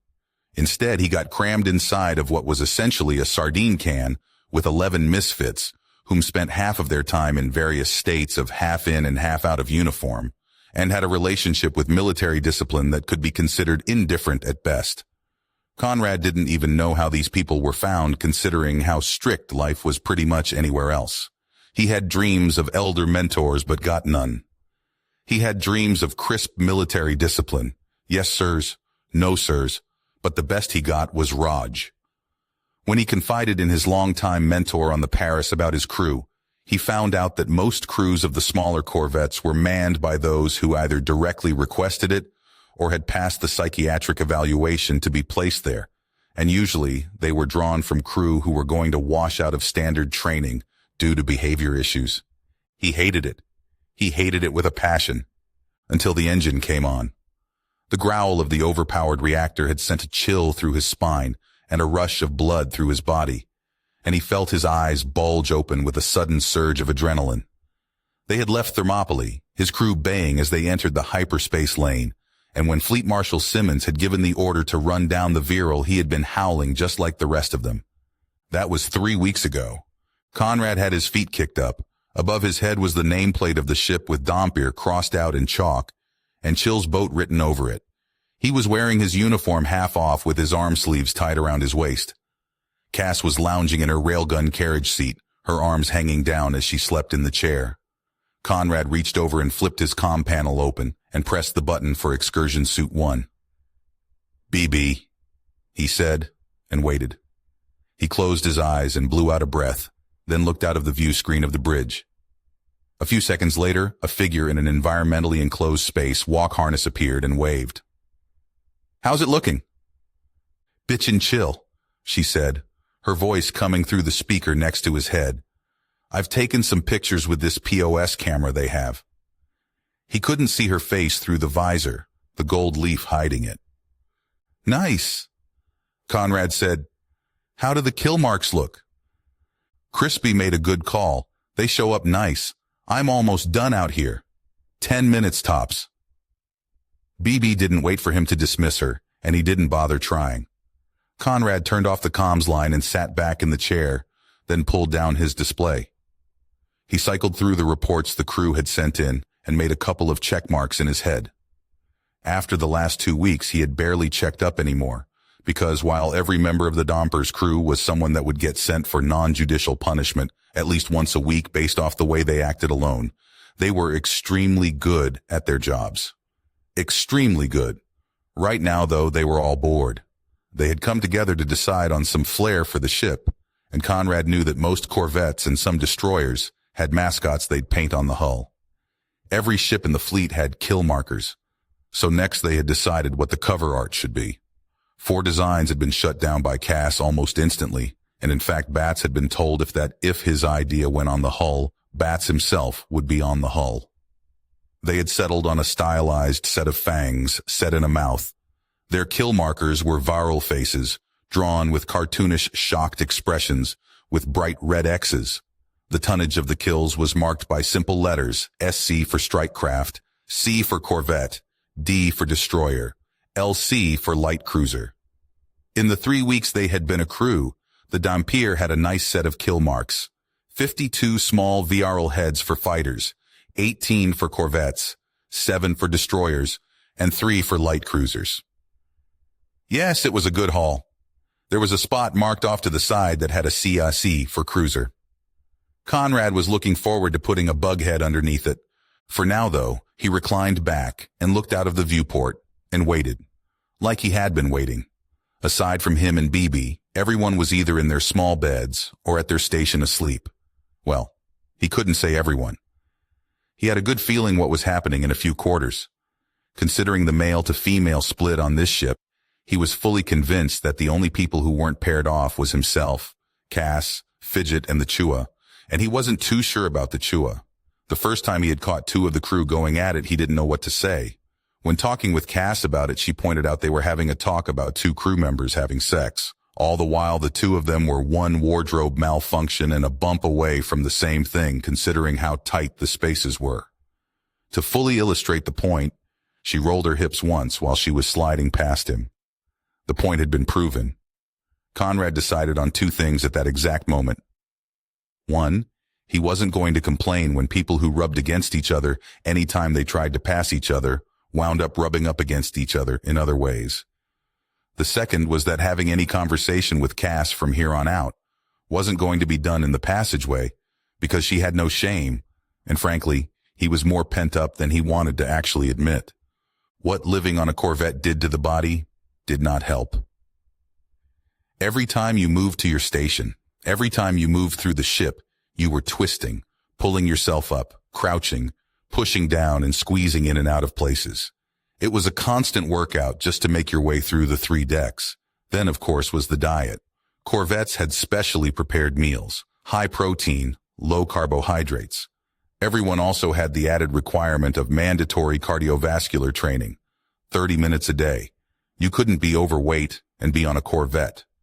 Between the diet and the constant workout that was moving through the ship, Conrad was already achieving a level of tone on his body that he had never thought he could gain.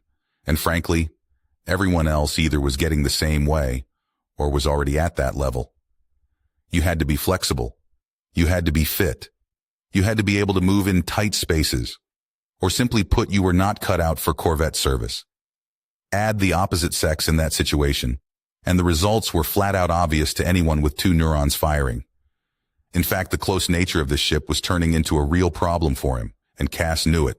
And frankly, after that conversation and the subsequent close brushes with Cass, he fully believed that Cass didn't have a soul. Some of the brushes between them were downright unnecessary. And frankly, every time he got near her now, he ran through the litany of reasons why trying to take her up on what she might be offering was a bad idea. He was her superior. She wasn't an officer. It wouldn't be right for the captain to be doing something like this with a member of his crew. It could be bad for morale, etc., etc. Cass, for her part, deemed it necessary to put him in compromising positions as frequently as possible, it seemed, after they had their little talk. It only took him a few days after that conversation to realize that the moniker that smaller Corvettes got tagged with, pleasure boats, might not be a joke about the size of the ship itself. How does one address sexual tension so thick you could cut it with a knife on a ship where the crew would be pressed against each other trying not to think about sex while you're having a conversation explicitly about sex? This was impossible. He loved his boat. What he didn't love right now was the inactivity. Maintenance was done, all checks were done, their meal kits were fully stocked, ammo was fully stocked. The only person with anything to do right now was BB, and that was because she had volunteered. Conrad had filed all his reports. They were quite literally just floating in space, waiting for something to happen. Then it happened. The red light on his comm panel went off with a tone, and Conrad reached up, taking his personal receiver off its clip on the ceiling. "This is Dampier Actual, go ahead." "Dampier Actual, this is Paris Actual."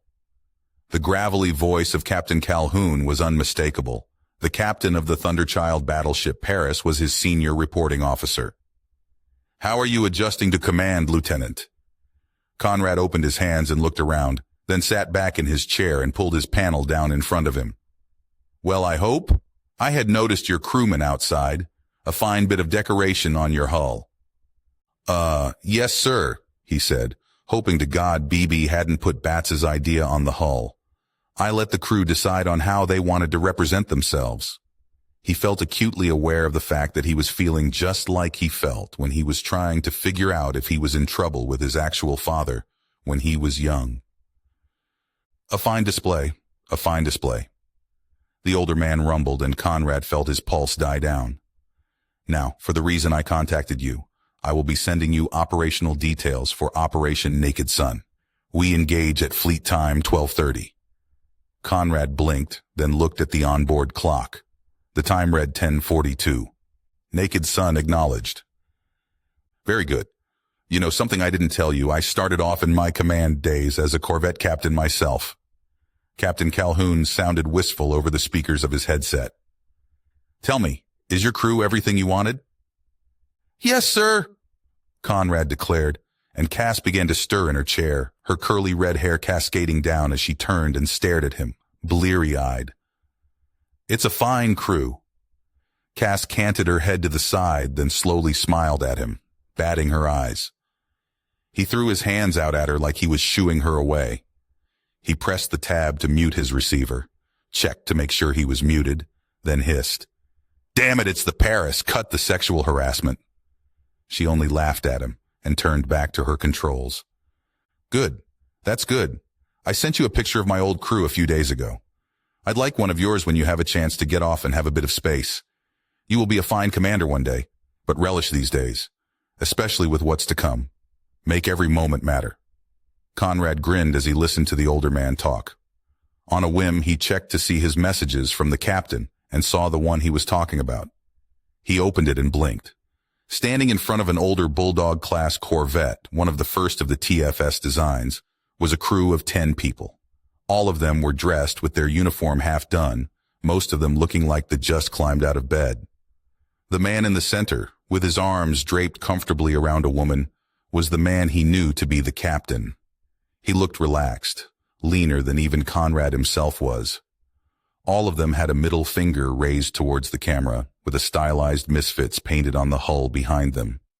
They didn't look like a professional crew, not even the captain who now commanded the Paris. They looked like a pirate gang.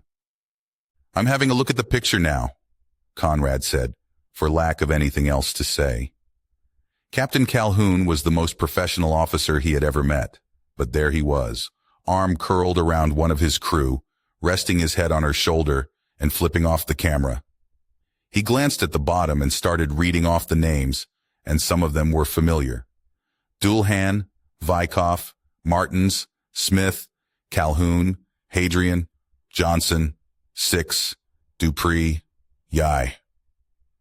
"We're a special breed Corvette crew," the captain of the Paris said. "I'll leave you to it.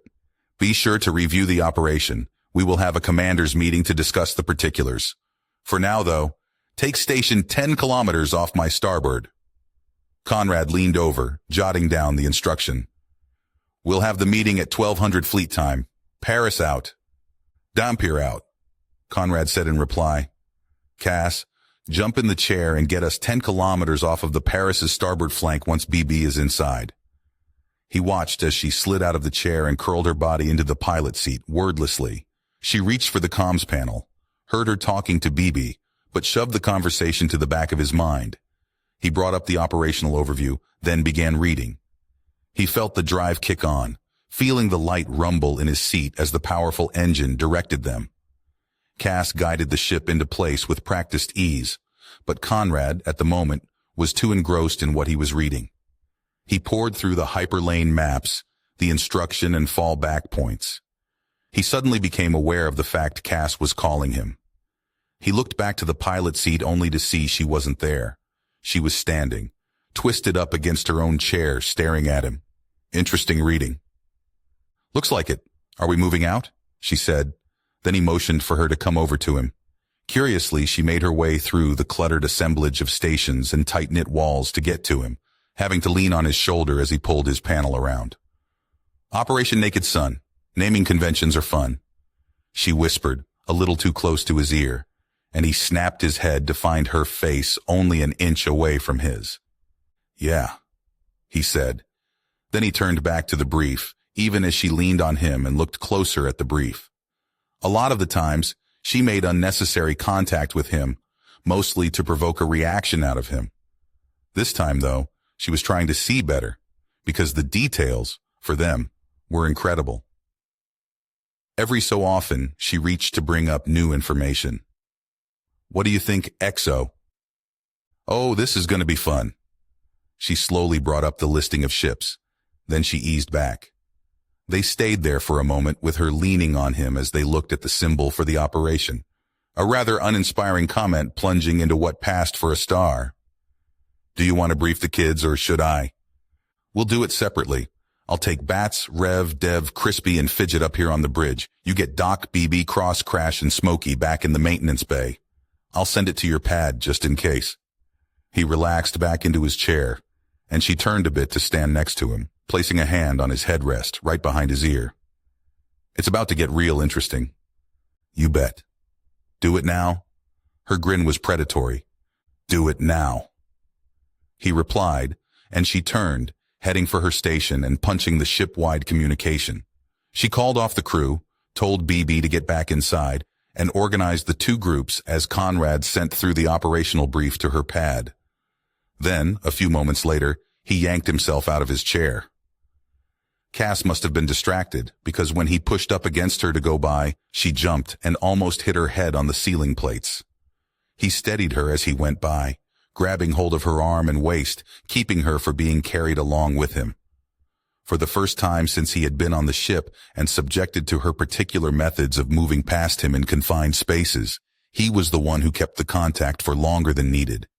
He was the one to maintain his hold on her that extra second. She looked back at him and blinked wide-eyed. He hid his expression well. It wasn't often he was the one getting a reaction out of her, but he couldn't help himself but smirk as he turned his back to her. As he got past her, he felt her eyes boring into his back before he turned. He stared at her for a second, then leaned back into the space between two consoles.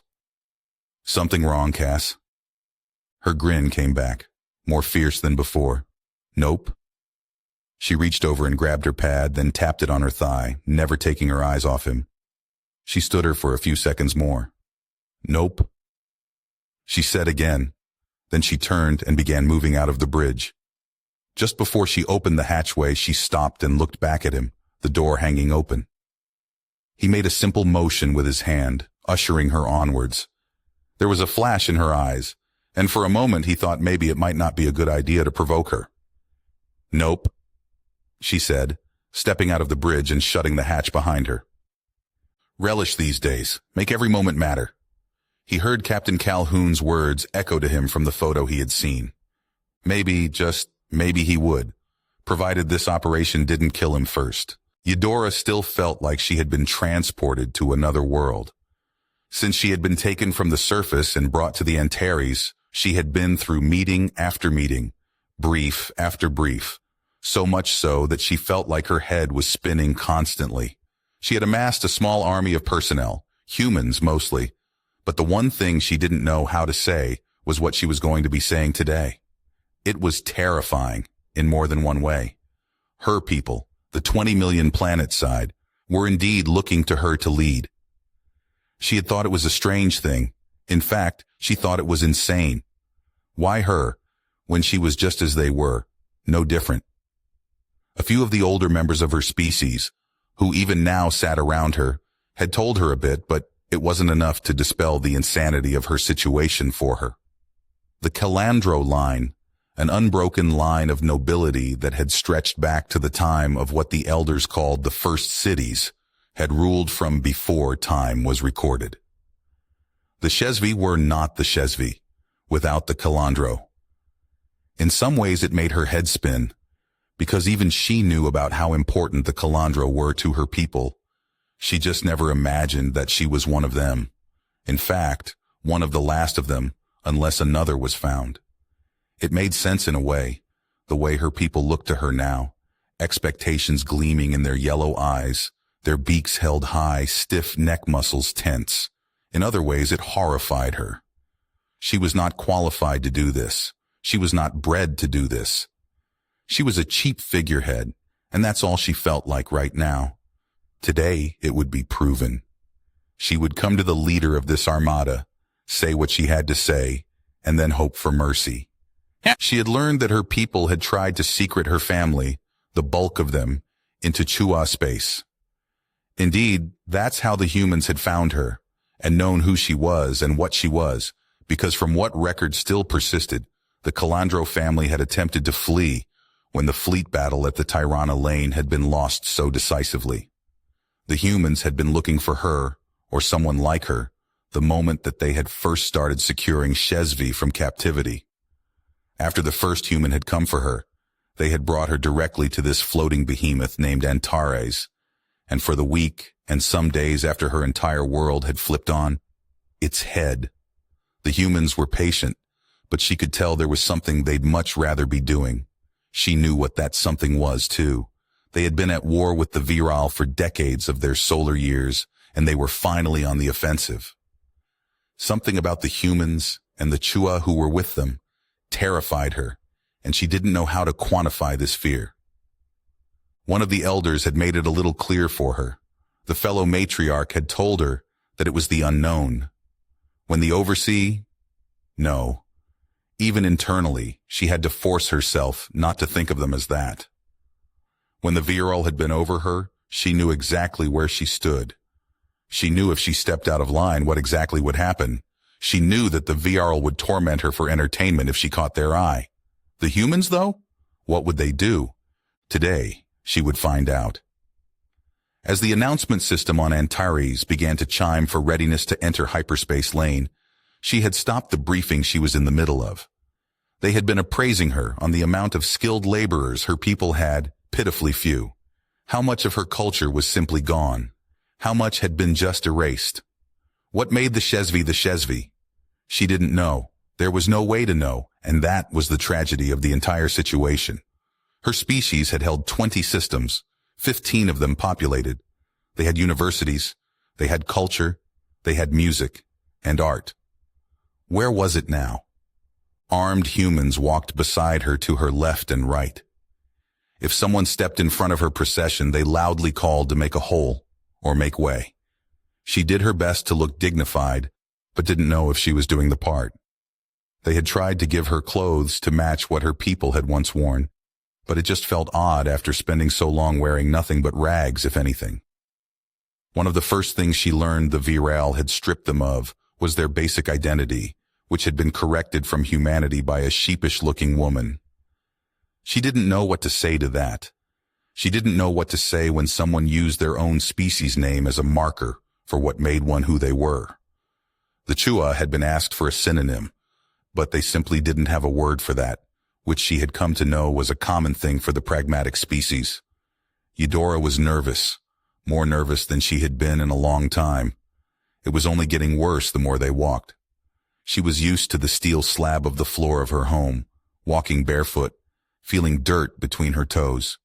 The padded and rubberized grips of her foot coverings now felt abjectly alien to her.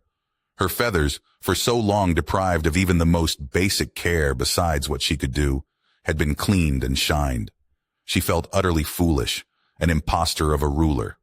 As she stepped onto the massive bridge wing of this warship, she turned her head left, then right. Around her was her staff, 2 elders of her species, a dozen humans, and a Chua who brought up the rear. Ahead of her on the command dais was the human known as Simmons. She was shorter than Eudora had expected, with a well-kept gray mane of hair pulled tightly back.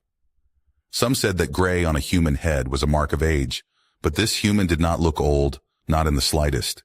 Eudora had gotten the feeling in the only other time she had met Simmons that she let her hair be gray simply to remind everyone that she was not young. Perplexing, but many things about the humans perplexed her. She tried not to look away as Simmons saw her. She knew very little about humans, but she saw that the woman was fierce, and right now she looked like a storm of activity. She was triumphant, zealous. Something was happening that Eudora didn't know about. She was sure of it. Simmons's expression suddenly became starkly more friendly, less predatory, as she saw Eudora. "Eudora Calandros, Grand Matriarch," Simmons called out, even as her steps failed her. This was it. She felt a clump of dread form in her gizzard, her stones there fresh, but she felt her glands rubbing the rocks together. Simmons strode down the stairs separating them, stopping a few feet away. "I'm sorry I haven't come down sooner. It's a busy thing running a fleet, although that's no excuse." She crossed her hands behind her back. "I do apologize if I seem a bit rushed. We're about to start a major operation, which, of course, you are welcome to observe. We do not wish to join the Terran front." Eudora felt her beak part, felt the words tumble out of her, heard her human staff taking a breath, felt her heart's hammering against her ribcage. It took every ounce of willpower to keep her eyes on Simmons' eyes. She waited for the anger, waited for the expression to turn. "I see," Simmons said, and Eudora could tell that she was off-footed. Simmons's eyebrows both raised, and she looked off to the floor by Eudora's feet. She was holding her breath, and knew it. "Well, I won't say I'm not disappointed, but it's something we thought might be a possibility." "Very well, then." Eudora kept her breath in her chest, feeling her feathers begin to bristle. Simmons brought her arms forward and settled them on her hips, still looking off to the side. "Well, okay then. That answers that question." The human smiled at her, and Eudora felt herself exhale. The human was smiling? Well, You'll be pleased in any regard to know we are about to start the invasion of your people's space to take it back. Eudora suddenly felt low, like she had done something wrong.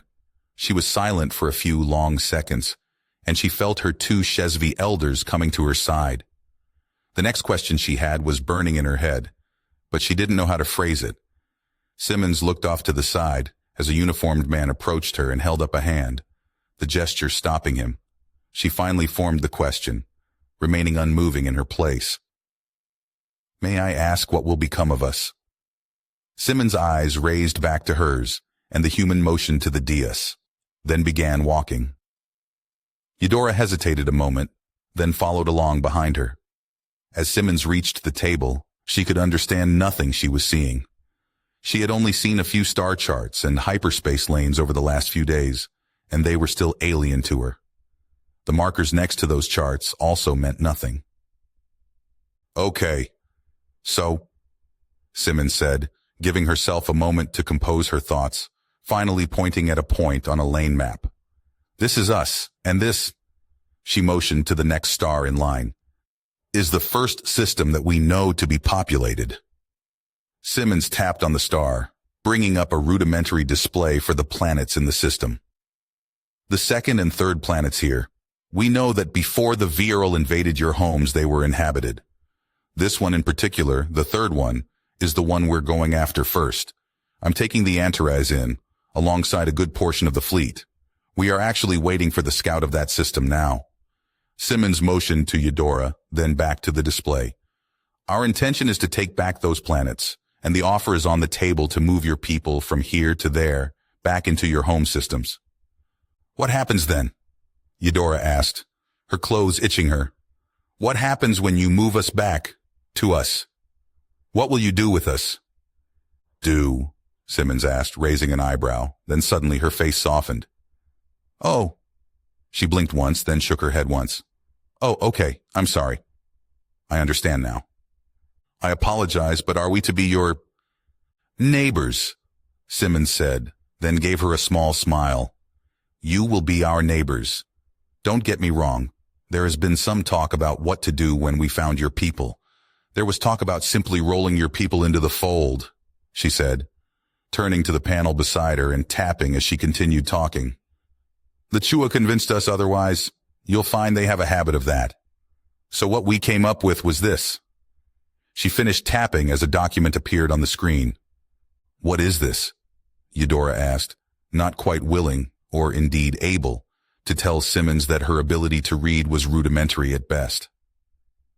"An outline. To be honest, we don't know what state these worlds are going to be in. We don't know, even now, the state of your people. Considering your wishes, some of this is going to be canceled out, but for the most part we intend to move your people off of that rock back to one that you historically owned. From there, our level of assistance is going to be up to you," Simmons said, tapping her hand on the panel, then looking back to Eudora. "If you want us to just leave, we'll just leave." Eudora pulled her head back in surprise. "Our goal, though, is to get your people back on your feet irregardless. We've been finding out your needs. Right now we're looking to meet them. We have no intention of just abandoning you. We have no intention of forcing your people into anything." Eudora stared at Simmons, not quite believing what she was saying. "So if I told you that we just wanted to be left alone, you would just go? No questions asked?" "Exactly. But we'd prefer not to. Your people are going to need, well, everything." Simmons motioned to her. "It's not really my area of expertise, but from what I'm told, you're going to need doctors, teachers, engineers, all of it, until you are back to being self-sufficient. The only thing that we're going to ask for, as far as I've learned, is to establish a few resupply ports for the duration of this war." Eudora was silent a few long moments, then her head lowered almost imperceptibly. "I do not believe that we will ask you to leave immediately, if that is acceptable." Simmons nodded. Then she turned back to the panel, bringing up the map of the hyperlanes connected to their system. Eudora looked down at the map, still not understanding most of what she was seeing, but Simmons was watching her again. Simmons was looking down at the screen, a small smile on her face, but it wasn't friendly. Eudora felt a chill run through her spine and clench against her heart. She took a small step towards the table. "What of the humans on our world?" Eudora asked. "I know the Viral were hard on them, especially recently." Simmons' mouth tightened into a fine line, and Eudora watched her nose wrinkle, then twitch. Human faces were so intensely expressive. "They are being cared for. They will be returned to Earth. The world they are from is a blasted rock now, so we will take them back to the homeworld. We're going to see what we can do for them," Simmons said, her voice flat. And for a moment, Eudora could see a distance in her eyes. Questions. Eudora wanted to ask questions, but it did not seem appropriate in the slightest. Eudora looked back to the screen, but a sudden shift in the mood got her attention. It was almost a smell coming off of the fleet marshal, and Eudora looked back to the woman only to be alarmed at the intense stare, her furrowed brows, the way her entire face had shifted. Eudora decided at that moment that she never wanted to be the subject of that stare. When the very subject of that stare spoke. "Grand Matriarch Fleet Marshal," came a trilling voice, cool and melodious, and Eudora looked to her right to see a smaller, long-necked avian. Its feathers were stark white, its beak long and curved. "Forgive me for intruding, but I couldn't help. Ambassador Tika, is there something we can do for you?" Simmons almost growled, so much so that Eudora's feathers bristled and her heavily muscled shoulders tensed. The one she called Tika bowed its head, doing a small motion with its feet. Eudora knew it to be some sort of display, but had no idea what it could possibly signify. Behind the one Tika had addressed stood another 3 of the avians, similar in appearance to Tika, but smaller, the feathers covering them soft blues and yellows. Tika, long neck curving, was holding a datapad. For some reason, Eudora could tell that he was a male just by the way he positions himself. Eudora hoped she wasn't wrong about that. "Yes, well, you see, I heard that you have found the HFY," Tika began, and Simmons' head came up, his sentence cutting off before it had even fully formed. If looks could kill, Tika would have been a red mist. There was a history here, and Eudora didn't know what that history was, but it was far from good. "Well, I wanted to—" Tika's body seemed to arch, his wings curling up behind him, his neck curling into an S shape, and Eudora took a small step back. Tika and Eudora were biologically as different as Tika was from Simmons on a practical level. Eudora was broad-shouldered, as broad as a larger human male. Tika's shoulders were narrow and tight with her body. Eudora's beak was stout and broad, her neck thick and stiff. Tika's was long and narrow. Eudora's feathers were narrow, almost resembling a thick fur. Tika's were broad, as if she could take to the skies. Still, Eudora saw what Tika was doing, how they were behaving, and it reminded her so much of a display of embarrassment, she actually felt sorry for the smaller avian. "Well, I wanted to provide the Grand Matriarch with this." Tika's feet slowly pranced up and down, even as his hand came forward, offering the datapad.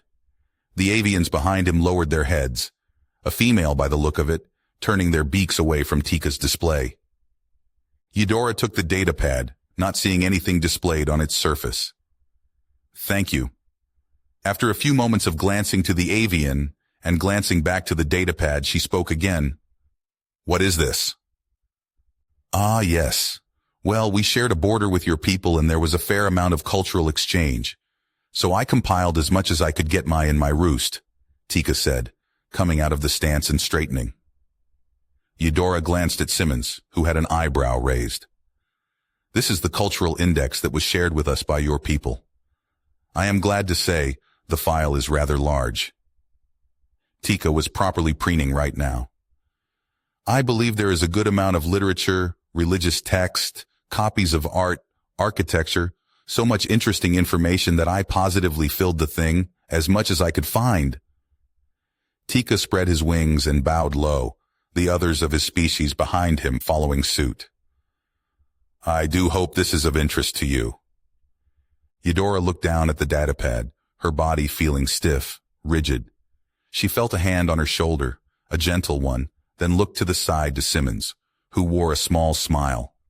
Eudora looked back to Tika, who bowed again, flicking his wings hard and lowering his beak almost to the ground. "This is my people," Eudora whispered, holding the fairly new datapad like a cherished artifact. "Do you need this back?" "Not at all. In fact, I can make copies if you would like. I have it all stored on my terminal. I may be able to find more, if you would like." Tika slowly raised from his graceful bow. "I would like that," Eudora whispered, then looked to Simmons, who gently rubbed her shoulder. Eudora knew nothing of her people besides the legends of the elders, most of whom never saw or experienced the life and sights that they spoke of. Wistful words of what once was, whispered to avoid the overseer's attention, spoken by bent-back ancients who yearned for a life that they had never experienced to ears that regarded the stories as long-dead legends. She now held those legends in her hand, stored on a plastic composite datapad. "If you will excuse me." "Of course. We are about to begin our operation. Feel free to visit the bridge anytime, Grand Matriarch." Simmons' voice was low, gentle. Eudora couldn't take her eyes off of the datapad.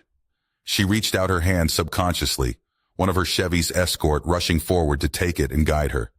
Her mind was awash. In her hands, she held the story of her people. This would be opened, analyzed, studied, her spine straightened, her neck still bent towards the unpowered datapad. Her people had an identity, and it was here. Simmons watched as the Chevy's matriarch walked, a slow procession out of the bridge. Tika stood a few feet away from her, his wings tucked close to his side. Simmons waited until the burly avian was out of earshot, the door closing behind her before she spoke again. "Are you going to tell her about the slaves your people hold? Or will I?" Simmons' voice was cool, but it was missing the razor edge of spite that it normally held. "I will," Tika said, and Simmons raised her brow. Tika was faced towards the door, his wings drooping down, his feathers seeming to deflate for a few moments. "Kazia!" He trilled, and one of the Turanika, coated with soft blue feathers, stepped forward. "It is time." Simmons's hands slid onto her hips, watching as the second Turanika pulled a small recorder and walked slowly, pointing the recorder at both Simmons and Tika. Simmons looked between the two. The one Tika had called Kazia made a small trilling noise. Tika looked from Kazia back to the wall. "Lev," Kazia said. Simmons did not even have time to process that statement before the Turanika ambassador turned and his feathers flitted back to their normal luster.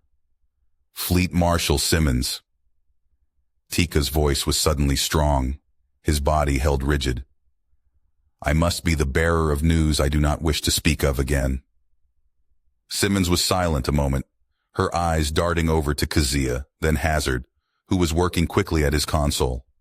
He held his finger over his panel and looked to her earnestly. "You are being broadcast," Hazard mouthed to her. Then he pointed at the console in front of him, making a slashing motion in front of his throat. "Cut it," he mouthed, pointing at the console once again. She didn't understand what was happening, but she held up her hand with her palm out. He nodded and leaned back. His supervising officer came to his side, leaning down as Hazard watched her intently. While normally the scowl that seemed par for the course when dealing with the ambassador would have been stapled to her face, right now she was acutely aware that many eyes were on her. Also, she was more than aware of the words that Tika was using. He had virtually crawled towards her the times prior. She stayed silent.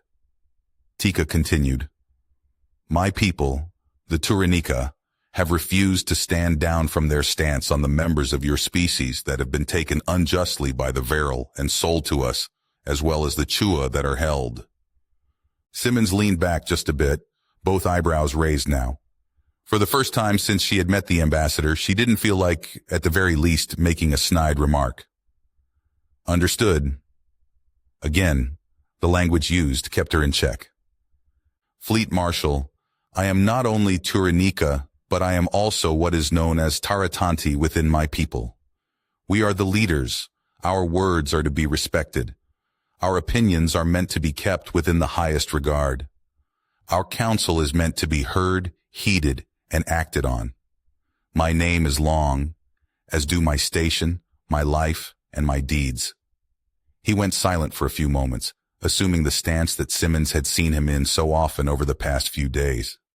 His neck curved into the pronounced S shape, his entire body seeming to curl in on itself. His wings proffered up and bent like he was anticipating a blow. Simmons stood by, watching, carefully keeping her expression neutral. A small group was gathering, and out of the corner of her eye, she could see her officers setting up a perimeter around them. One of the armed guards of the bridge was standing by as well. The two Turinica behind Tika stood in locked positions, their heads slightly lowered, their eyes shut. I regret to inform you, Fleet Marshal, that my words have been ignored. My opinions disregarded. Slowly, Tika's neck straightened, as did his body.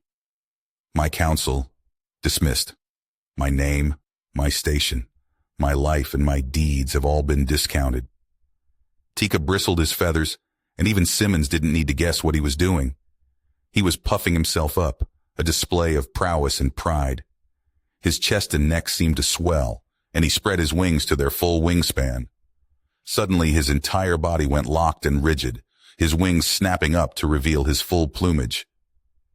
Even Simmons couldn't say he didn't appear noble at that moment. I am Tizikiku Naziki Akakiat Kata. Heads across the bridge snapped towards them if they weren't already looking as the Turinika ambassador's biology made his voice thunderous. Simmons stood her ground, for even though his voice was booming, he was still in no way a physical threat to her. I am the one who brokered the sale of your captured people, the Chua people, the Shesvi people, the Bilaxi people, the Dumat people, the Kolra people, and the Wellerox people. For this, I am ashamed. For my government, I am ashamed. For my people, I am ashamed. Simmons' jaw clenched, keeping her face stone. Tika's eyes were wide as he boomed his voice, his feathers beginning to tremble. The error of my decision has been made clear. I declare it. Tika's voice turned suddenly bitter, spiteful. But in error there must be correction. There must be redress. This has been denied to me. I carry this stain on me, forced on me by those who have ignored my words, turned away from my opinion, and rejected my counsel. His entire body seemed to vibrate. Simmons clenched her jaw harder, and she glanced to Hazard, on the verge of giving the order to cut the transmission. She suddenly was shocked to realize that she was concerned for the Turinika ambassador. I reject this stain, and those who have forced it on me. I will not wear it anymore. Tika thundered, and the two Turinika behind him stepped forward. I refuse. Suddenly the two Turinika behind Tika reached up, grasping handfuls of the broad and beautiful feathers along Tika's wings, and yanked. Simmons' face cracked, and she half lunged forward, moving to shove the other two away. Tika's head twisted down, his eyes locked with hers. The pain in them was intense. I refuse! He bellowed, and she caught herself. The two Turinika continued to tear the feathers off of Tika's body, a slow cascade of feathers falling like snow. Kazia suddenly made a loud, keening cry, and Simmons looked towards her as Tika bellowed again. Kazia was still holding the recorder, but her grip was shaking violently, her neck trashing from side to side. One of the Turinika, stripping the plumage from Tika, stopped and quickly moved to Kazia, taking hold of the recorder and pointed it straight once more. Kazia curled her wings around herself and lowered herself to the ground, making another long, keening scream. Please take this, the Turinika who held the camera said, his voice shaky, looking to the humans watching. I need to help him. His voice dripped with raw emotion. Tika's voice suddenly boomed again, his voice clouded with pain born physically and emotionally. Simmons glanced over, struggling to keep her composure, and nodded once to her navigator. The officer reached over, gingerly taking the recorder, and not knowing what to do, simply kept it in the direction it was pointed. A small screen showed Simmons and Tika, the Tyrannica ambassador, being stripped of his plumage, the feathers drifting to the ground as Tika roared his denial again. Kazia's neck writhed, taking a step forward only to take a step back.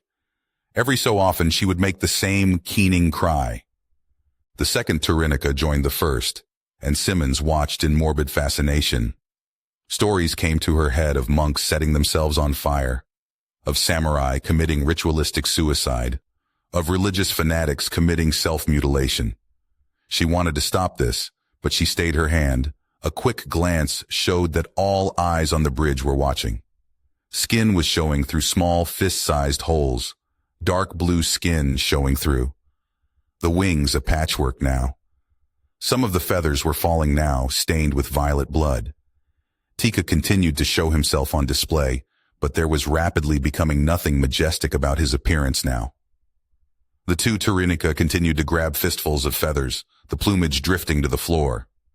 Tika gave one last booming roar that couldn't be translated, and the two Tyrannica who had been stripping his plumage both took one final handful, pulling hard. Stepping to either side of Tika, they held their fists up to either side of Tika's wings and let the feathers fall. Tika's once majestic plumage, even by Simmons's own opinion, was destroyed. The Tyrannica in front of her now was an ugly thing, the plumage ruined and in patches. Simmons could see the thin skin of Tika's ribcage thudding on the right side with his rapid heartbeat. Slowly, Tika began to fold his wings down, and as he did, the avian who had taken the camera from the one known as Kazia patted over to Simmons' navigator, taking care not to step in the shot. Tika laid down in the ruins of his feathers and curled his head around his body. Simmons herself realized her mouth was hanging open and closed it. She looked to her navigator, who was giving the recorder to the Tyrannica. The Tyrannica turned the recorder on Tika and slowly walked up towards the ambassador, who was on the ground violently shaking. There was a chime heard as he pressed a button on the recorder. Simmons heard Hazard's voice call out, "They've ceased transmission." Xia rushed to Tika's side and threw out her arms, hovering over him and covering him with her own plumage.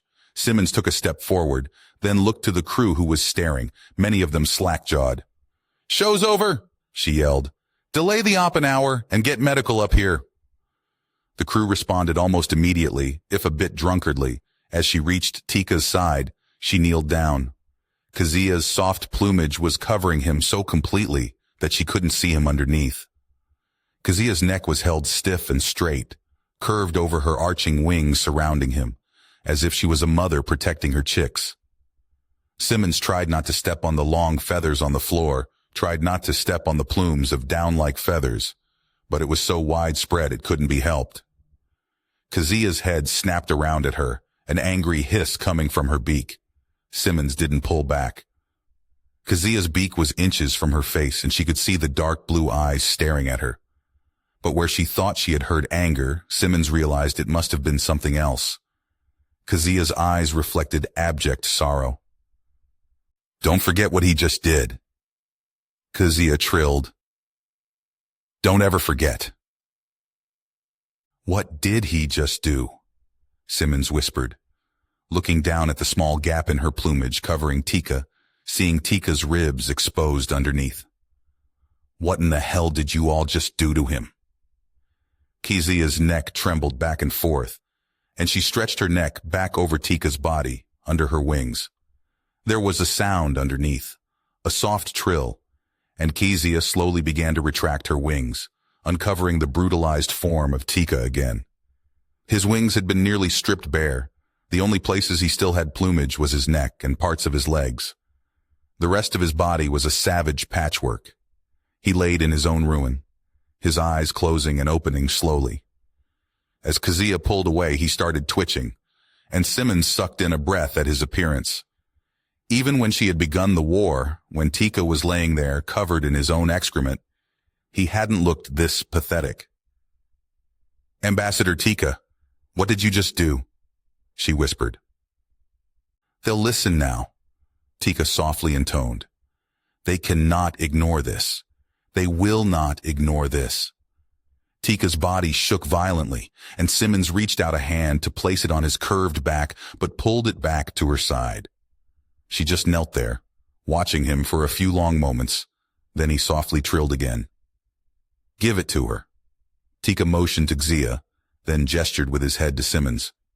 Xia was brooding nearby, but as soon as Tika spoke, she retrieved a data pad, offering it to Simmons. "I am no longer an ambassador, Fleet Marshal." Tika softly trilled out, and Simmons looked up as the bridge opened. Several men and women running onto the bridge marked with medical green. She glanced at the data pad and was about to look back to Tika, but her attention snapped back to the pad itself. It had been auto-translated, but even she could read the watermark for sensitive documents. "What did you do?" Simmons whispered. "What the hell have you done?" "What decency demands," Tika whispered back. "What must be done to atone. They will not be able to hide it now, and they won't be able to brush it off." Tika began slowly trying to push himself up, but he couldn't rise. His body trembled too much. Simmons held up her hand, holding the medical team back a moment. "There will be unrest, but they will listen now. I have done all I can." Tika laid his head back down in his discarded feathers. "Fleet Marshal, I apologize, but I must request political asylum. 13:30, Terran Front Fleet time." On the Turanika homeworld, the first signs of unrest began to manifest like a wave. The broadcast of the most esteemed Tiziki Kuna Zikia Kakiat Kata, Taratanti of the Roost Kazatalak, openly performing the act of Kavza, had been met with shock. The last Taratanti who had voluntarily performed Kavza had done so in protest of the treatment of the Kulorn caste, nearly 2,000 years prior. It was an ancient rite, one that signified rejection of the greatest shame. Even more shocking than the act itself was the evidence that had followed it. Visuals of species brought into the conclave, not as migrant workers as had been believed, but as slaves, was met with an almost immediate attempt at censorship. This attempt failed spectacularly, mostly due to those who had been tasked to censor the information, not only refusing to follow the command, but openly declaring that they had been ordered to do so. A situation that was already, as the humans would say, out of hand, spiraled completely out of control. Within only 20 minutes of the ending of Tiziki Kuna Zikia Kakiat Kata's broadcast, entire cities entered a state of absolute anarchy. 2 planetary capitals were stormed and taken by the furious civilian population, demanding the location of those who had been enslaved. The Turanika Armada, which even then was in the middle of a training session, meant to prepare the fleet to withstand the Terran front's assault, began to cease operations. Within the hour, the entire armada would be recalled to the Turanika homeworld. Those who did not take to the streets simply stopped whatever work they were doing and went to their homes to be around their brood. Images of Tiziki Kuna Zikia Kakiat Kata, with his stripped wings spread wide in front of the human fleet commander, were on every news feed of the conclave, as was the sound of his thunderous voice and the wails of despair from a Turanika female that couldn't be seen. Close-ups of the human fleet commander's face were shown, with analysts remarking on the shock, horror, and sympathy. Since the outbreak of the 7th Orion War, the female human, known as Simmons, had been reported to have made several threats towards the Turanika. She had quickly become seen as a warmonger, ready to take revenge against the Turanika for refusing to go to war and violate their principles of pacifism. Now the images of her lunging forward to stop the violation of Tiziki Kuna Zikia Kakiat Kata's plumage, the agonized expression of her face, and the true reason for her threats against the Turanika were rapidly reversing her image. On far-flung deep-core mining stations and agricultural stations, on deep space stations dedicated to material processing, and in other areas hidden from the sight of the normal Turanican population, overseers and taskmasters felt their hearts run cold at the knowledge that very soon their part to play in the willful enslavement of another species would be known to the wider conclave. As the data package transmitted alongside the broadcast were fully decompressed and the scale of the conclave's government's involvement was revealed, the entirety of the conclave itself was teetering on the verge of absolute pandemonium. The image of a member of the Kulra species, from the look of it barely a hatchling, quickly was becoming the face of the entire incident. The picture was absolutely damning, and the sight of the image had sent any who saw it instantly into contorting and painful displays of shame. The young Colra was sprawled on its stomach, looking to the one taking its picture with eyes that had no life in them. Its shell covered its back, and despite the age of the Colra, it was already dulled and scuffed. The foot pressing down on the shell was unmistakably familiar to those who saw it, the clawed feet of a Tyrannica. Within the hour, billions of winged figures stood in streets, the normally soft-spoken and passive species demanding action, demanding justice, on the 100 worlds of the Tyrannica conclave. The bulk of the Taratanti caste, most of whom had been left in the dark of the truth of the situation, quickly went public with their own declaration of outrage, and the eyes of the entire species turned inwards to the mountainous homeworld of their species. Hakuri Watanabe looked down at his helmet before putting it on his bed, the stylized seven seeming to stare at him. He sat down in his chair and picked up a small cloth from his buffing kit. No one knocked on his door, in fact. Mostly he and the rest of his squad were left alone before a major operation. They were just given their time to mentally prepare. Some of his squad would go over their mission briefing. Some, like him, would spend their time doing something to relax themselves. Hakuri always found that taking care of his suit calmed him considerably. Granted, he could simply turn it over to the squad's armorers to be tended to, and they would do as good of a job as he could, but he preferred it to be done by his own hand. The symbol of a triangle was on his form-fitting shirt, the symbol of his Special Operations Command Unit. He was known as a Myrmidon, but the official title of his unit was Section 3. He knew this, his superiors knew this, and as far as Hakuri knew, most of the Terran front was aware of his unit's existence. But past that, they knew very little about what he actually did. As far as his mother knew, Hakuri was a pencil pusher on board the TFS Berlin, the troop mothership that all of his letters were sent from. He thought about writing her, but then again, he only liked to do that when he returned from a mission, not when he was expecting to go to one. If he tried to write her when he was waiting, he would just get anxious and homesick. That wouldn't do when he was dropping into a combat zone. That wouldn't do at all. Hakuri instead started to buff his helmet, waiting for the word to come down, which meant they were prepared to jump. A glance at the clock made him pause in his circular rotations. The clock said 13:30. Operation Naked Sun was about to begin. Tika was on his side, Kazuya standing at the end of the medical bed that had been adjusted for his Tyrannican physiology. He felt cold in more ways than one. For his people, clothing was more of a decoration than a necessity, but without his protective plumage, he felt the cold stabbing him through to his hollow bones. His diplomatic access was already gone, his privilege access revoked. He heard the broadcast for a preparation to jump, but he wasn't truly listening. There was no question in his mind he had made the right decision. There was no question at all. One of the humans, a nurse, came to his side and gently laid a heavy blanket over him. The human's hand lingered on his trembling body for a few moments before it was removed, and Tika glanced in their direction. The female was one of the ones who had responded first to the call for medical service for him, had heard what had happened and why. Tika had gotten very used to being glared at on this ship. He was hated, and he knew it. He knew he had deserved it. He was a party to the Vral's enslavement of the humans, the Chua, and far too many others. When he had come to Thermopylae Station, he had not even given that fact a single thought. He was born into power, being of the Taratanti. He belonged to the most powerful species and government in the entire quadrant of the galaxy. His people, while mighty, did not seek to use it. To him, they had simply been above it all.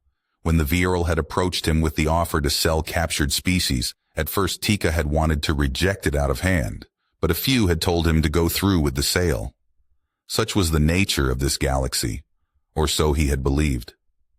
The weak were at the whims of the strong, and one's place in the galaxy was determined only by the power they could wield.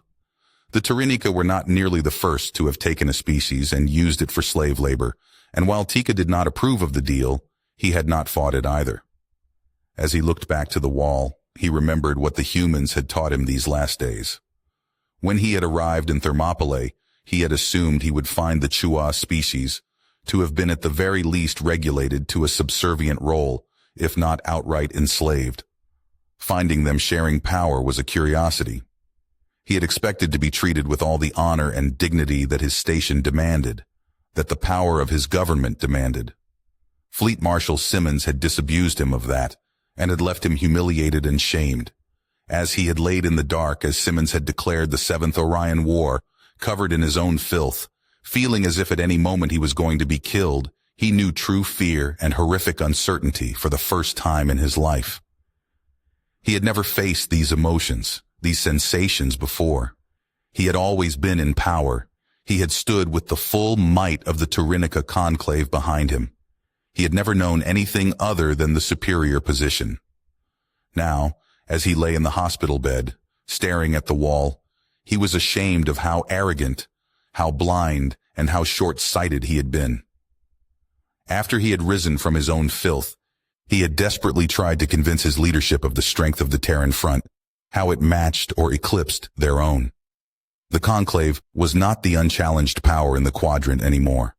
The Terrans, the human and Chua, had somehow defied fate. They had not fallen to the Vril after 90 years of near-constant conflict, and now if Tika was right, they had come out of it nightmarishly stronger than before. Tika had actually begged to be heard by his superiors, and he had never come close to that once in his life. The Chua homeworld, however, had fully broken him. If he had not been on the Antares, had not been humbled beforehand, he knew that he would have just clapped his hands together and said that it was delightful. As the transmission from the Chua homeworld had come in, and the rescue effort had begun, he could only wallow in his own shame. He had profited directly from the Chua's suffering, the human's suffering. Again he had tried and failed to convince his people, and again he had failed. Being on the Antares for him was torture. The lights were too dim. Every human in Chua looked at him with nothing more than loathing and contempt. His entire worldview had been shattered from the way he viewed the galaxy to his own place in it. Every time he closed his eyes, he saw the shadow of Simmons standing over him, her voice cold with a lethal rage, hearing her voice echo in his mind, seeing the glint from flashes of light shining in her eyes. "We know," echoed in his mind in his sleep, the voice of the terrifying fleet marshal transforming into the sound of a vengeful god demanding compliance and promising retribution. Then he had watched the humans and Chua, who he knew were preparing to go to war with his people, celebrating the return of the Shesvi. Once more he had expected them to be integrated into the Terran front, but as soon as he learned Simmons' offer to them and what it had entailed, he had been called to his room to answer the latest message from his people. Once again, his people had doubled down. The knowledge of the enslavement of the humans had been suppressed, and once more Tika found himself, and his people, standing against a Terran front that had every justification to declare war, to right the wrongs that had been done to them. All the while, he knew something else. He knew that after everything he had seen, that his people would lose. The Tyrannica had not been to war for nearly 2,000 years. His people were not ready for what the Terran front could do, and after seeing what they had done to the VRL so far, he knew his people were not ready for what the Terran front would do. He was afraid of the dark. Tika was absolutely terrified of it now because now he knew the monsters were real. Simmons had shown him that, but the humans, the Chua, they were not the monsters. He was. He had refused to be one anymore. He had announced his intentions to his staff, who had squalled in rejection, all but 3. Xia was the first to step to his side. Kikumot and Siki had stepped forward as well. Never, in his most nightmarish dreams, did he ever think that he would stand in front of Simmons and voluntarily have his plumage stripped from him, performing the act of kasva. He never thought that his staff would have ever compiled and transmitted the data package they had sent. He had never thought that he would betray his people, if only to save them. Simmons had changed that. The humans had changed that. He knew the terror of the dark. He knew fear for his people's safety. He understood the horror of war, and for the first time in his long life, he could truly look back at every interaction he had had, with every species that had asked for help in their struggle for survival against the Virail, and truly understand their fear and desperation. Now he lay, his plumage stripped from him, his station revoked, his status removed, surrounded by a people who despised him. He wouldn't have it any other way now. He knew that they would listen now, if not to him, then to the civilian masses of the conclave that would not stand for what they had done. He prayed to the Great Mother often now, shivering in the dim light, hoping that it would be enough. He had been wrong, and in his error he had sullied his own people. He had made them complicit. Even now he did not know how they would ever be forgiven, because right now he wasn't quite sure he could ever forgive himself. As he heard the broadcast calling out on the ship, announcing 1 minute to jump, he felt a hand on his side and looked up to the human nurse. She was smiling at him. Not a smile born of malice or anger, but a genuine smile. She patted his side lightly, then turned to walk out of the room. For not even the 20th time since he had come on board Thermopylae, he was mystified by these people. The bridge of the Dampier was thrumming with music and the vibrations of the reactor, and Conrad leaned forward in his chair mount, his eyes almost feral as he looked at the empty space that was the Mandeville Point. He was positively chomping at the bit. Bats was positively roaring the lyrics to the song that was blaring over the ship's speakers. Rev and Dev sat side by side in their mounts, throwing their hands up in time with the pounding bass beat of the sound. Towns was the only one besides Conrad that was quiet, both of them looking towards the Mandeville Point with complete impatience. Conrad felt like jumping from his skin. Fidgeted, holding his hands over his headset, and listening as if he were trying to hear secret messages in the music. They were ready. Their pulses were racing. The crew of the Dampier was positively vibrating. Conrad looked to the shipboard clock, seeing 13:30 displayed, and his head snapped to Fidget, waiting for the word. They were going to run, they were going to chase, they were going to hunt. Vicky sat back, looking towards Jess and Kukat as they slept. Jess was in her chair, Kukat in her medical bed. Vicky glanced back at the block print on the paper and read it for the 5th time. She read the individual lines, one at a time, cursing their existence. After reading through the message printed, she let her hand hang again. Kukat would be released from medical tomorrow, and both her and Jess still thought they would be boarding the Thumper to join the Velocore once more.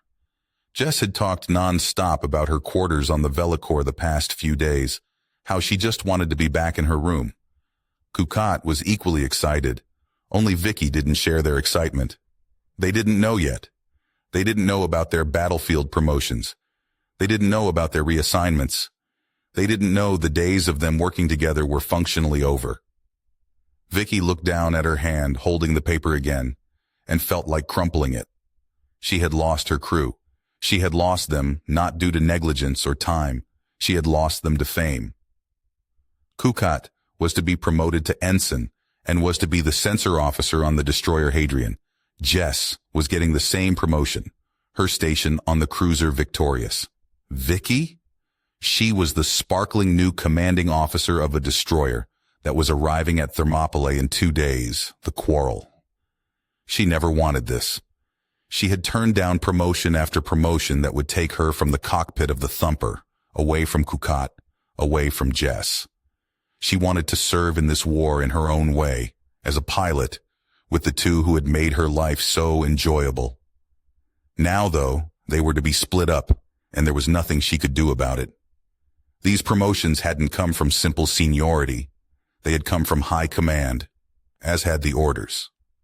Tomorrow, when Kukat was released, they would be ushered into the hangar bay of the Barrowmore. They would all three be awarded the Star of Terra. Then they would be reassigned. Tonight was the last night they would all be together. Vicky wanted to wake them up. She wanted to tell them, to give them a chance to process it. As she looked to Kukat and Jess, she couldn't bring herself to do it. She held up the letter again, reading the first few lines, then she felt the sting of tears in the corners of her eyes. She looked away, her heart panging with sadness, and stared at the wall. The clock read 1330. Corporal Brandy was sitting on the small rack, with Janet Shippen sitting between his legs, using his thighs as armrests. They were both dressed for the first time in the last few hours, both of them staring at the clock. This close to the reactors, they could feel them beginning to spool up for the trip through hyperspace. When the news of the operation had come down, they had elected to spend as much time together as possible, which Brandy had enjoyed to no end, and he had made sure Janet had as well. Brandy had even taken some time to reach out to his sister Victoria, a rarity for them both, as since they were children they were often barely able to speak to each other simply due to schedules. He had even told her about Janet, and although he hadn't gotten a response from his sister yet, he already knew what she would say. Janet nestled back against him, but he could feel her body was stiff. Neither of them knew what the next few months were going to hold. Their time together might be constricted. In fact, this might be the last few moments they were together for quite a while. Brandy's ghouls were specialists, shipboarders. Chances are he was going to be extremely busy, as was she. He didn't quite know how he felt about Janet, but he did know that beyond a shadow of a doubt, he didn't want to be away from her. Judging from how she was acting, she felt the same as him, conflicted about her relationship with him, but not wanting to be apart. He knew what he needed to tell her, that he had to get up, that he had to leave. The ghouls were going to be assembled at 13:45, ready to board. Her unit was going to be prepared at the same time to begin taking on salvage. Her hands were like clamps on his legs, and from how tense she was, he wasn't going to get up until she was good and ready. The clock on the wall switched to 13:30. He stared at the clock, feeling like the clock was mocking him, when suddenly Janet leaned up and turned. Her hands took hold of his shoulders, and she threw her body against his, her lips finding his own. Her arms wrapped around her frame, and he tightened his grasp on her. Simmons spread her hands over the panel in front of her, looking at the table. 7 points connected the recently reclaimed Chua space to what was former Shesvi territory, and beyond that, the heart of the Vral Empire. Her lip curled in a wicked smile. On the digital display of the table, the hyperspace lanes, and more importantly, the avenues of attack her fleet was preparing to take. She held out her hand, all 5 fingers splayed over the lanes, envisioning the war as it stood now, the war to come. 7 hyperspace lanes, 7 systems, branching out into 16, branching out again to another 20.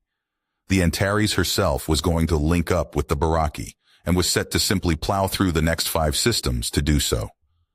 Slowly, she tightened her hand into a fist as she looked along the hyperspace lanes, seeing task forces lined up and ready to jump.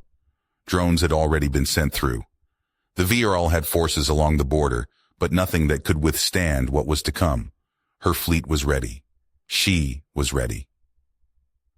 The 7th Orion War was at the end of its first month and had taken back 6 systems. The first moves of Operation Naked Sun would double that and exceed it, then double it again. She had already given her speech. Her task force commanders were ready. High Command had taken its time making this decision, and while she had railed against the delay, that didn't matter now. All along the front, individual task forces were joined into larger fleets, ready to jump into the next system and eliminate any VRL defenses. But unlike now, they simply would not wait. Naked Sun was to be a lightning strike to cut off as much of the VRL Empire as possible, to deny them their own space, to imprison them on their own worlds. Task forces were designed around 3 types of vessels combinations. Light hammer task forces were comprised of corvettes and fast destroyers, the fastest vessels in the fleet, meant to take systems quickly, to devastate unprotected infrastructure, and to eliminate light resistance. Simply put, they were going to swarm into VRL space, determine pockets of resistance, and move on. They were going to rip entire sections of VRL space from them, calling in other task groups if needed. Thunder task groups were the primary capital fleets, meant to be sent into those pockets of resistance and neutralizing them, joining with the light hammer groups if needed. The cruisers, carriers, battleships, they all belonged to these task forces. Her own task force was called the Nova Task Force, and it comprised only the Antares and its sizable fleet escort. Simmons glanced up at the clock. The time was 13:29. She breathed in slowly, then unbidden the thought came to her head, and she looked to the report from the 2 habitable planets that had been scanned by the drone cutters, the information having been relayed to her almost 20 minutes prior. She was not worried about the ground campaign. In fact, a reserve fleet from Thermopylae would be the ones to escort the landing ships from planet to planet that her fleet left behind in its wake, isolated and defenseless from the wider virile empire. Fleet escorting was no longer her job. Protecting ground invasions were no longer her job. Simmons was positively growling now, as her only job was to take her fleet and use it to rip the virile out of the stars. Still, the thought nagged at her. On both of the planets that her fleet was set to overrun, there were virile ships in orbit. On the first, there was evidence that the virile had been bombarding a small area of the surface, extremely similar in size to the hole that now existed on Zvichia, the planet that even now was being integrated into the Terran front. In the second system, it showed Vral ships in orbit, but whatever they were doing during the time they had taken the scans, whatever they were covering up, they didn't seem to have gotten to it yet. On the radiological scan of the planet, a massive bloom of electromagnetic energy painted a broad region of the planet, blistering white. She had sent the images back to Earth, back to High Command, but no one seemed to know what was happening. The one thing that every analyst agreed on so far, that was that whatever the blooms represented, it meant nothing good. She took another long look at the radiological scan, seeing the intensity of the radiation, and her lip curled in a snarl. She couldn't think about that right now, but orders had already been given to notify her the moment that they had taken a planet that still bore the radiation signal. The Vril were being damned fastidious about it, though. She pulled her thoughts away from it, looking back to the hyperspace lanes. The slow grin entered her features again. She glanced at the clock. 13:30. Her hand took hold of the receiver next to her station, and she pressed the transmission stud, knowing that Hazard had already opened a channel to the wider fleet. Commence. Conrad felt the Dampier's almost animalistic growl in his spine, a predatory grin on his own face as the virile light cruiser fired, harsh red light missing the hull by a few feet off the starboard side. Bats actually laughed. Dev's normally small and polite Brazilian accent spun in some of the harshest curses Conrad had ever heard. The visor rested comfortably on him, Bats feeding him exterior views over a heads-up display. The external feeds of the cameras gave him nearly 360 degrees of vision. The piloting stick in his hand responded like a fighter on steroids. "We're on it! Give me more power, Crispy!" he roared as he shot past a Terran destroyer's bow that was engaging a pair of viral corvettes. Beyond the subject of Conrad's attention, a viral battleship seemed to shudder, a flash of light causing his vision to dim as a Mach accelerator round hit it squarely amidships. A dim red haze etched around his vision, letting him know that someone out there had weapons lock on them. The small numerical icon let him know that only one ship had the lock, the light cruiser itself. "Red line." Crispy's voice came through the small transmitter on the bridge, and Conrad laughed. Did he actually need more power? No. Did the HUD he was pointedly ignoring show him that the reactor was at full power? Oh yes. In fact, he could feel the power of this ship reverberating through his bones. A V marker superimposed on the HUD showed him he was in a full dive towards the light cruiser, who unfortunately for the Viral had noticed the Dampier a little too late. The Dampier shook as the corvette took a stray shot, but no one paid the sudden jolt any mind. Bats finally locked onto the light cruiser now that they had gotten its attention, then promptly began sending a wave of electronic countermeasures to baffle their tracking. Distance readouts continued to count down, and Conrad's heart hammered into his chest. Chaos reigned, and all around them the rest of the fleet was engaged. Cruisers were set up in a line formation, the carrier Stormbird anchoring the fleet flanked by 2 battleships. The destroyers were driving the line forward, but the Dampier, the other corvettes, they had no formation. Conrad couldn't believe as the distance to the VRL light cruiser counted down that he had ever wanted to do anything but this. If he had gotten command of a destroyer, he would have been standing tall in his command station. He could almost imagine him calling out in a stately voice, orders and commands, coordinating fire. Any kills made by his ship would have been seen at a distance, impartial, stately, ordered, dignified, not on the Dampier. The Viral were trying to fire at them, but their turret transit speed was almost comically slow at this range. The light cruiser began trying to turn like a wild animal, trying to avoid a predator. "Broadcast the target. It's ours. No fucking touchy," Cass yelled. The light cruiser was less than 10 kilometers away, and he was still closing. This wasn't the engagement range for his ship. The railguns of the Corvette could reliably be accurate well over 200 kilometers against a ship the size of the Viral light cruiser. This wasn't even knife-fighting range. As the numbers continued to count down to 9 kilometers, and the Viral vessel loomed larger, Conrad's lips parted to a snarl. No, there was going to be no stately, ordered, and dignified end for this Viral ship. Conrad and his crew were going to murder it violently. "Cass, you see those turrets turning to us?" Conrad yelled as he yanked the stick right, the Dampier tilting widely before he pulled the stick toward him hard. Another shot from the light cruiser sailing wide as the Corvette went into a hard turn that overtaxed the artificial gravity and pushed him down in his seat. "Don't want to see it anymore, but it's playing with us," Cass wailed in protest, even as he saw target markers appear over sections of the light cruiser, with over 6 green markers swung onto his vision over the light cruiser, becoming one right at the center line. Bordering the red haze, a light yellow haze began to flash but disappeared, and Conrad breathed out a thanks to whoever had distracted whatever ship that had been trying to acquire them. "Weapons-free RevDev!" she called out, and although the human eye couldn't see the rounds of the railguns, the shield blooms from their impacts washed out. Rev and Dev, the weapons operators, had already turned the primary armament of the Dampier on the light cruiser. 24 top-mounted railguns, mounted in groups of 4, all fired at once, and Conrad saw the bloom of the Viral shields screaming in protest as all 24 rounds hit squarely at the same moment, even as he was jostled in his seat by the recoil. 5 seconds later, another salvo of the 130mm rounds slammed into the light cruiser's shields at a little over 20 kilometers a second, hammering over 42 gigajoules of raw kinetic power per round against the Viral shields. The light cruiser tried to roll to bring its turrets to bear a little faster, but there was no escape. The third salvo did it, and for a brief instant, Conrad could see a faint bubble around the light cruiser flash. Another, larger flash came from the light cruiser itself, as the railgun rounds cut through the armor of the light cruiser and bit deep. Primary and secondary detonations rippled from the impact. "That's their shields!"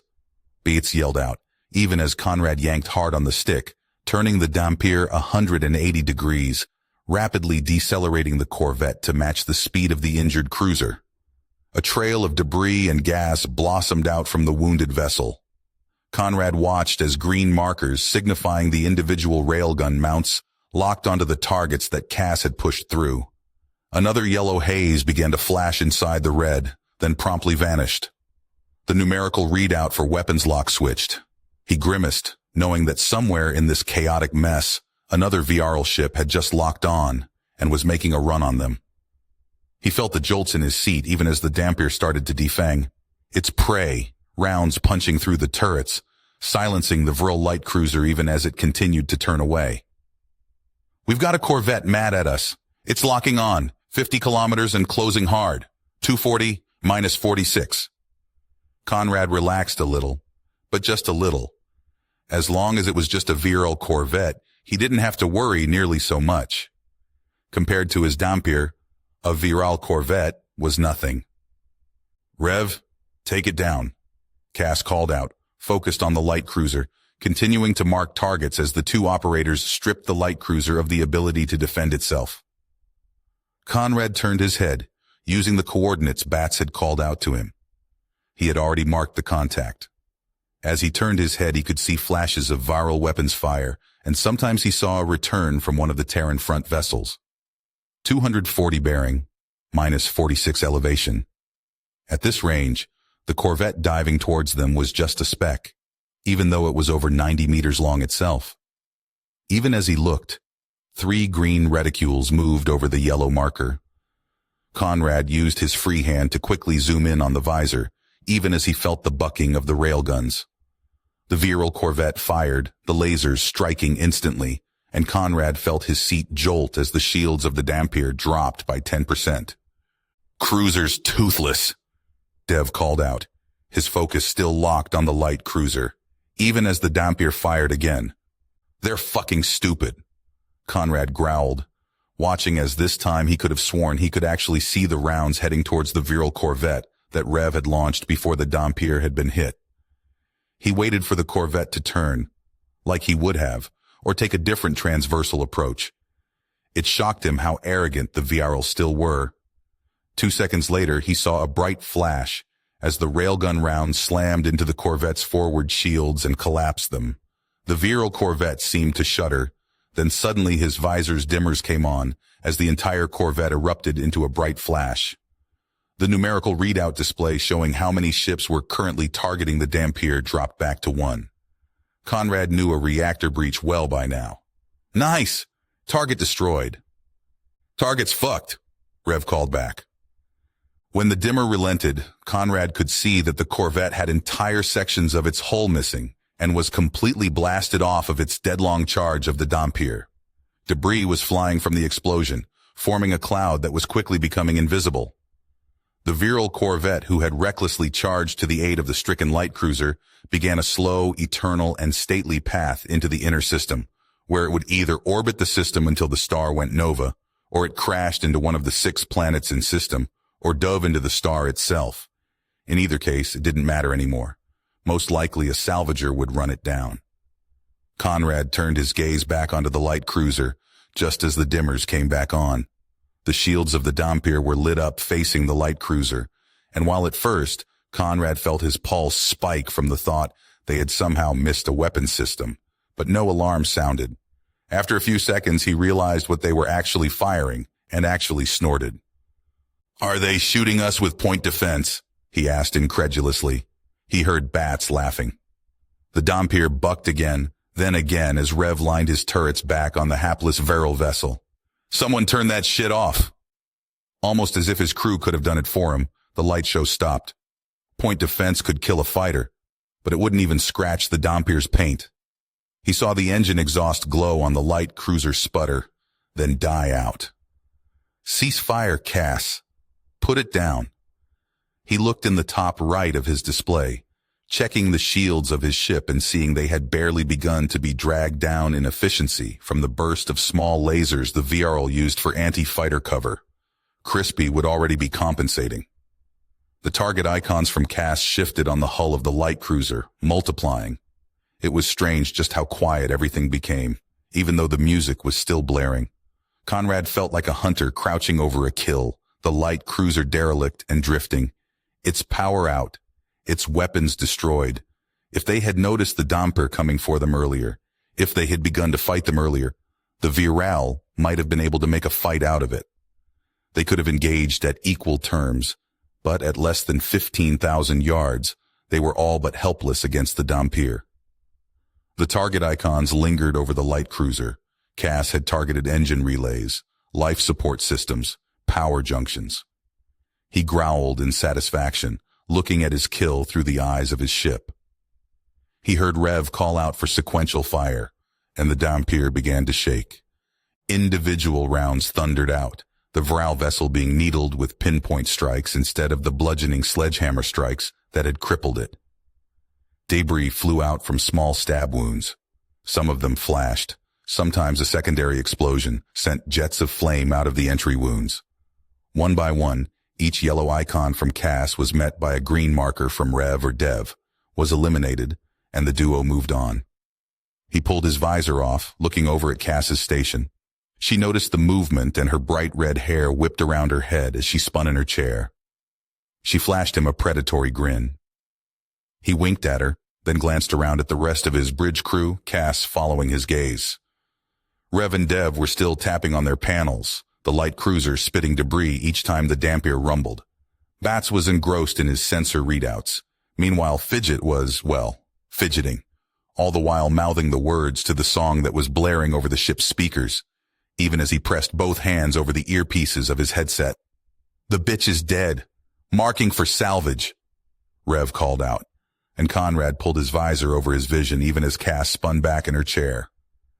Bats, find us something to kill, Conrad yelled out, feeling his entire body surging as he kicked the throttle into high gear, gunning the Corvette away from the derelict light cruiser.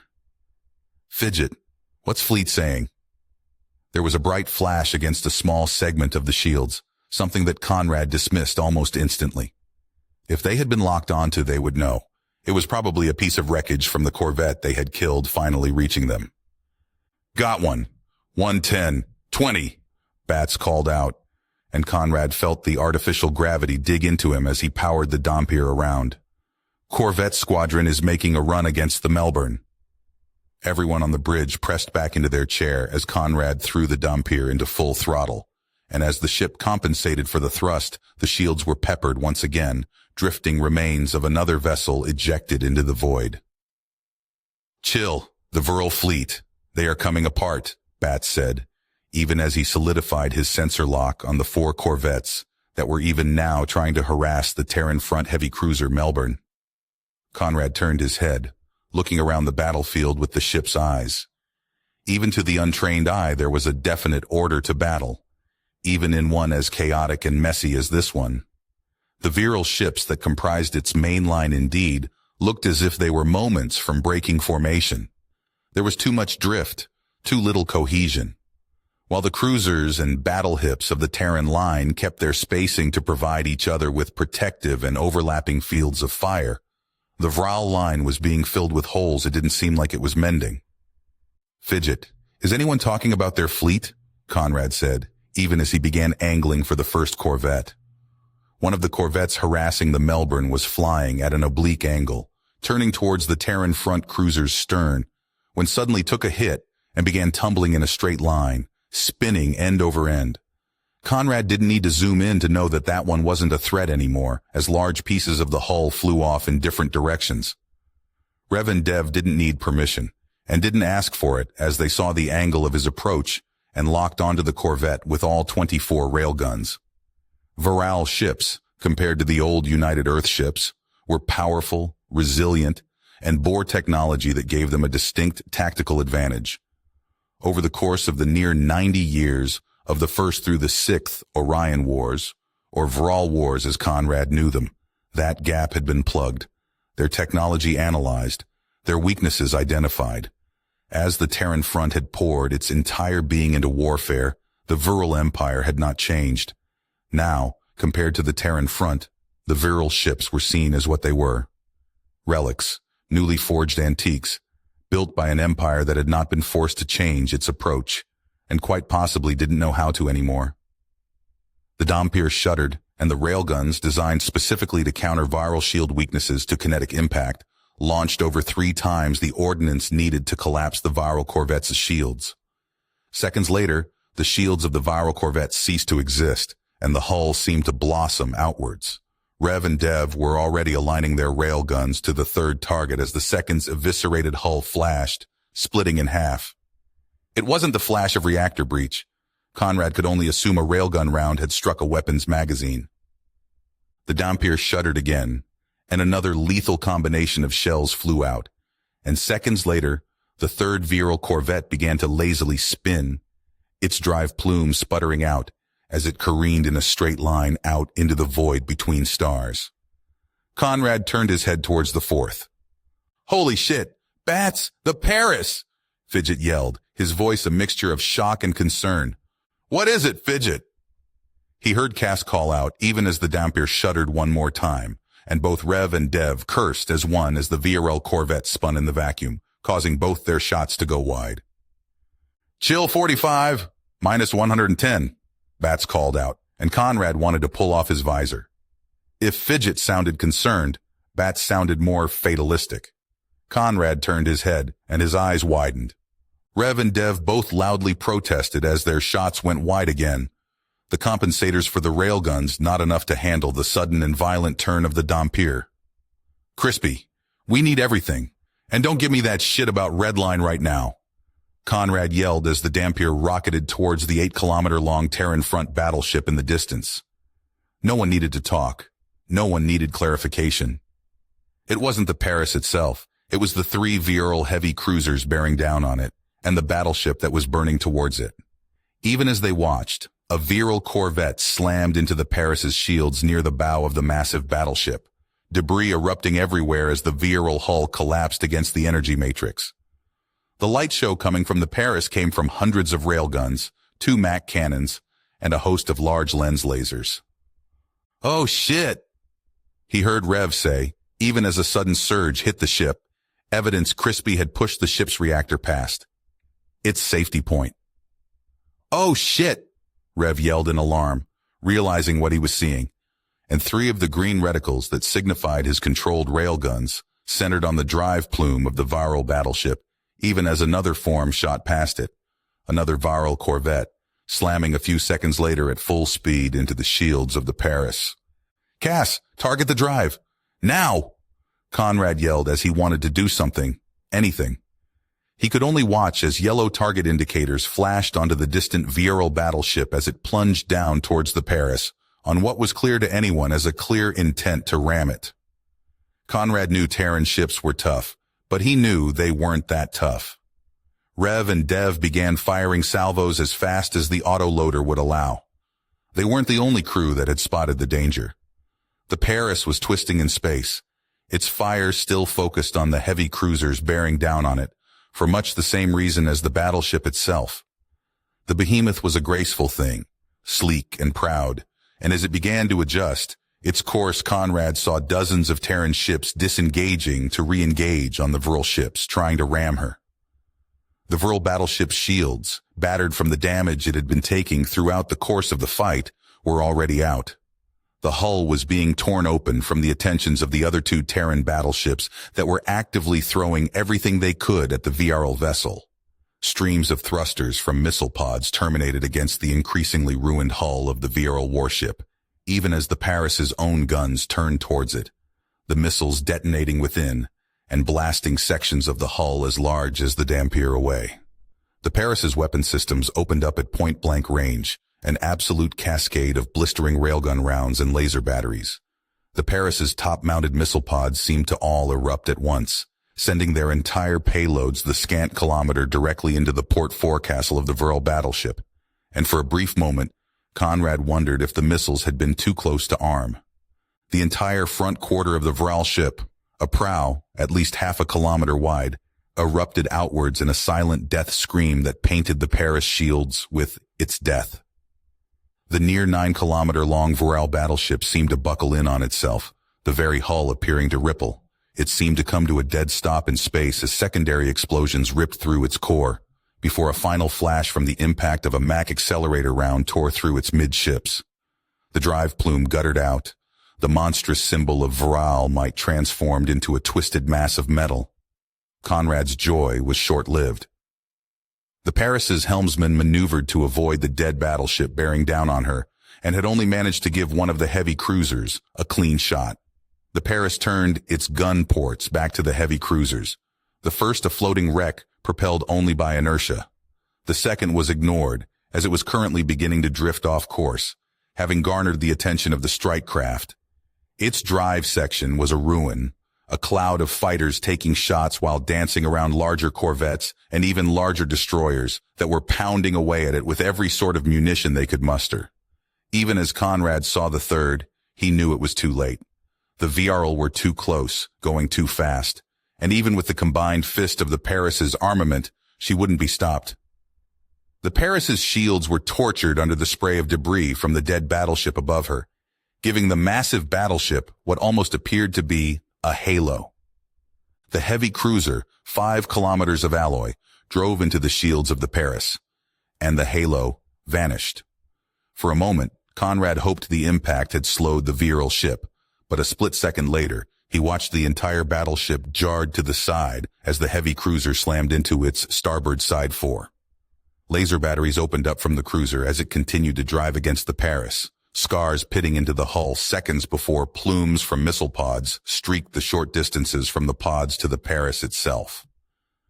Conrad watched in fascinated horror as the point defenses of the Paris lit up the area between them, entire sections of the heavy cruiser simply ceasing to exist under a torrent of fire from the Paris herself.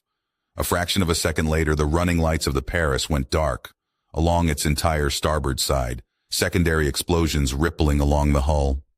For a horrifying moment, Conrad thought the Paris itself was going to fall apart, fracturing just like the virile battleship that was now harmlessly floating past it had. The hull stayed together. The music on the bridge was suddenly cut off, and Conrad kept holding his breath.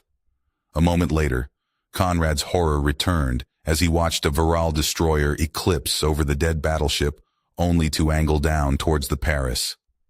His mouth fell open as he watched it fly at near full speed into the hull of the beautiful warship, and the sudden, silent explosion that sent shrapnel out in all directions was more than enough to snap him out of his stupor. Bats lock anything inside of 20 kilometers of the Paris. Rev, Dev, corvettes and destroyers. Cass, we're looking for things we can kill. If it's heavier than a cruiser, leave it to the cruisers. Conrad yelled as turned his head, looking with the ship's eyes as they looked past the Paris. Fuck's sake, he whispered, then promptly turned to the first target that showed itself. For the next 10 minutes, kill marks didn't matter. Targets of pride didn't matter.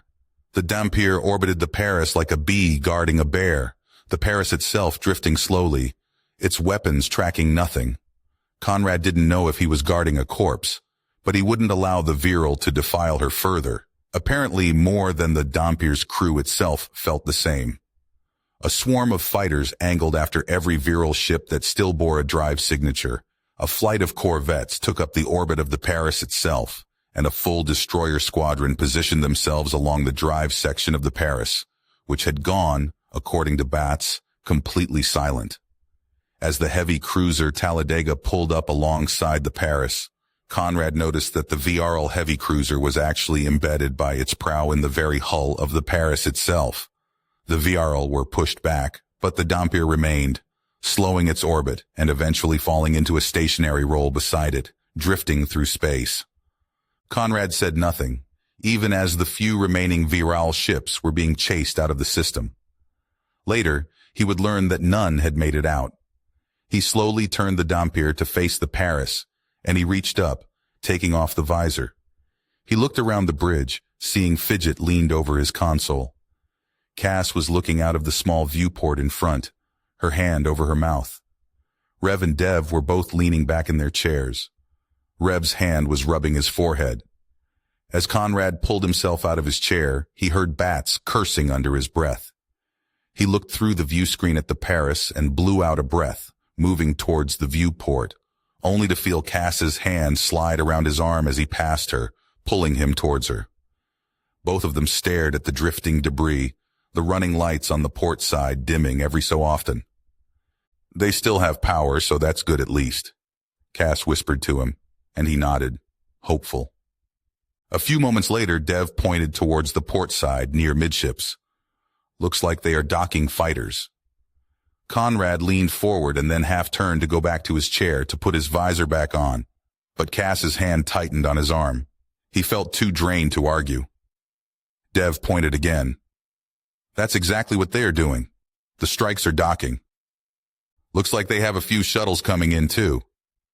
Rev added, and Conrad looked to Fidget. Are they still quiet over there? Fidget looked to Conrad and nodded once. No mainline broadcasts, but apparently someone on the Paris is talking. Not sure what they are using, but we're not picking it up. Put it up on the bridge speakers, Conrad ordered, and a few seconds later, voices started coming through the small transmitters sequestered throughout the bridge. Conrad listened to the back and forth and leaned against Cass's chair and Cass herself. Teams are there already. We've got a good amount of corvettes and the 2nd and 4th destroyer squadrons out there poking the bodies. Melbourne, this is 4th TAC Wing. Permission to dock with mothership. Granted, 4th TAC Wing. Sri Lanka, actual requesting line to Melbourne actual. Standby Sri Lanka, code 223. Sri Lanka actual confirms code 223. Conrad listened to the fleet-wide channel, staring at the drifting Paris, and he didn't look away.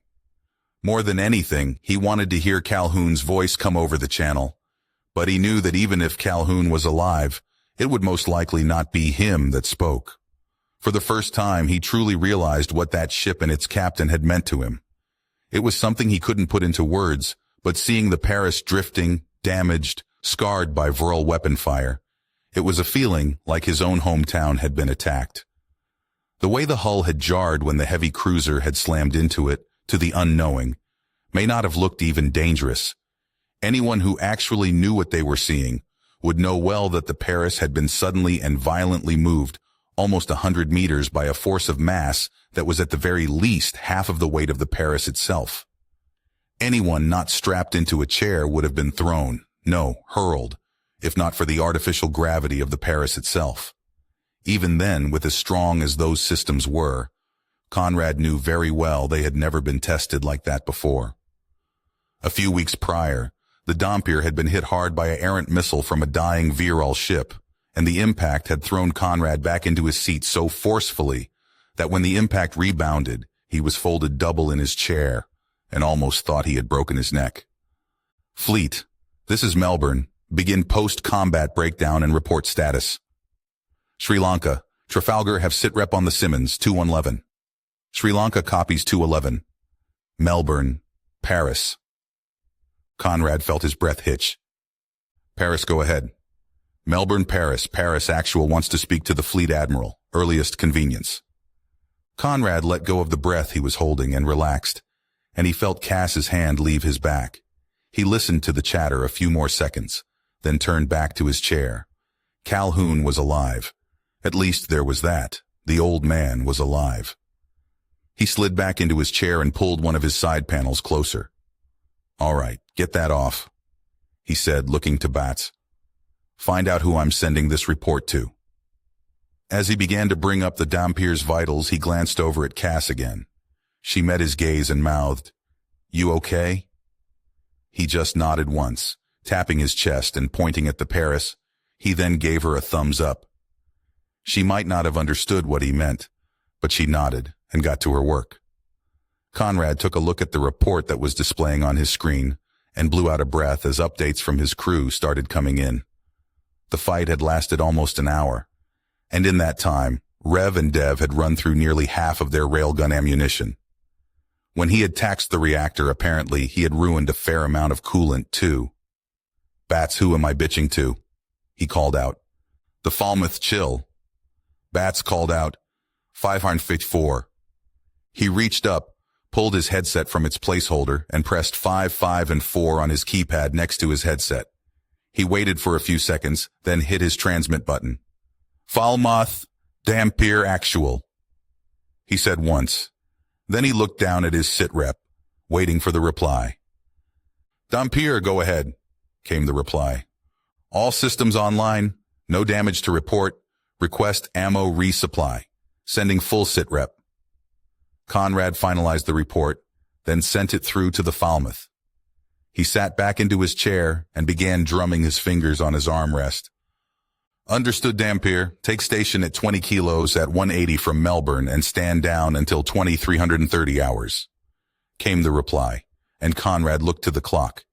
It was only 1400, 9.5 hours between then and now. Wilco Falmouth, Dampier actual out, he said, putting his headset back in place. Instead of manually guiding the Dampier, he used a panel to plot his course, setting the autopilot and station keeping, and making sure he set up object avoidance. He double-checked his settings, then removed the visor, setting it in its holder and pushing himself out of his chair, reaching up and pressing a stud so he could talk to his entire crew. All right, stand down until 2330.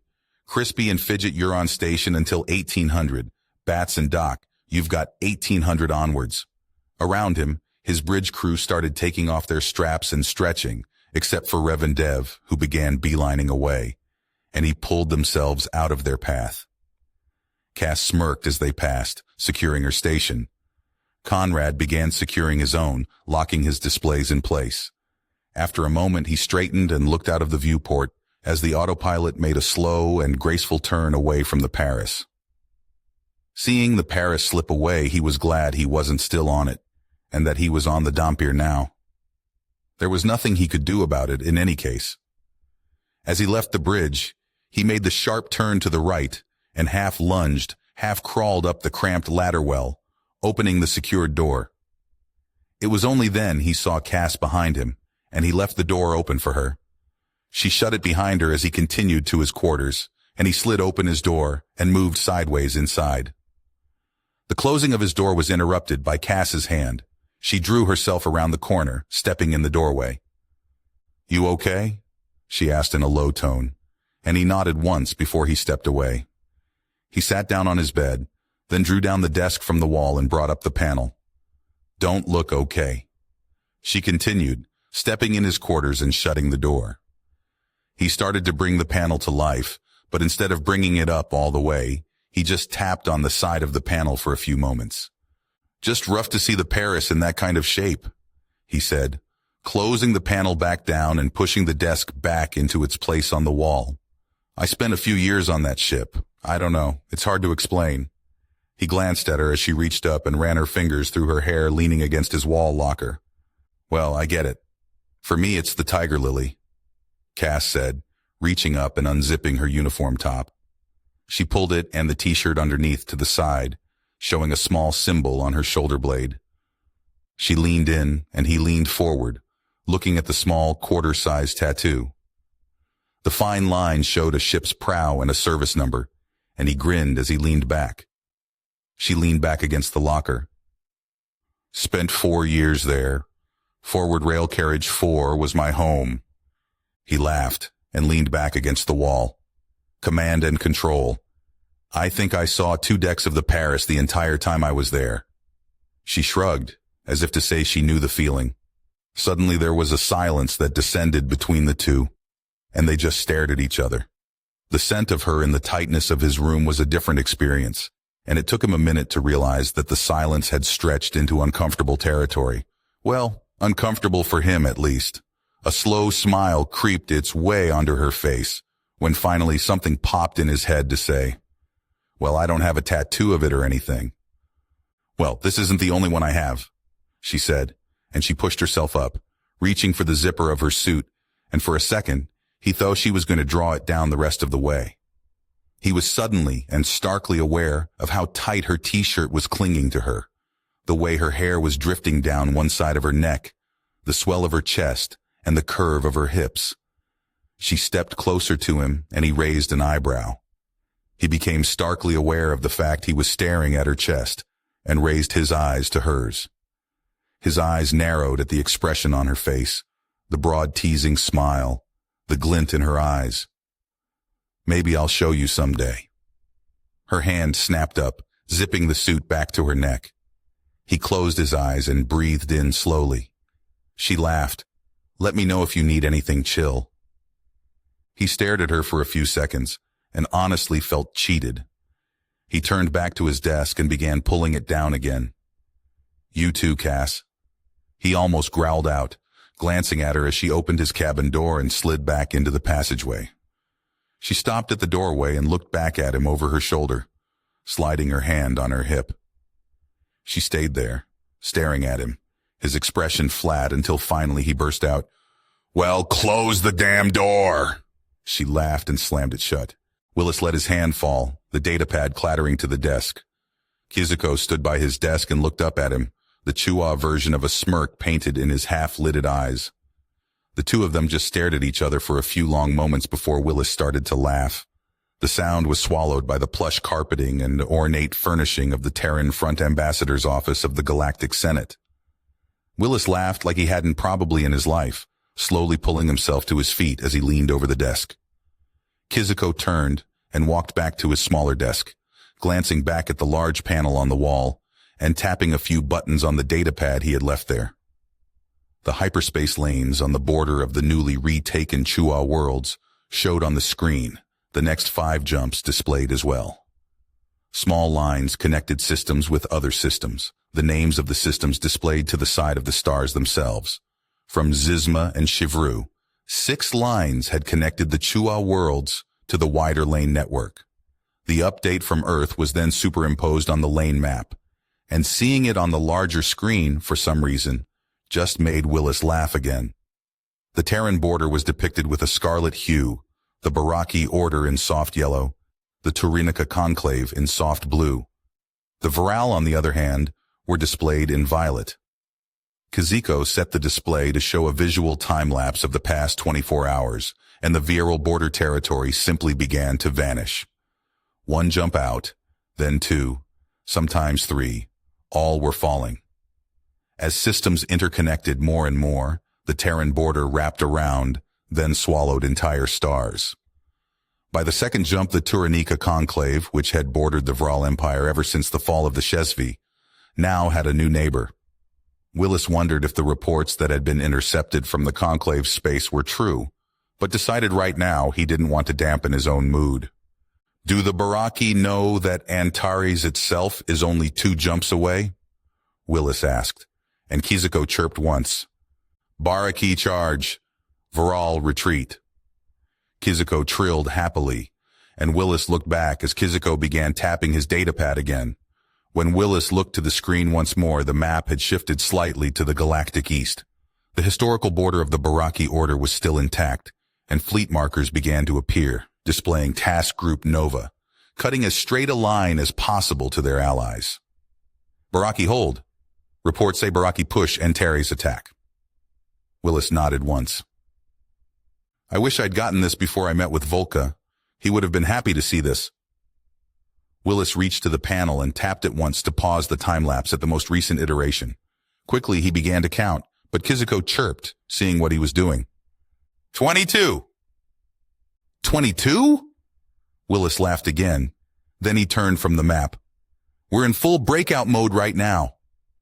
Kiziko canted his head to the side, and Willis motioned to the screen.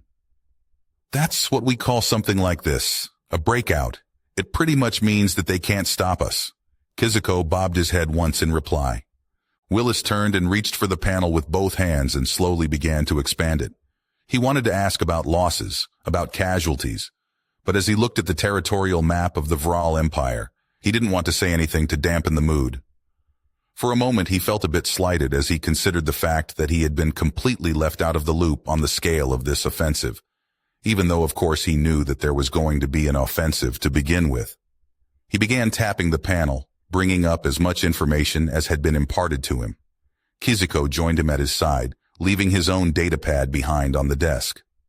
Complete territorial denial, they just keep pushing, he said as he brought the display back to the first time-lapse. I'm not sure this is the best idea, but then again, I'm not on the military council, so...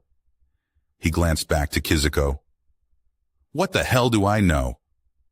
Kiziko chirped, looking between Willis and the map. Willis turned his attention back to the readout. I'd love to be in the planning for this. It looks like pure chaos, but there's an order to it. He said, zooming in on a border segment and one of the first battles that had happened.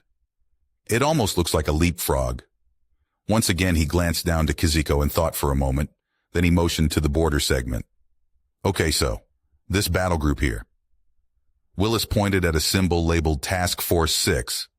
Not huge, about 3 battleships, cruisers, a carrier, escorts. They jump in. 2 other task forces sit back while this task force fights in the next system. They take the system, and the other 2 jump in. He then motioned to the next, smaller, battle in the adjoining system. Then one of those 2 task forces engage while the one that fought first goes into repair and rearming. By the time the third is engaging, the first has gotten itself put back together and will be ready to go in the next system. Willis crossed his arms, then blew out a breath. And all the while, the ships that took too much damage have a clear line back to Thermopylae for repair. Like this one, the Paris, the Calypso, the Donner, on and on. Kiziko looked at the map and nodded approvingly. Chua made plan, he said confidently, and Willis laughed, looking down at the smug-looking Chua. Willis raised an eyebrow and Kiziko mimicked a human shrug. The human and the Chua looked at each other for a few more long moments, and Willis looked down to the floor. I've often wondered what we are going to be like when this is over, he said, and Kiziko looked to the map and back to him, then crossed his hands to listen. Willis looked around the office and then back to the panel. In that panel, he saw his species, Kiziko's species, fighting what was to be the last war against an enemy that had plagued them. What's going to become of us? What are we going to be when we've won this? Willis slowly crossed his arms over his chest and considered his own people. No worry, Kiziko said, patting Willis's thigh, and Willis looked down to the small Chua. We protect you. The Chua's eyes were lit up with mischief and Willis could only grin, but the expression was short-lived. I've been afraid, Kiziko. I don't want us to turn into the bastards, Willis began, then was interrupted by a sudden chirp from Kiziko. No, you not Vral. Kiziko's small hand balled into a fist and tapped once on his uniformed chest. Chua live because you. Chua free. Shivizi same. You, I, same. Equal. Kiziko's mouth parted for a moment, then he spoke again. Did what had to do. Doing what needs done. No pity, no remorse, no fear. Chua no worry future.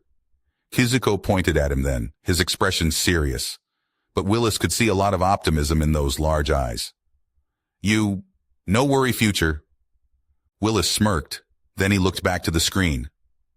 You're right, he said, and Kiziko grunted as if it were the most obvious statement to be made. Our entire civilization bent to the needs of the military. I just see the light at the end of the tunnel. I wonder what we're going to look like when we come out of that tunnel. Willis considered it a moment, and for a second he thought about the histories he had read about. How once humanity had not been solely focused on war, and the industry required for it. He crossed his arms and thought about something he had heard of once called a concert, where thousands of people, sometimes hundreds of thousands, would come to watch musicians play songs voluntarily. He remembered looking at images of people dancing, laughing, before the First War. Back before everything that he had grown up with had come into being. He had never been to a concert, but at least they still had music. He looked back to the panel again, taking a closer look at the systems where there were inhabited planets. For a moment he remembered the radiation bloom and checked to see if any of the planets had the same anomaly that had caught his attention when they were first entering Chua space. If there were, they weren't reported here, or at least not that he could currently see. Willis walked back to his desk and picked up his datapad. We've got to get this in the Baraki's hands. Show them what we're doing so they can make a plan around it, he said, nodding once to Kiziko, who began heading to his own desk. We should show Voltka, too. I need to bring you up to speed on what we were talking about. Willis began heading for the door, pad in hand. He was considering how best to talk this over with Hvitskow, the Baraki ambassador. He put his hand on the handle of the door and turned back to Kiziko as he opened it. We'll talk when I get back. Kiziko looked up to him, his mouth parting to speak. Then suddenly, the Chua's body stiffened in alarm. Willis's head whipped around, finding himself face to face with the Vral ambassador, and suddenly he felt like he had been punched in the chest. Time seemed to stop as he looked down, seeing the digited hand of the V-Rail wrapped around the pommel of a blade that was inside him. Willis looked at the blade, not understanding, trying to figure out how this happened. He heard Kiziko's call of alarm, felt a strange sucking sensation as the blade was pulled from his chest. It was a long-handled knife. How did that virile bastard even manage to get it in here? He tasted copper in his mouth, knew that he should be doing something, but the world had taken a surreal edge. He couldn't figure out what he should be doing. He felt another punching sensation and staggered back. The viral had stabbed him again. The hideous-looking insect-like thing was shrieking at him. Something about the void, something about the... Willis's fist cracked out, and he punched with everything he had in him, his world snapping back into focus like a thunderclap of pain and anger. The Vral's large eye collapsed under the fist, but that didn't stop the viral from stabbing him again. A second viral came into the room after the ambassador, and Willis felt his legs turn to water underneath him. The alarm klaxon began to sound, and Willis grabbed onto the blade arm of the viral, but he felt as weak as a newborn. He tried to throw his body forward to drive his head into the skull of the viral ambassador, but he couldn't put any strength into it. The viral shoved his entire weight into Willis, and Willis couldn't make a sound as he was driven off his feet and pinned to the floor, the blade driving into him again. The void is coming, slave. We call to it. It hears us. The virile hissed at him, and Willis finally found his voice as the virile dragged the blade slowly up. Willis is fighting to stop the path of the sharp edge, feeling his legs going numb. He heard a virile's pained hiss, and then heard the sound of Kazuko's sharp trill, a noise that simply didn't translate. You will wish you had known your place. The virile's voice slithered as Willis's body shuddered once, then lay still. He couldn't move. He stared up at the virile as it pulled the knife up again. Great void, take this, my sacrifice to you.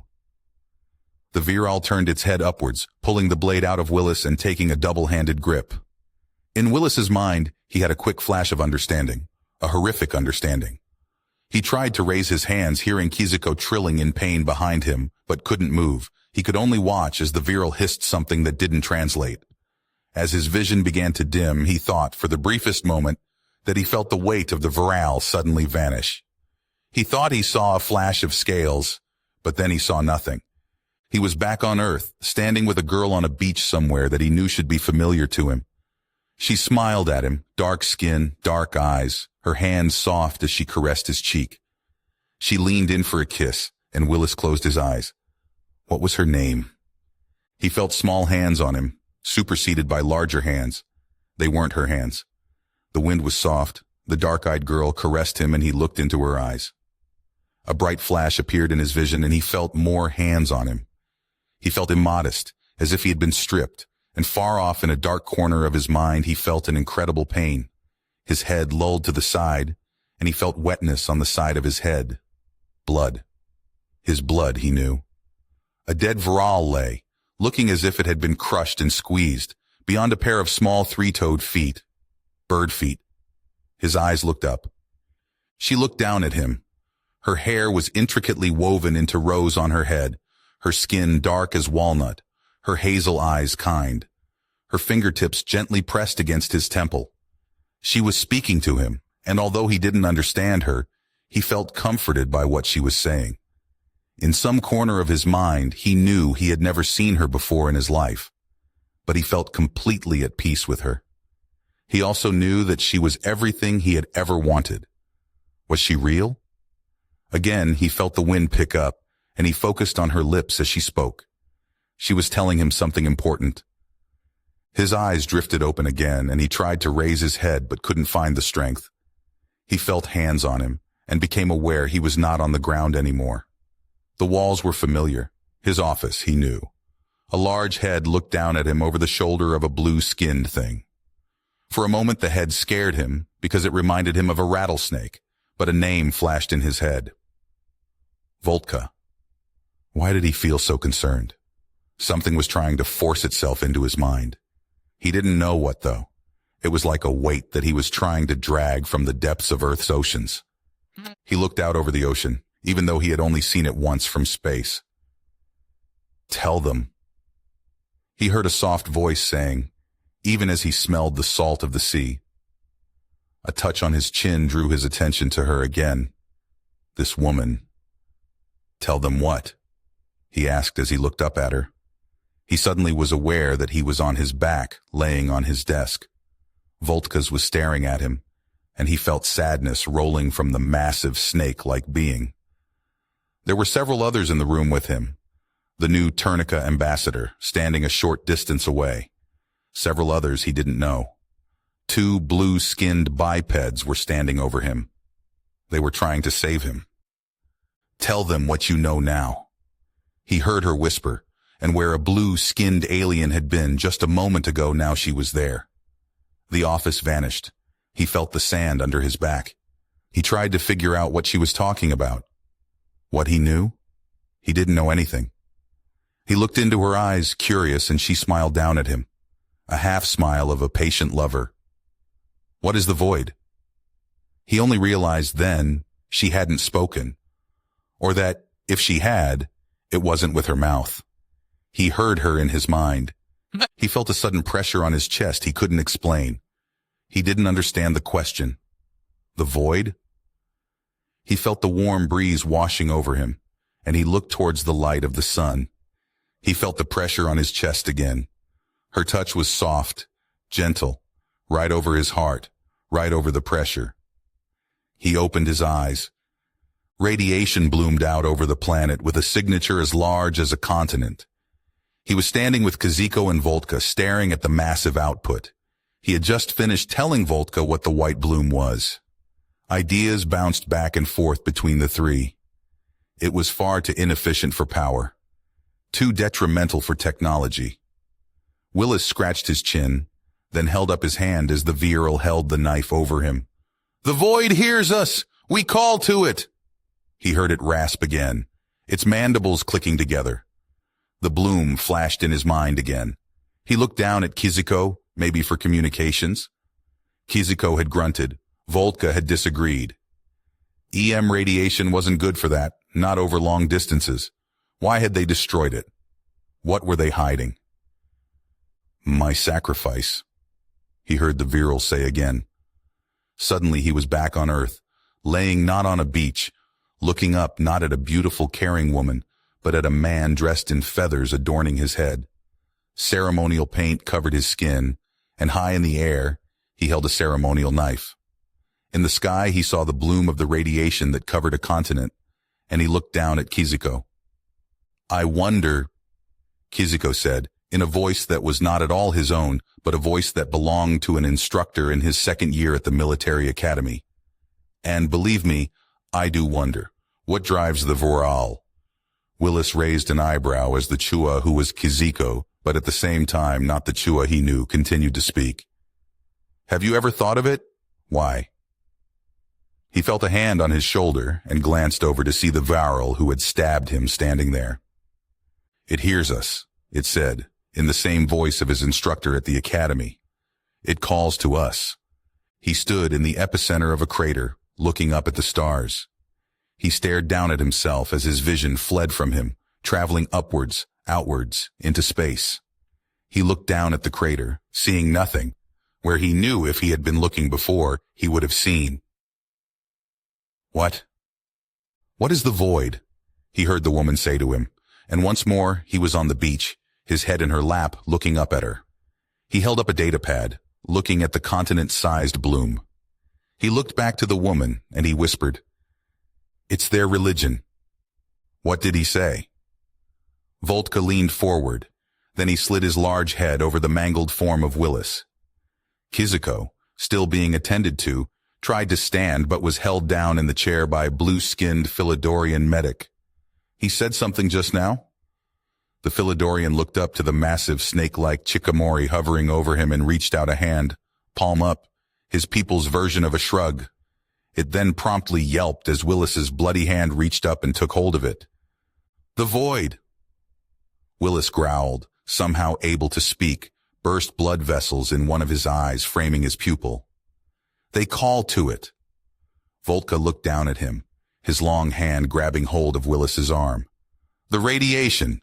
They call to it." Willis collapsed back onto his desk.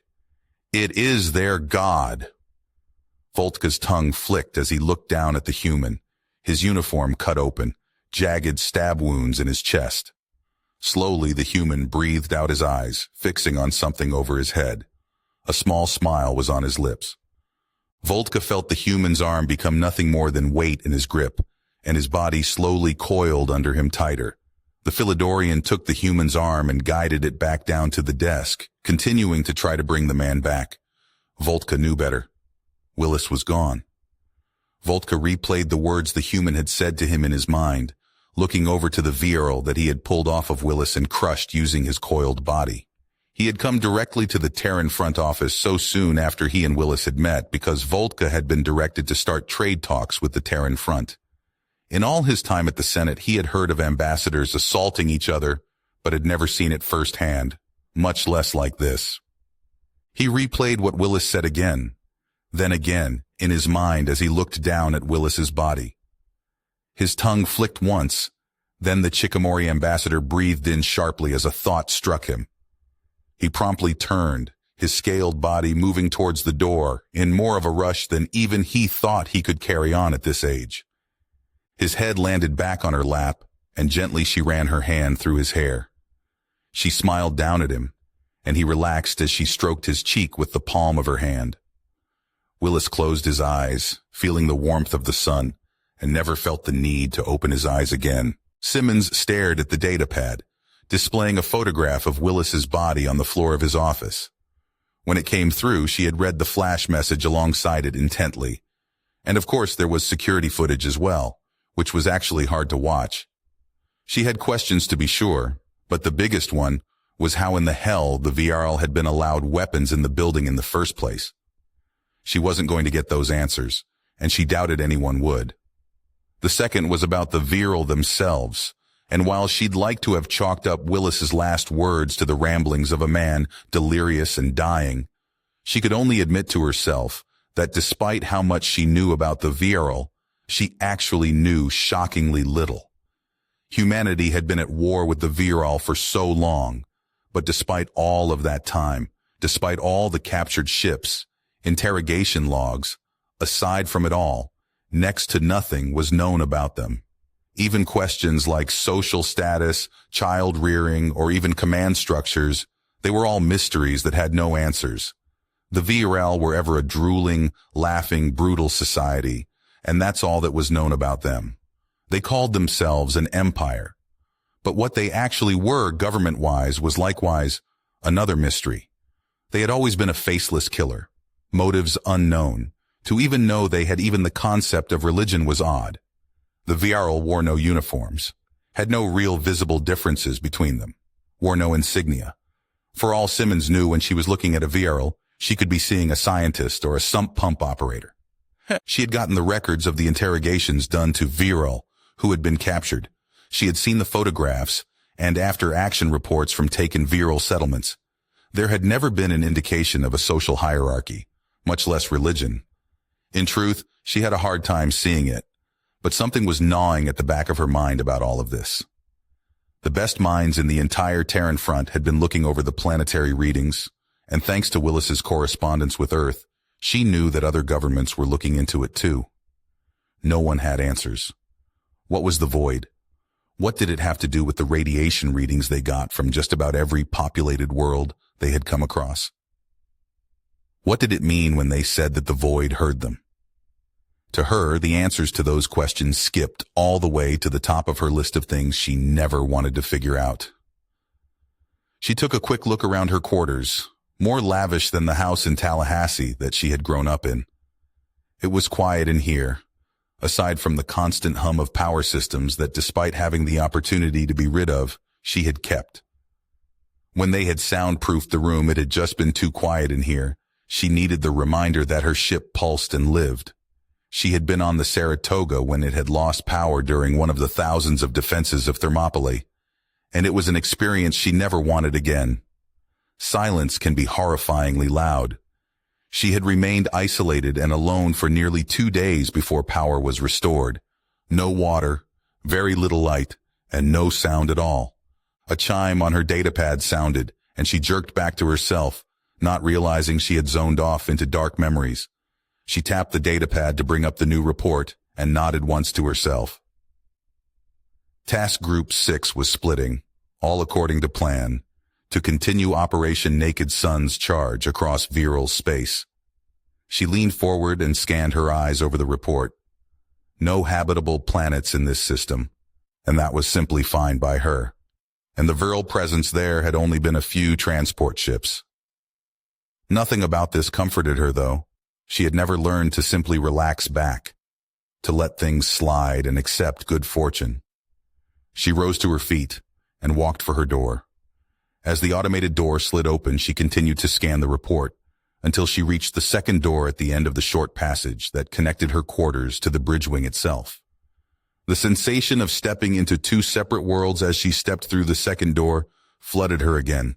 The comfort and luxury of her quarters, contrasting so heavily with the half-kilometer-long bridge wing filled with light and conversations from hundreds of stations. Her pace took her straight to the display table, which happily enough, for now, was unoccupied.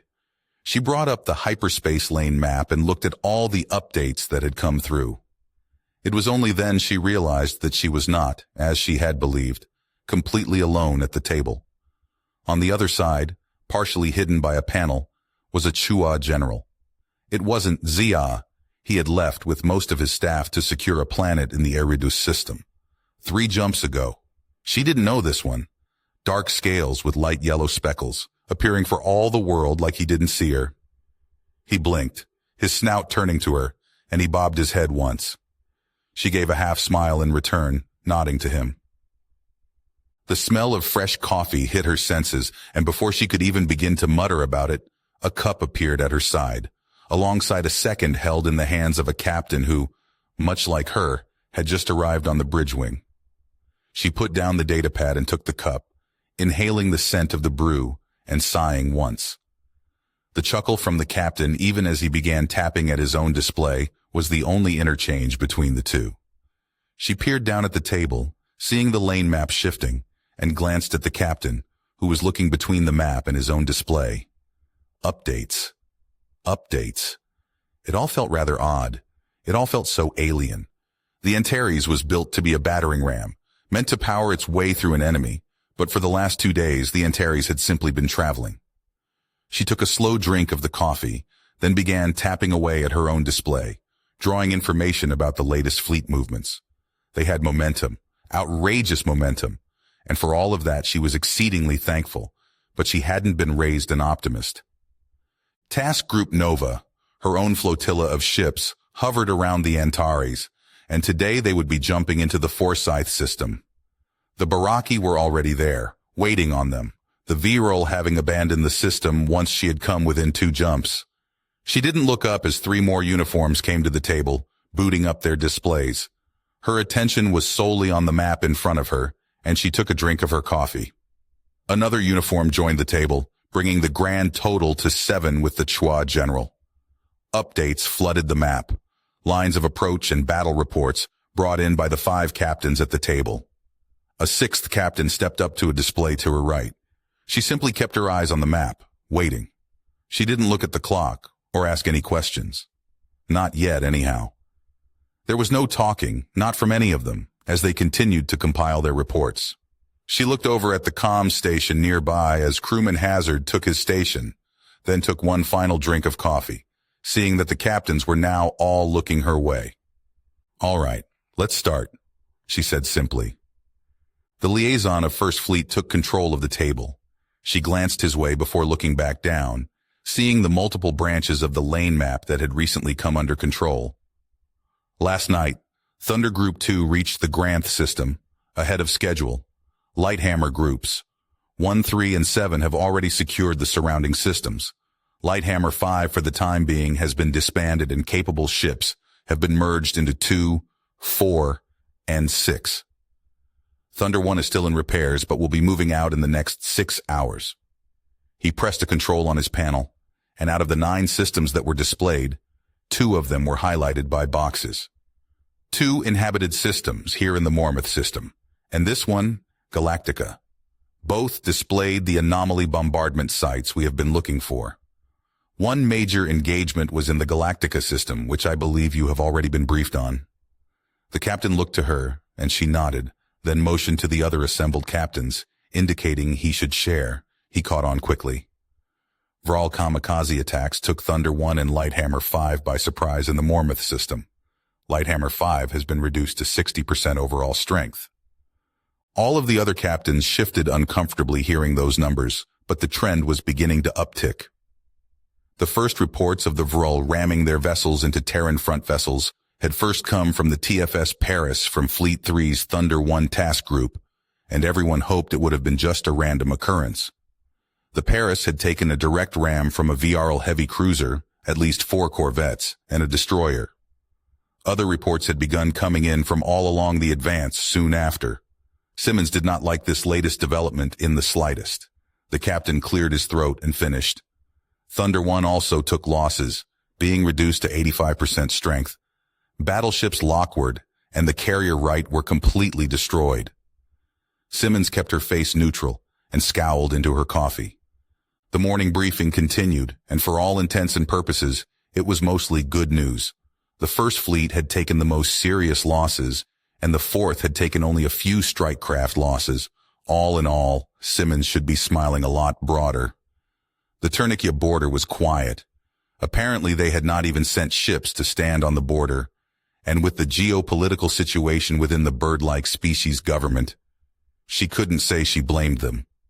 The Turnikia conclave over the past few days, ever since the former ambassador Tika had performed some sort of ceremony and broadcast it, had been on the verge of, if not now, in a civil war. Simmons wanted to go check on Tika to see how he was faring, but kept herself from doing so.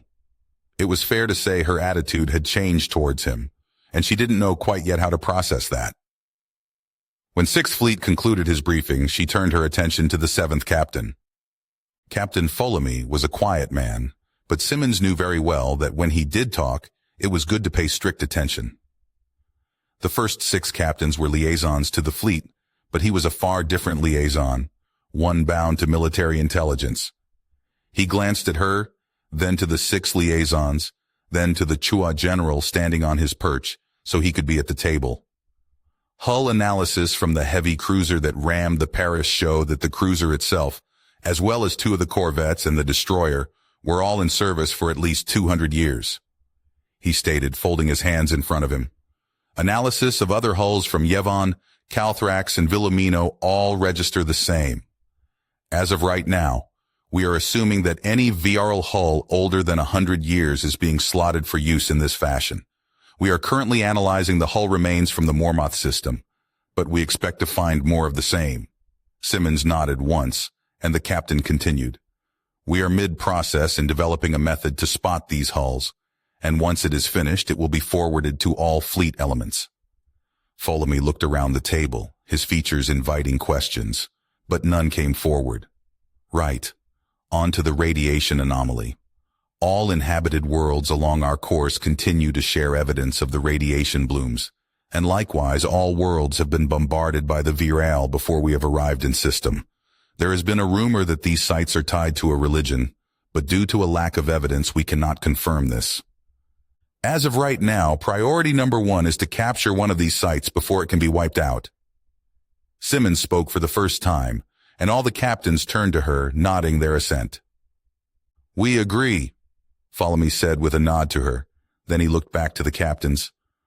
As of right now, we are unsure what the purpose, scope, or even the point of these sites are. Here's what we have been able to discover in the last 12 hours. The VRL are producing enough more EM radiation at these sites in a week than the sun in the Sol system puts out in a month. Simmons raised an eyebrow at that, and a few of the captains looked at each other, concern etched on their features. Another mystery is that the radiation, contrary to anything we understand about it, does not escape what seem to be predetermined boundaries.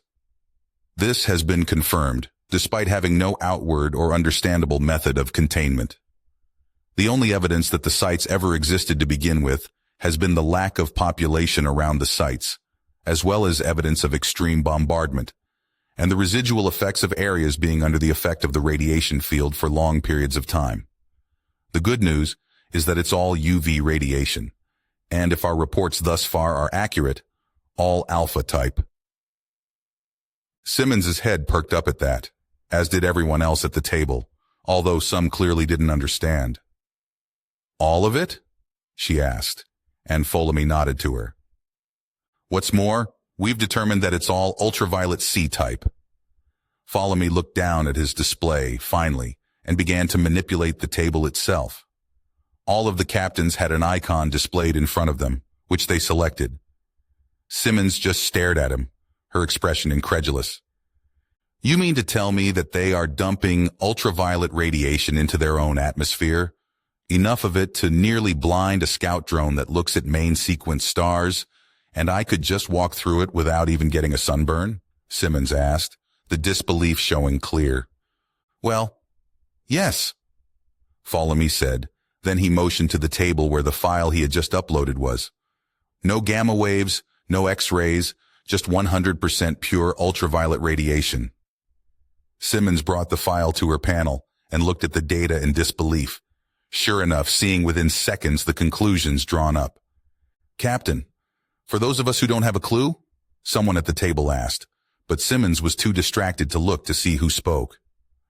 I'm saying that when these sites were active, you could walk through the entire zone into the heart of where this bloom is from with no protection and be completely fine. I'm saying it's totally harmless, the sort of radiation that the ozone layer of Earth and Alpha Centauri just shrugs off, and we don't even need to shield ourselves against.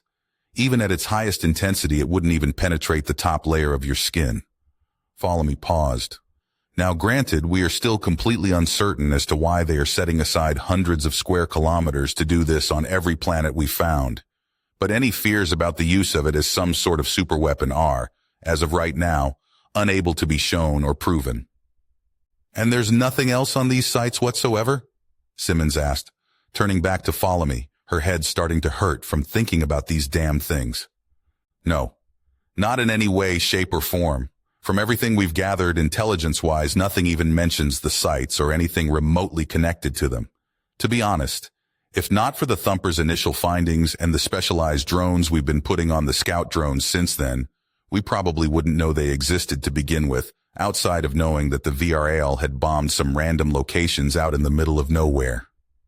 Follow Me raised both eyebrows, then motioned with both hands towards the table.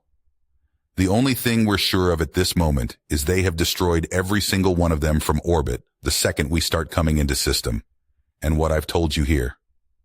Simmons didn't know if she felt better or worse now. She remained silent, and Follow Me waited for any other questions from the fleet liaisons. When nothing else was forthcoming, he pressed a few icons on his panel to bring up more information. Final business of today's forecast. Simmons smirked as Follow Me used the only joke he seemed to have. Today Nova will encounter a Baraki fleet, no Viral projected. 1st through 4th fleet is expected to run into light resistance on at least the next 2 jumps. 5th, you're looking at what's left over from the passing the 4th gave the VRL over Varindra. Aside from that, our intel does show that the VRL are trying to consolidate a fleet built from other fleets from other fronts, including the entire Tyrannica Conclave front, since they are less worried about them than we are. Expectations on that? Simmons asked, and Follow Me raised an eyebrow. Not in question, but more in speculation. To be honest, we're not sure, but if current numbers are anything to go by, it's going to be sizable. Maybe 1.5 times the fleet we took out near the Chua homeworld. Good. All task groups should be apprised of this so we can consolidate a response fleet once we've encountered that force. Simmons finally placed the pad down, not wanting to look at the story of the radiation spike anymore. She took the last drink of her first cup of coffee and set the mug down. Then she leaned forward. General, anything to add? The Chua at the end of the table stepped from the side of his display on his perch so that he could be seen easier. Report follows. He leaned over and tapped his panel, uploading new icons to the lane map. All the liaisons, as well as Simmons herself, looked down to see green circles and triangles appearing across the newly conquered space. The circles on some worlds were incomplete. Vral resistance light most planets. Encounter heavy resistance on Kuloth Gammon. Gammon request fleet element. Simmons glanced at him, then looked to the lane map. The 4th Fleet liaison spoke up. We have a Thunder group that is taking longer for repairs. They could continue those repairs while providing additional ground support. Good. The Chua blinked and bobbed his head once. Time? The liaison glanced down at the lane map and thought for a moment. 12 hours, give or take 2 hours. The general bobbed his head once, then looked to Simmons. Shesvi relocation begun to Carinth system. Simmons grinned, then glanced down at the lane map. She saw the Carinth system, the first they had gone through once Naked Sun had begun, and leaned on the table once more. It was still shown in the colors of the Terran front, but she would get that changed soon. For a few moments, nothing else was said at the table, and she leaned back. All right, so let's talk about the elephant in the room, she said, then she motioned to the lane map. With the Baraki adding their forces to ours, the Viral are only going to get more desperate. She tugged at the bottom of her uniform. And I doubt the Baraki are going to be the last to join us. The Viral are getting pushed, and from everything we know about them, they haven't been on the losing side of a conflict since we were fighting in city-states. She reached down and dragged her finger along the lane map, exposing 5 more jump connection points. Past that, there was nothing. The closer we get to their core systems, the more desperate they are going to get. They haven't needed to change their tactics. They haven't needed to upgrade their ships.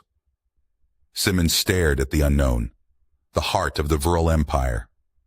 For thousands of years they have used the same weapons, hulls and plans, and no one has challenged them. Until us, the Chua general chirped, and heads nodded in agreement. Until us. Simmons agreed. She was silent for a few moments. We hold all the important advantages now. She looked around the table, her expression stern, serious. We have the initiative, the firepower advantage, the technological edge, and we have it on all fronts.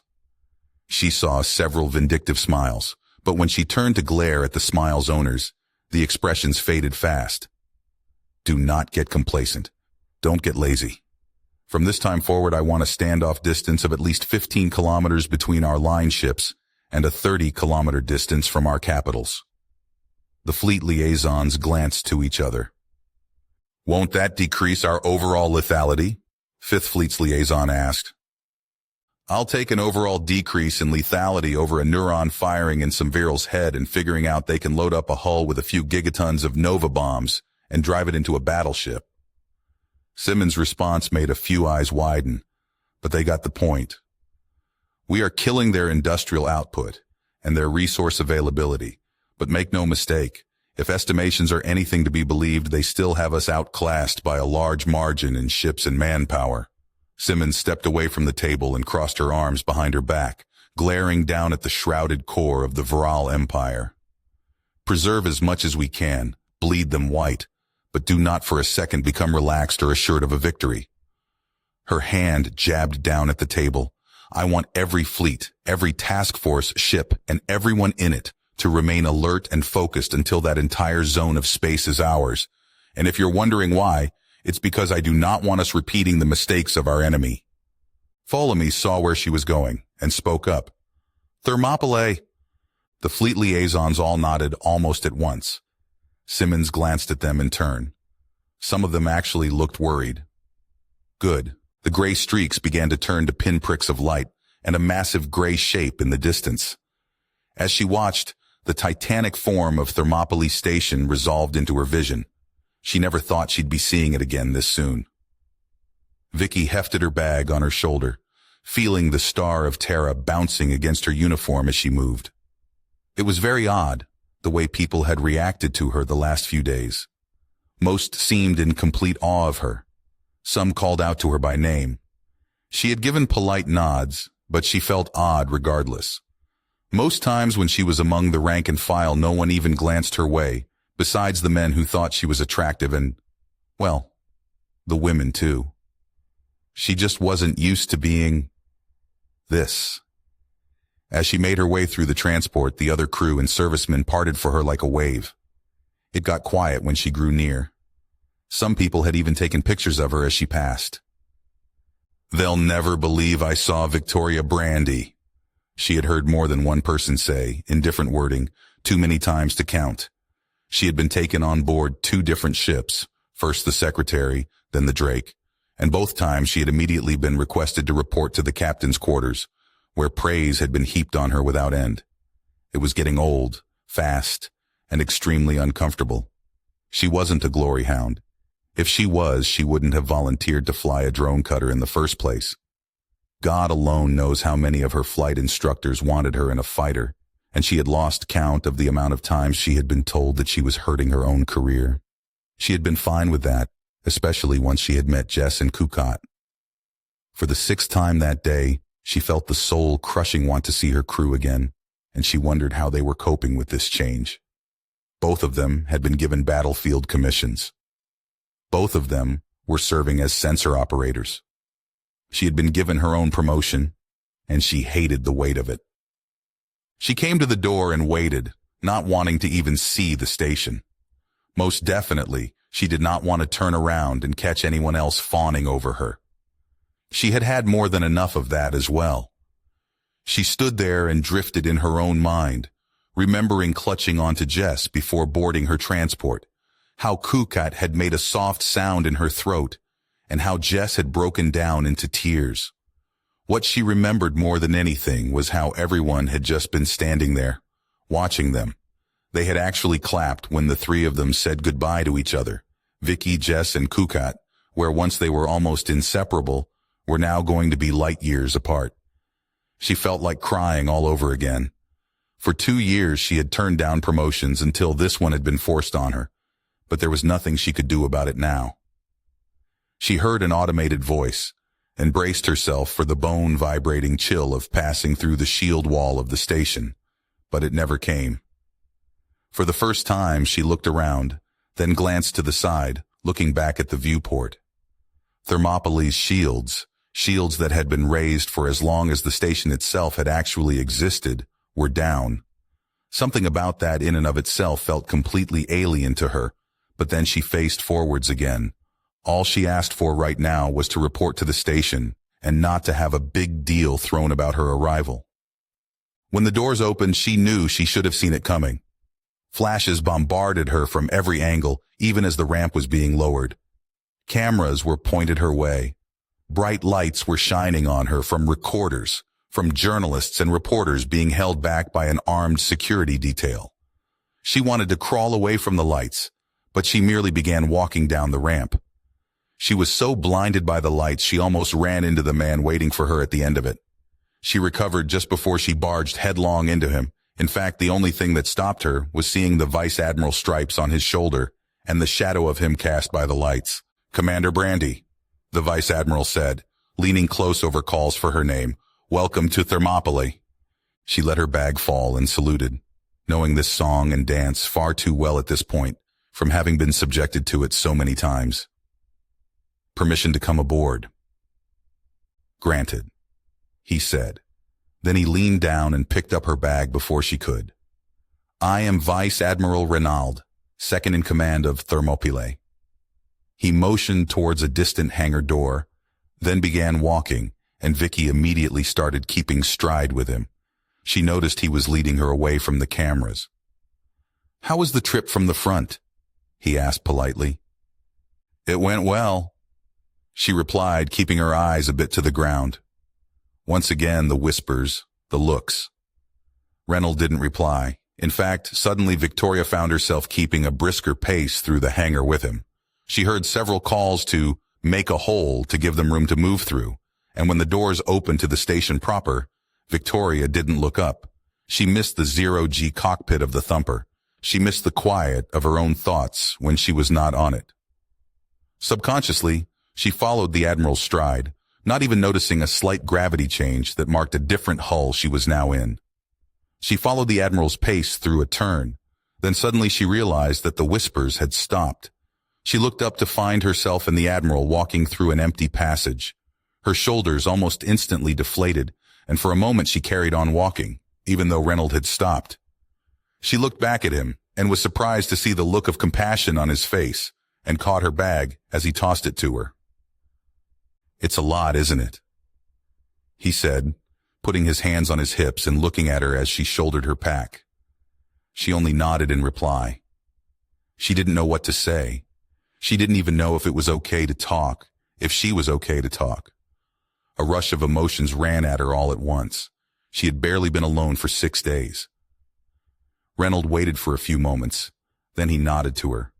She almost deflated at that moment, her shoulders sagging, and she let the weight of the last week show. She finally looked at him, and his grin was genuine. "Welcome to being a hero of the Terran Front, Commander." "With all due respect, sir, the cameras are a bit much," she said, and he laughed. "Well, don't worry about that garbage from here on out. Part of having your face on every broadcast in the last week means that you get the special treatment," he said, and he motioning to the stencil on the wall.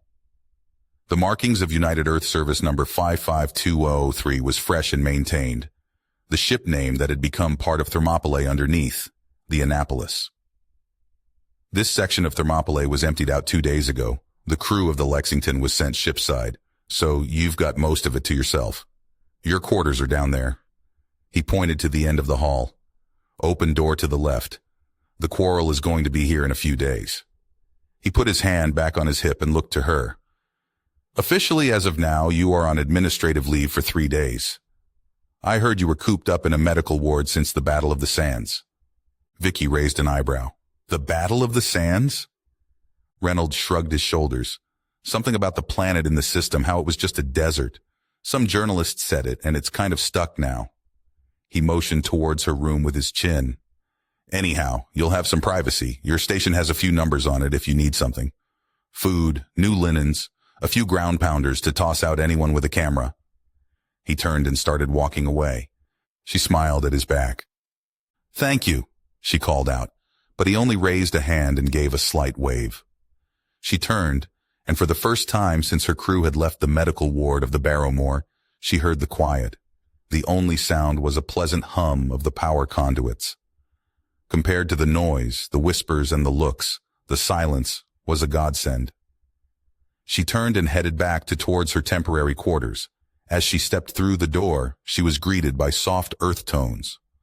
The stark white of the passageway was a distinct and almost jarring comparison. The walls were a warm beige, the room spacious, more spacious than her old quarters on the Velicor by a half. The bed was large, the sheets and pillowcase beige like the walls, while a thick comforter was a dark brown. She immediately saw the panel by the desk, almost laid out in dark brown. She was reminded of an old adage she had heard, "Rank has its privileges." Well, she didn't know what to do with all of this privilege. As she stepped through the door, she touched the panel on the wall, closing the old model sliding door with a button. She came to a stark realization that this was actually crew quarters, not even officer quarters. The sheets and other accessories of the room, they were relics too, or at the very least faithful recreations, from a time before humanity had been forced to sacrifice comforts for survival. She put her pack on the desk, then looked around the room. She walked up to the bed, unbuttoning her uniform top. She couldn't ever remember having a bed this size. She saw a wall hanger, and hung up her top, then she sat down on the bed. A few moments later, she was under the thick comforter, fast asleep. When she woke up, her eyes flew open, and she threw herself out of the bed.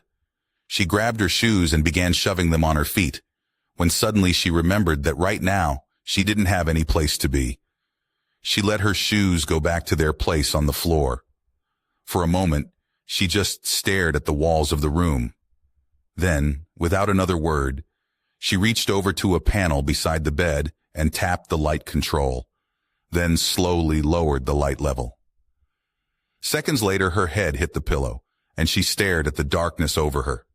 The last thoughts before sleep took her again were of Jess and Kukat, and drifting in 0G, somewhere between the stars.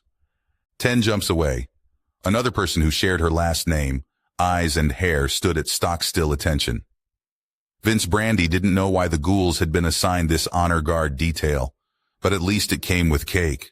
After seeing the Baraki, he was shocked it wasn't carrot cake. Seriously, they looked just like rabbits.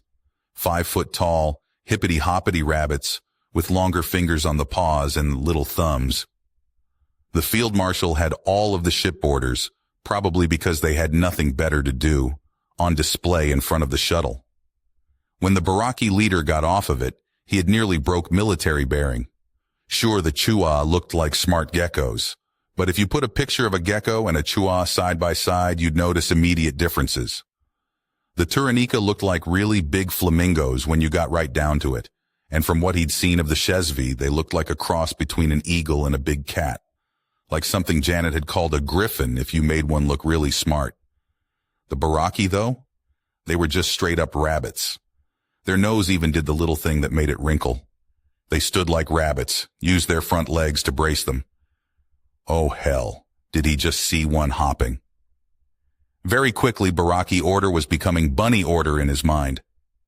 As Simmons and their leader exchanged greetings, the Baraki's ears perked up and then flattened again, and Brandy pursed his lips.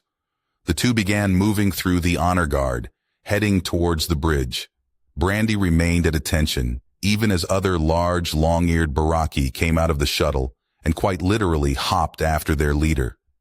It seemed like it took a year from them all to clear out, even longer for the call for dismissal, and as Brandy relaxed his shoulders, he looked to his left to Jessup. "Okay, tell me you said." "Dude, they're rabbits," Jessup said, looking side-eyed at him. "Like just flat-out rabbits." Brandy furrowed his brow. "Like the chua. They look like geckos, I know, but these guys are just straight-up rabbits. It's uncanny." Jessup shook his head. "I damn near did a double take. They might look like rabbits, but I'll tell you this, their sensor and communication systems are no joke." Another voice chimed in, which made both Brandy and Jessup turn. Someone from the grave diggers by the patch on their arm. "They can pick up anything, and I mean anything. At least that's the rumor." "Sure you're not talking about the ears?" Brandy said, and the two men grinned at him. "Well, considering the ears, I guess it's no surprise they found out about the Ternica before us," the gravedigger said, "although if they were to be Wait, but about the Ternica?" Brandy interrupted the gravedigger. "We haven't heard anything." The gravedigger raised his eyebrow and then he smirked. "Civil War." If you finish this story, please subscribe and like the video. Then leave a comment that says, "I liked the story," and I will heart every single one of them. It really helps me. Thank you for your time.